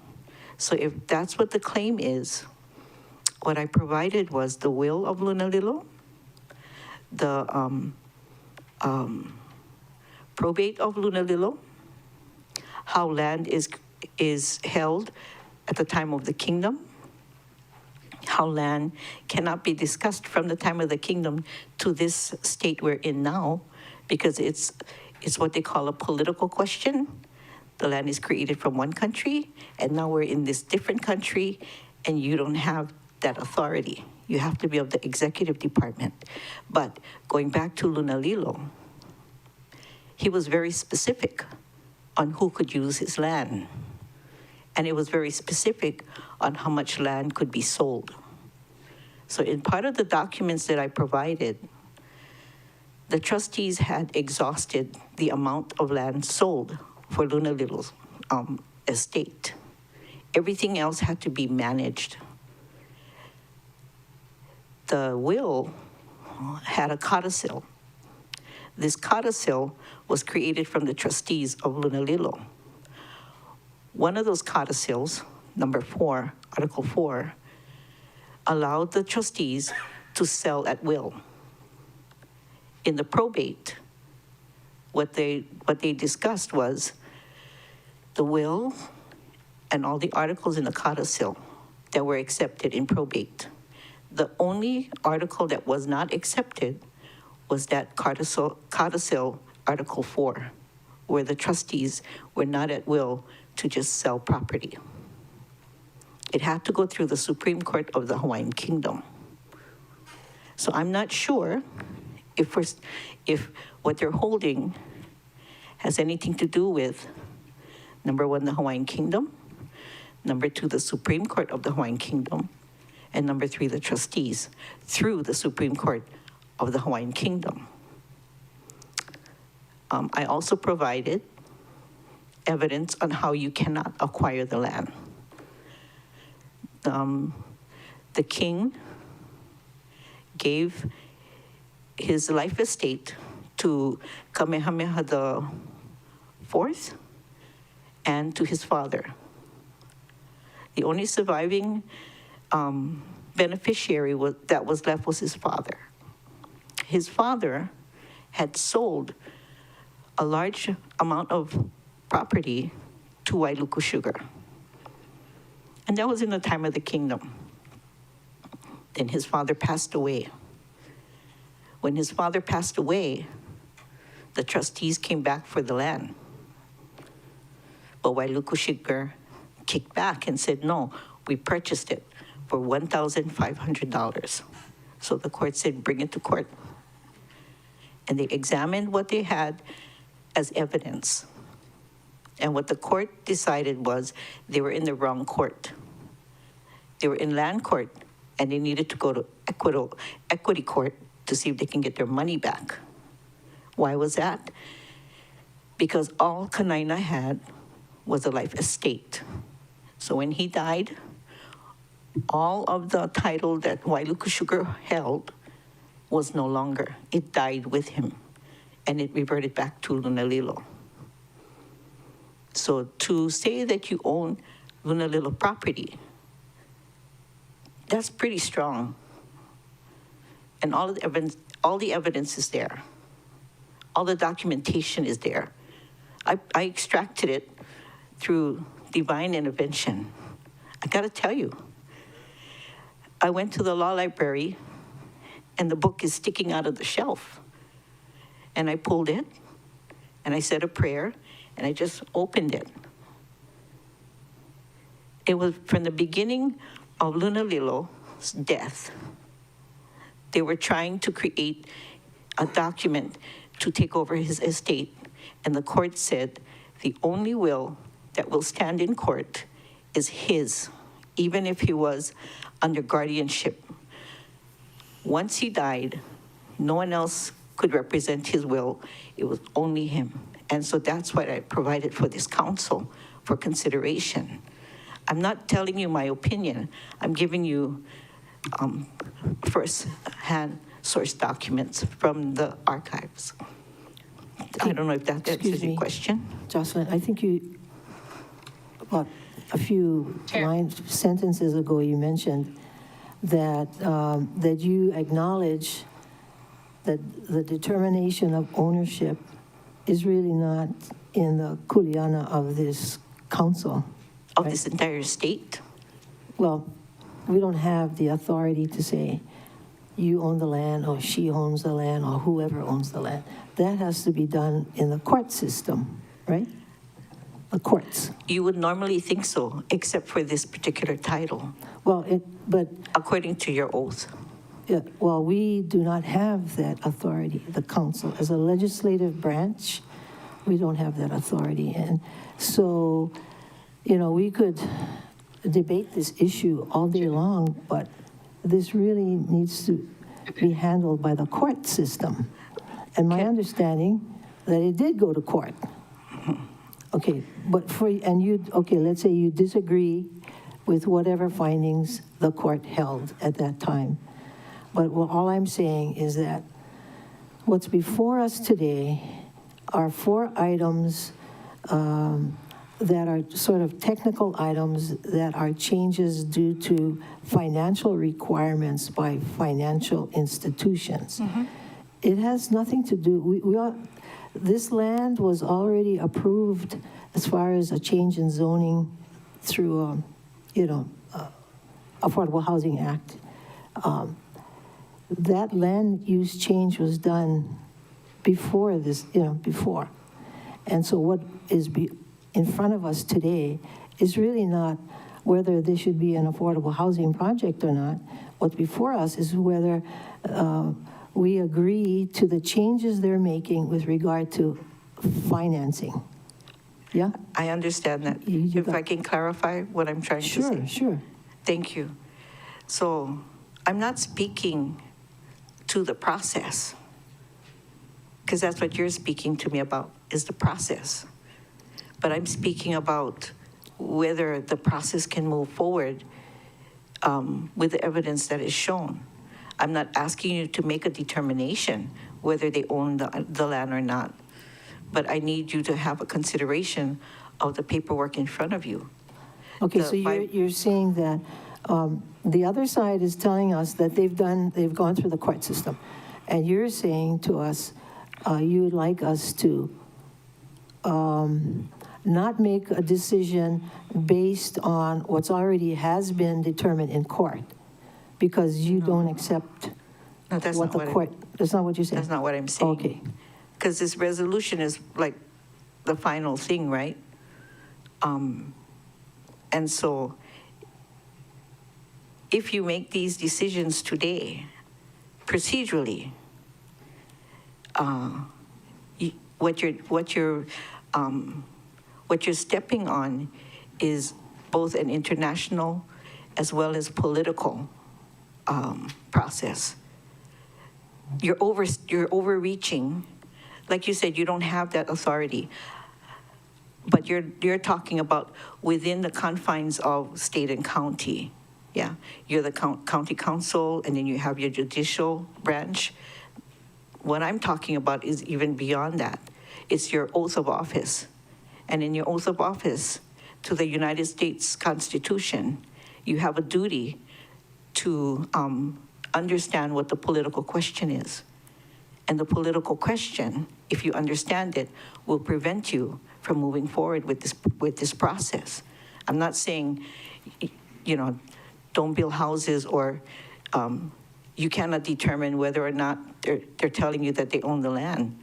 I'm looking at your own oath to the United States, which is what you have, and within the United States Constitution, the doctrine of political question. The land that they're presenting to you belongs to the king of the Hawaiian Kingdom. That is another country. And so what you're doing now is overreaching, or you're violating your own oath of office, or pretending to be the executive department of the United States, because that's the only one, the President and Congress can make these determinations. Okay. So that's what I'm Chair? offering you. Chair?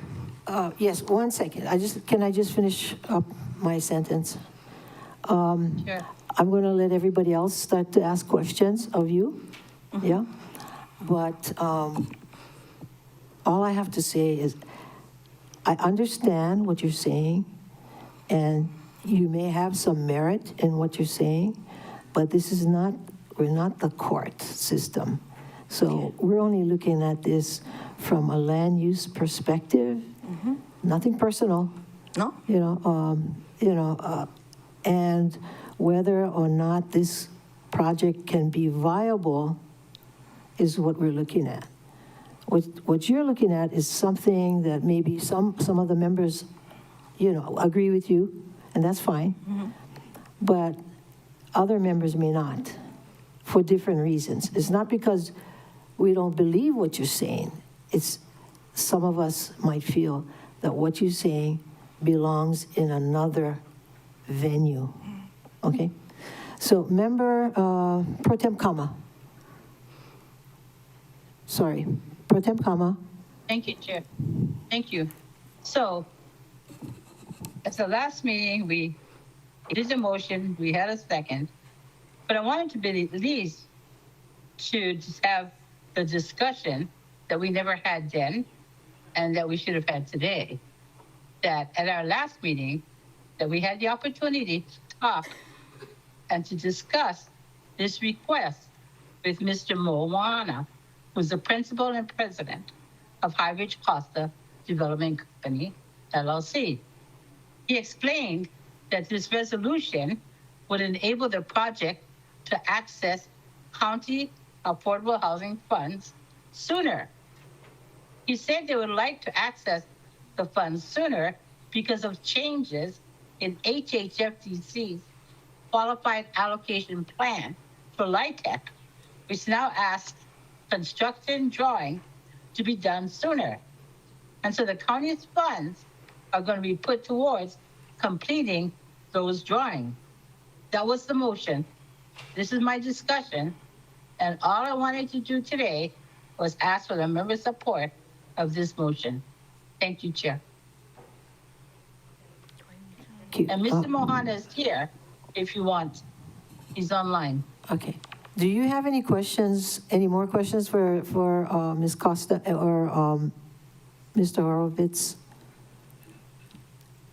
No. I don't have any questions for Ms. Costa, but I would like Mr. Horowitz to complete what he started to talk about. Okay. Thank you, Chair. Do you mind? Mr. Horowitz?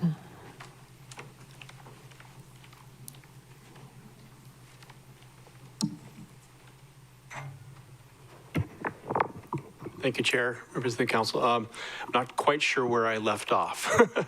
Okay, wait, let's ask her. Member Pro Tem Kama, where did you want him to continue? He was talking about, I think, if I remember, about MEO and their property and their, not deed, but their ownership to the property, that it wasn't, they had clear title, and that's all I remembered. Okay. Sure. So an issue before the court, and again, this was before Judge Cahill at the First Circuit Court here, when MEO had filed the ejectment action. And the counterclaim that was brought by the Johnsons was, and through the heirs of Pehuino, was a title claim, was essentially a quiet title case. And the court heard evidence on that. The argument was that there was a fourth apana that was not written down, because there were three apanas that are clearly documented to Pehuino that, as I mentioned, are located about a mile and a half away. And all this is in the record as well. They're closer to the harbor. And the argument came forward that no, there was a fourth one that was never documented, that was not written down. We obviously disagreed with that. And the court took evidence on that from both sides, written evidence, oral evidence, and made fairly significant findings. And in its findings stated that it found no evidence of a fourth unwritten apana. And that therefore, and they found that the Pehuino claim, wherever it was located, was not located within the MEO property. And then in terms of, there was some testimony earlier about, Iwi Kupuna. As far as I understand, none has been found on the property. I'm not saying it doesn't exist, but I'm agreed, I'm not an expert in that. However, what the court did state, and I just think this should be clarified, about what the court reserved, and I'm just reading straight from the court's decision and order, and I can leave this with the council afterwards if they would like. Says the court retains jurisdiction to determine the extent to which defendants have a right to engage in traditional and customary practices related to Iwi Kupuna on the property or cultural issues related to Iwi Kupuna in the event that such remains are found during any future use or development of the property. So the court didn't find that there was anything there. Frankly, there was no testimony to that effect. And I think properly, as with frankly any developments in this county or the state for that matter, there are very serious obligations if Iwi Kupuna are found, or if any bones for that matter. And the court is acknowledging that, and I think that was proper. So if Iwi Kupuna are found during any stage of the development, there's a process in place to address that.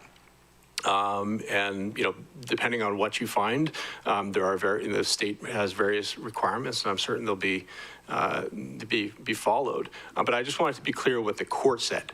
And again, those weren't my words. That's what the court said. And as I mentioned, after this decision and order, the defendants in the case stipulated to dismiss all of their counterclaims, meaning all of their title claims, with prejudice. And that was a stipulation that their attorneys drafted.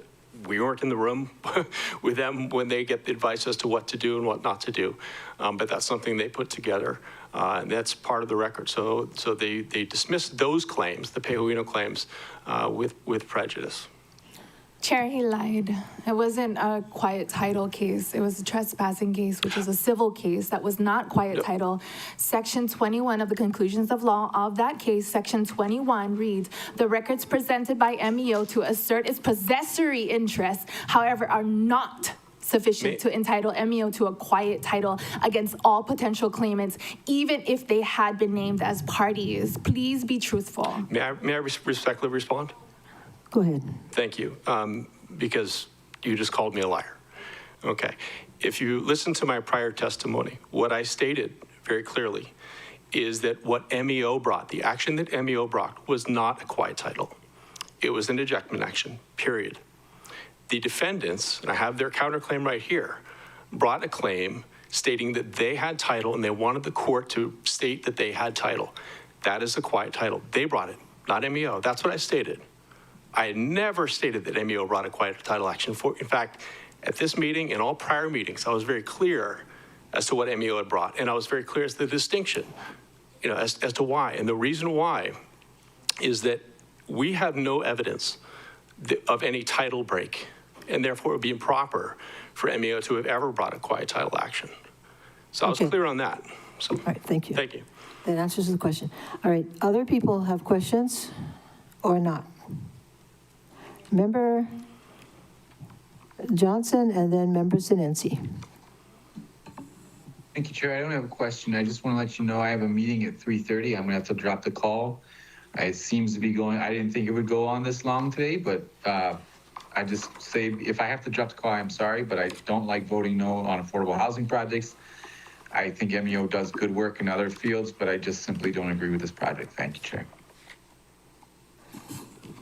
Well, Mr. Johnson, I would like to accommodate you, but we've been postponing and pushing this, to accommodate those who wanted more time, and we gave them more time today. And so I think all of you knew that this could have been a long meeting.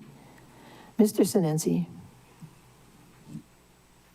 Mahalo, Chair, for my opportunity. And again, these were the early discussions at the beginning of the project some 3 years ago. These were all the things that had come up in our early discussions. So, I mean, if Mr. Horowitz is using the term apana, my understanding of apana with its historical, within its historical context is that an apana is a slice of land that was given by the ali'i for the benefit of the community.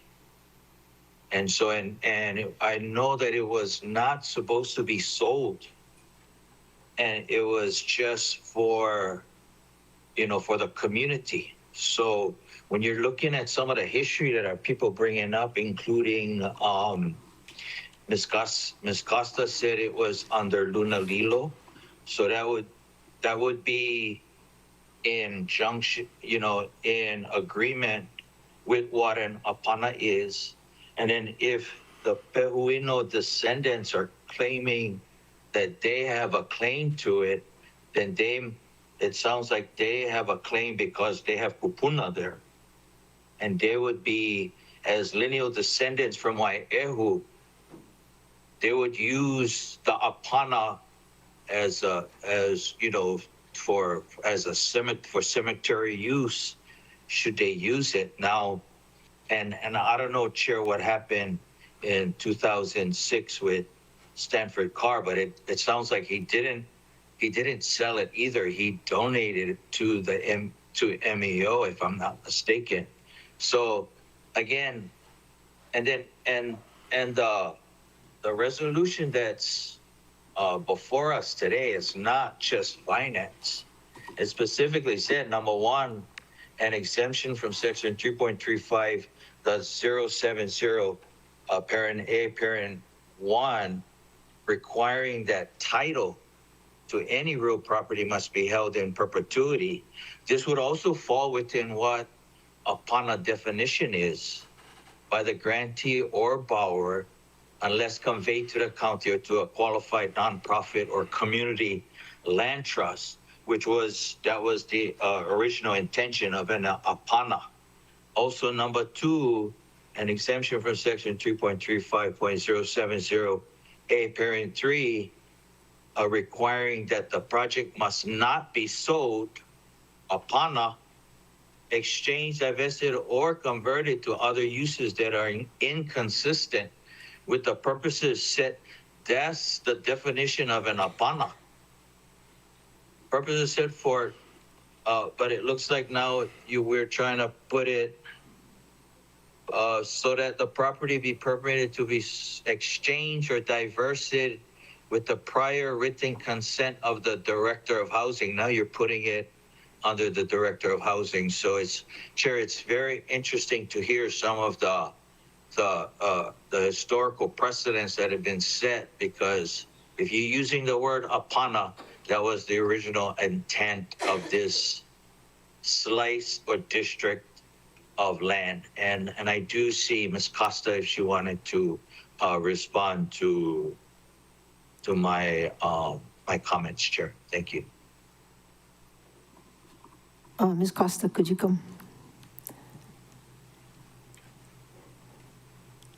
Okay, now everybody keep in mind, we're not the courthouse, you know, we're the legislative body. We have zero authority over titles. And so, you know, let's try and even though one might hold the feeling or perspective that there are land title issues which could be valid, this is not the place to take care of those things, yeah. Okay? Ms. Costa. So to respond to Member Senensi, thank you for reminding me, because that's where I was going as far as with the will for Luna Lilo. Although in my original testimony this morning, I claimed to be a lineal descendant to Luna Lilo. My kupuna was married to his mother. I would have to claim under beneficiary for Lunalilo because in his will, all of his properties and assets were left for his people. So Can I ask you a quick question? Sure. Were you part of the lawsuit? No. Oh, you weren't? Okay, sorry. No, I wasn't. But all Kanaka Oiwi has an interest within the Lunalilo lands, and I proved it back in 2007 when my court case, I had a different court case than this, and they were also claiming Lunalilo, and that was the Sterling Kim project, Halimua.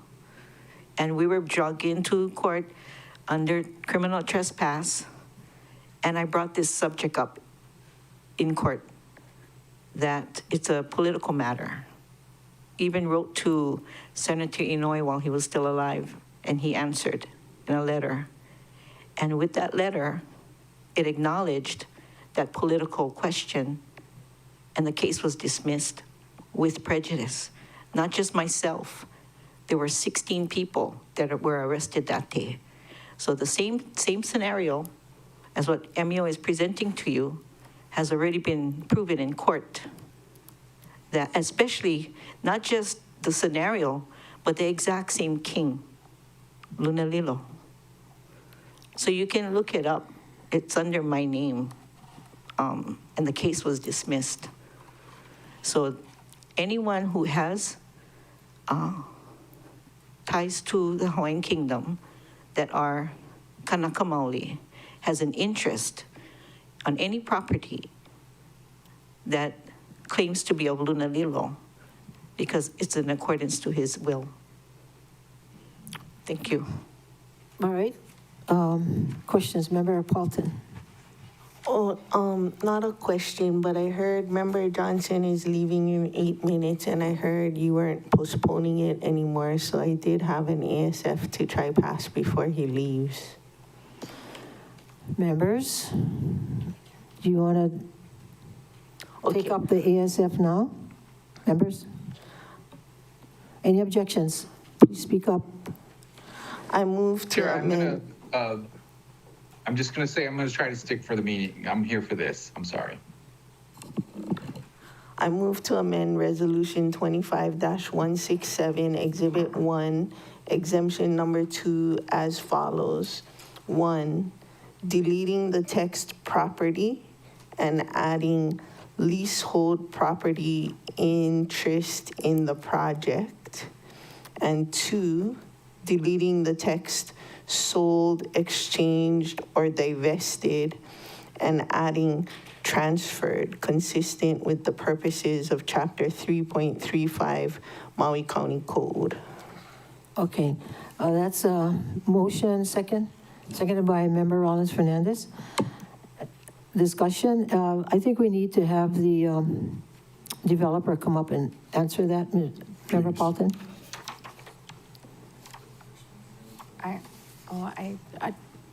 Chair, I didn't raise my hand to second. You didn't raise it? You want to raise your hand for discussion? Okay, so the seconder is Member Cook. Okay, can you respond to that proposal? Aloha, Mo Mohana, High Ridge Costa.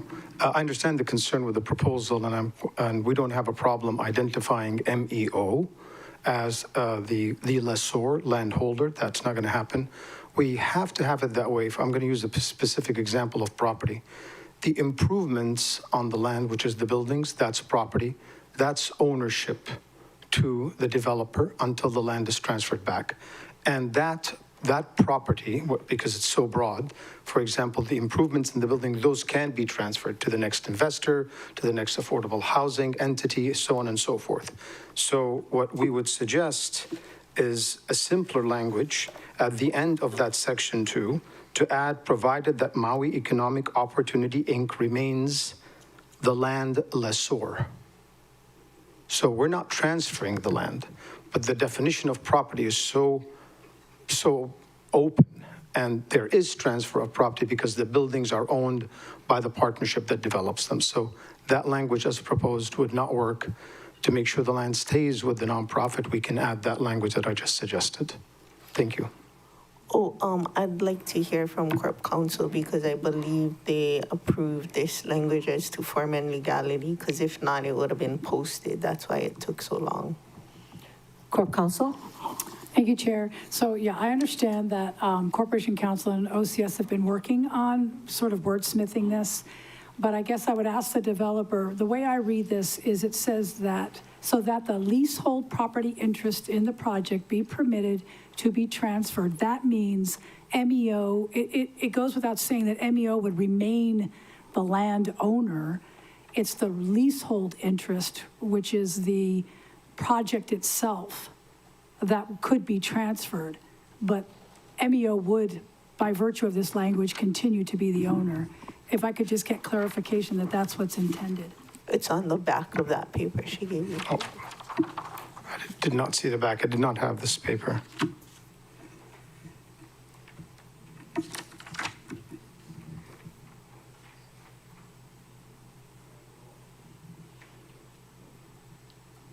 And this was to address the point that the testifier had brought up.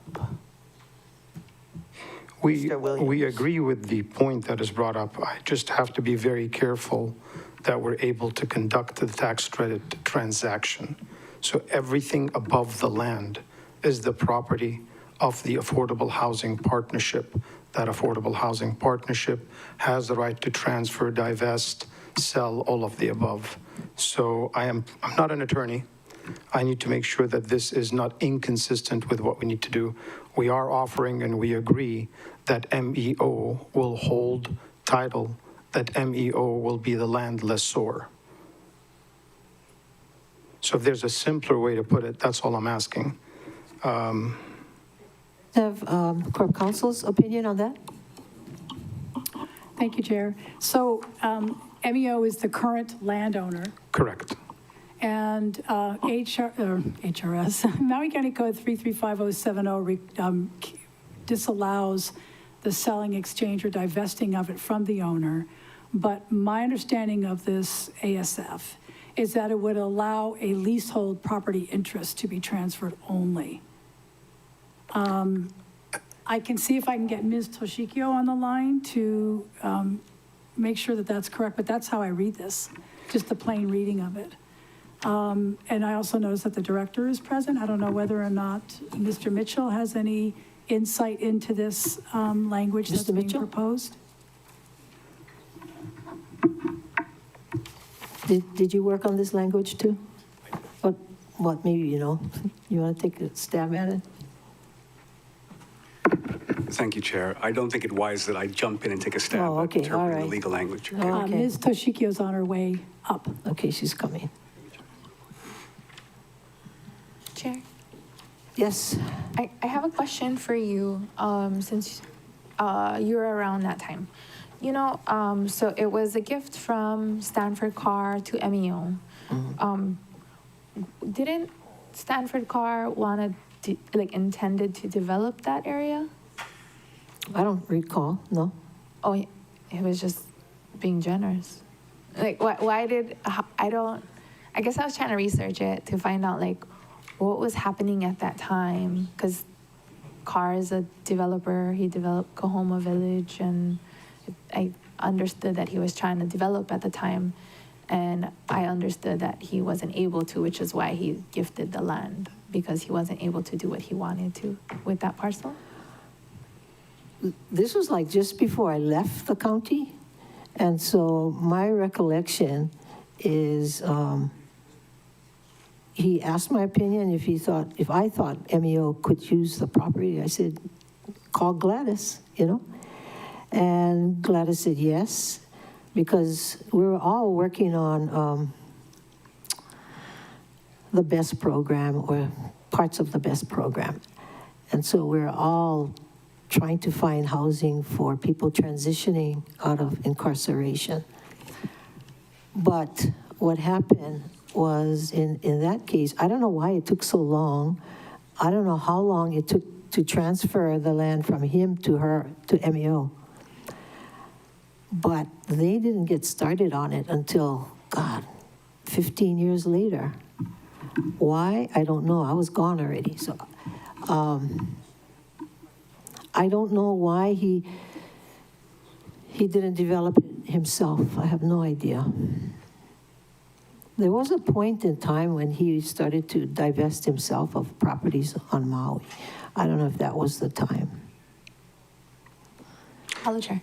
So we checked with our council, obviously this is on the fly. They believe adding the language at the end of 2, provided that Maui Economic Opportunity, Inc. remains the land lessor, provides the same effect in a clearer way. So it's just a matter of legal opinion, and as I said, I don't have my legal counsel here. I'm trying to do that over text message, which is not the best way to review a legal position, especially in a complex matter as transfers. Okay, so thank you. We have the Deputy Corp Counsel who actually worked on the language here right now. So we'll just give her a moment to catch up, okay? If you don't mind just waiting over there. Of course, thank you.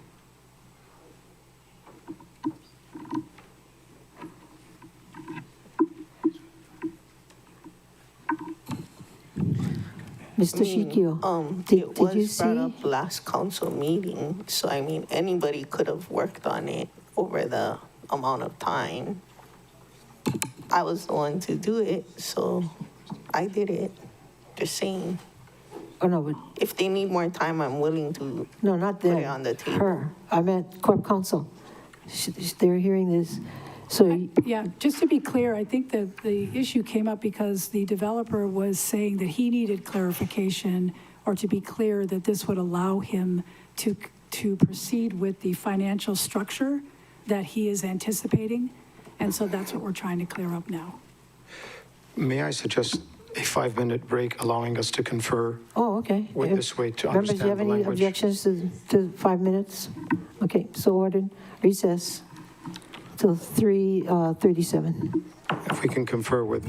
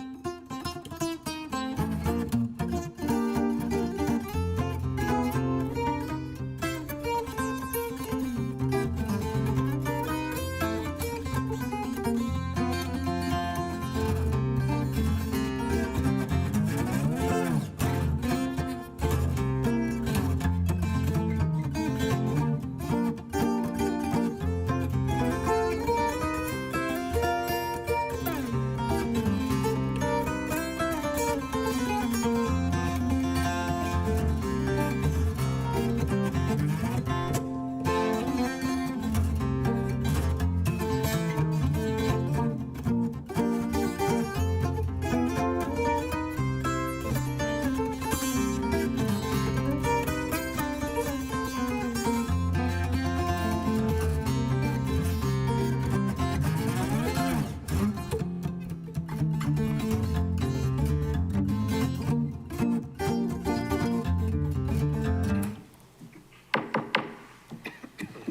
the council meeting of September 8th, 2025, please reconvene as 3:53 p.m.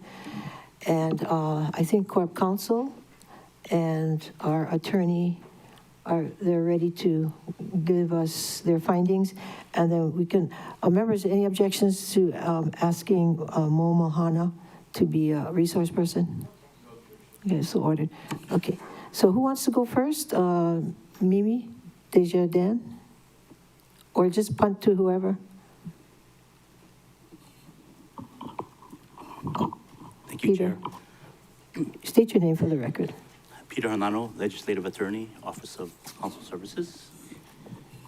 Okay, so we came up with language for exemption. This is number 2 of Exhibit 1 of Reso 25-167.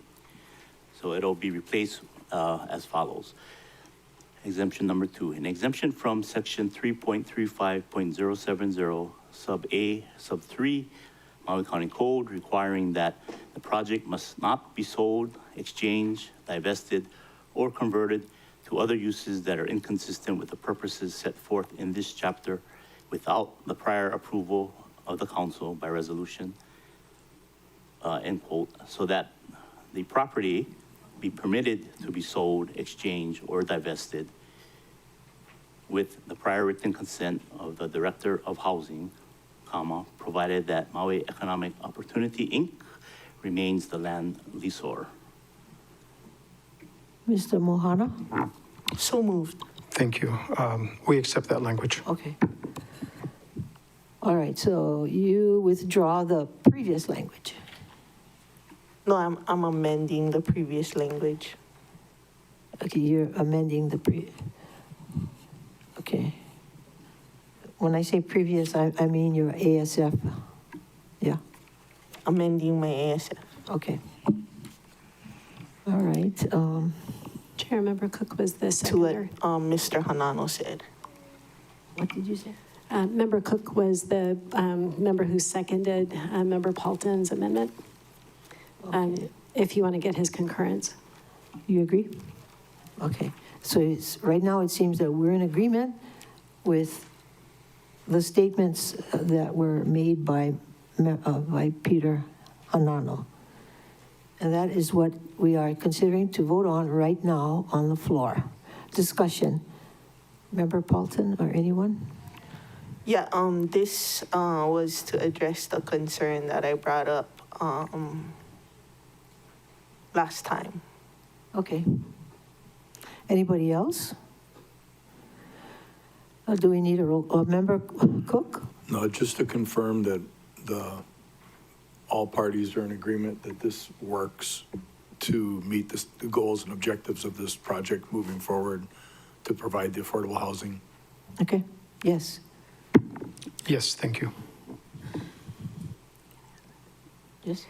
Member Paulton, does your motion include waiving Rule 19 for amendment at final? It didn't. I can add that on as a friendly if Member Cook is okay with it. All right. Chair, point of order. Yes. Is to suspend Rule 19? Yeah, Not waive it? suspend, yeah. Okay. I also have- Member Rollins Fernandez. Okay, I'm on the chair. Okay, so to clarify that this amendment speaks to the assets on top of the land and not the land itself, because the land itself has questions about the claim to it. MEO is claiming that they have clear title, but I don't agree. But like you said, this is not the courtroom, so this is not the place for that to be decided. And when this project was in committee, it was something that we asked MEO to do, to get clear title, since they're asserting that they do have clear title. But we also have the documents that Ms. Costa provided us, which from the very beginning, from Luna Lilo to the next person in the chain of custody, would already not have clear title from that point forward. So that is the break in clear title custody. So that's why we're having that discussion. That's why we had this discussion in committee at first reading, at second reading. Now, anytime this comes up, because the heirs of Pehuino, the family members that are here now, assert their claim to this aina. And they also have the documents proving their kuleana to this property. So for the aina itself, this doesn't affect that. This only affects the assets that would be built upon it, which I oppose to, which would be county funding, which is public money. And while like legally, it doesn't extinguish their claims, physically, it makes it a little more difficult when someone else builds on your property, on your aina, because then what happens to the assets? And I've seen this before, and generally whoever has the assets on there, like kind of has that physical claim to it, so it makes it harder to the family. So I'll vote in support of this. I'm voting against the resolution, and I have a follow-up question after we take the vote on this. Any more discussion on the amendment? If not, all those in favor of the motion, please raise your hand and say aye. I see 9 ayes, 0 noes, motion carries. Okay, now the main motion as amended, discussion. Member Rollins Fernandez. Mahalo, Chair. My question, so that amendment was to exemption number 2. Oh, man, I have too many things open. Okay, and so exemption number 1 on Exhibit 1 reads, title to any real property must be held in perpetuity by the grantee or borrower unless conveyed to the county or to a qualified nonprofit or community land trust. So my question is to First Deputy Corp Counsel Desjardins. Okay, so it says it could potentially be conveyed to the county.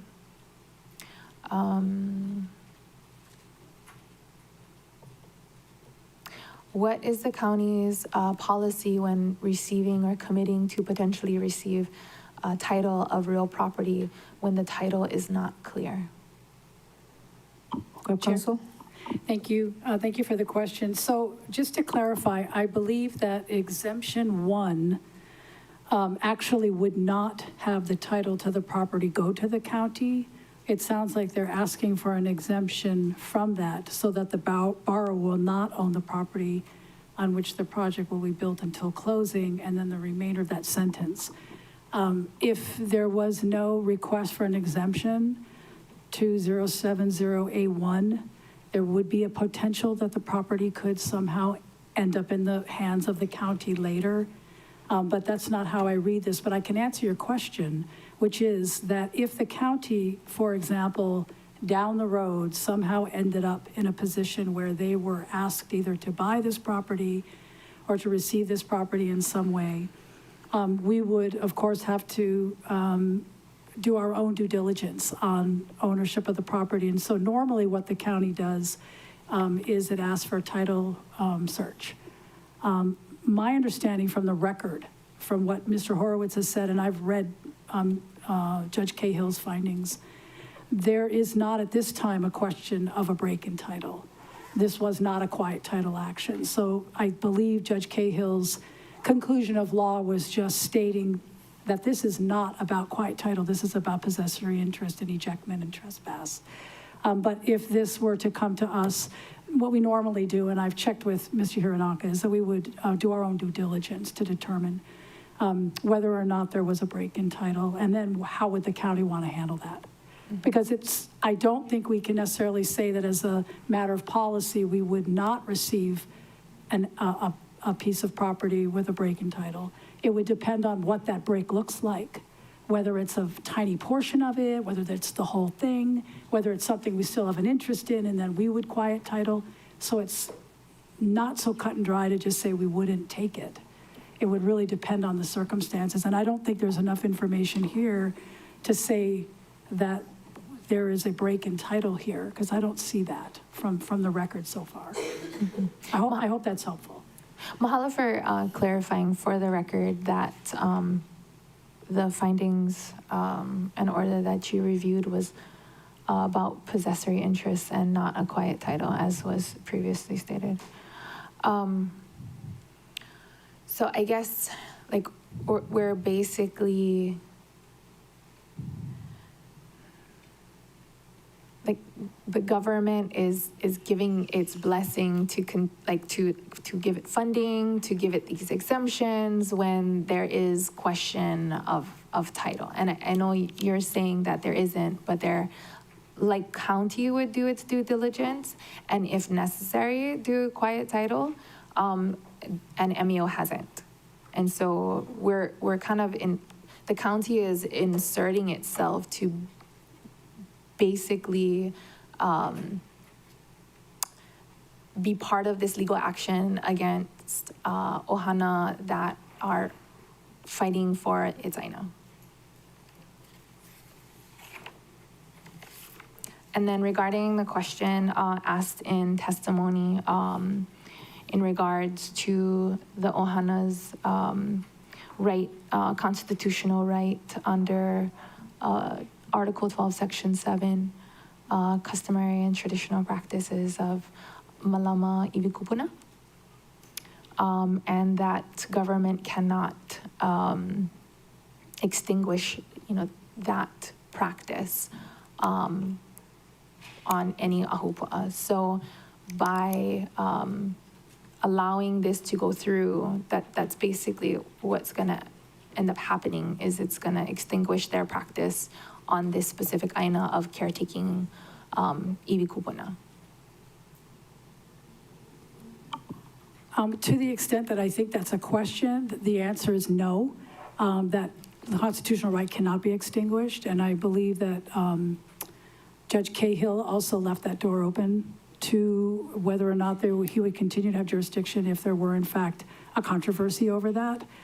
But like all developers, there has to be archaeological monitoring. I mean, whatever happens on this property needs to be done. But then in addition to that, traditional and cultural practices, regardless of any of that, whether iwi kupuna is found or not, landowners have an obligation under the Constitution to make sure that those rights are protected.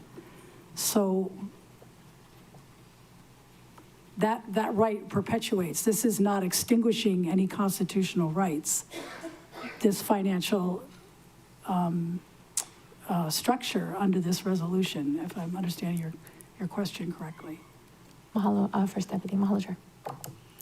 Any more discussion or questions? Member Sinensi.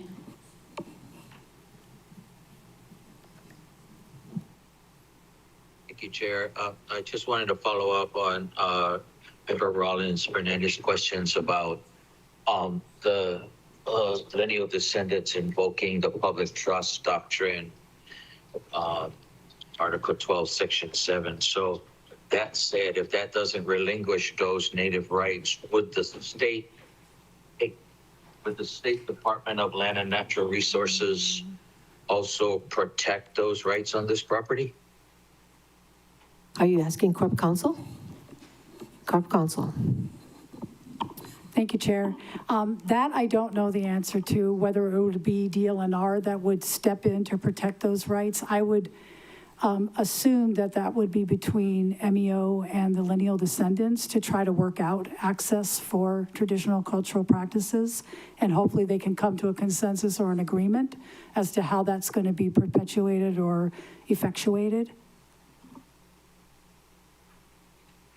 So in other words, this property is not owned by a state agency, it's owned by MEO which is a nonprofit. So we are not, so we're not involved in that aspect of it by providing funding under the Affordable Housing Fund. Okay, I guess my question was with the state, if they're invoking their native rights under that public trust, would the state have to regulate because it is the state constitution? No, I would imagine that they would have a conversation with MEO about what access they're requesting on MEO's property, and then come to some understanding with MEO about how to effectuate that access if reasonable. But that would be between MEO and the lineal descendants. Okay, all right. Thank you for that. Thank you, Chair. Anybody else? Okay, it's time to vote. Roll call? Councilmember Pro Tempore Tasha Kama.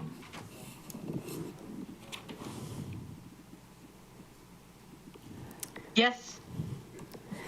Vice Chair Sugimura. We're voting on the main motion, right? Yes. Yeah, main motion. Okay, so approve the whatever that was proposed in the very What beginning was, about the financing. This is about the yes, financing. as amended, Okay, as amended. Agree. as amended. Okay, so you said yes, so that's next person. Councilmember Paulton. No. Councilmember Rollins Fernandez. Oh, I'm sorry, Councilmember Johnson. No. Thank you. Councilmember Rollins Fernandez. Ole. Councilmember Cook. Yes. Councilmember Hudgens. Yes. Councilmember Senency. No. Council Chair Lee. Yes. Chair, there are 5 ayes, 4 noes, motion carries. Okay. Okay, that takes care of that. Anything else, Ms. Clerk? No, there is no further business before the council. Okay, it's been a tough day, everybody. I hope you get some rest tonight. Thank you, everybody in the audience. And yeah, we'll pray for one. We need to pray for one another. Thank you very much. This meeting is adjourned. Good job, Chair.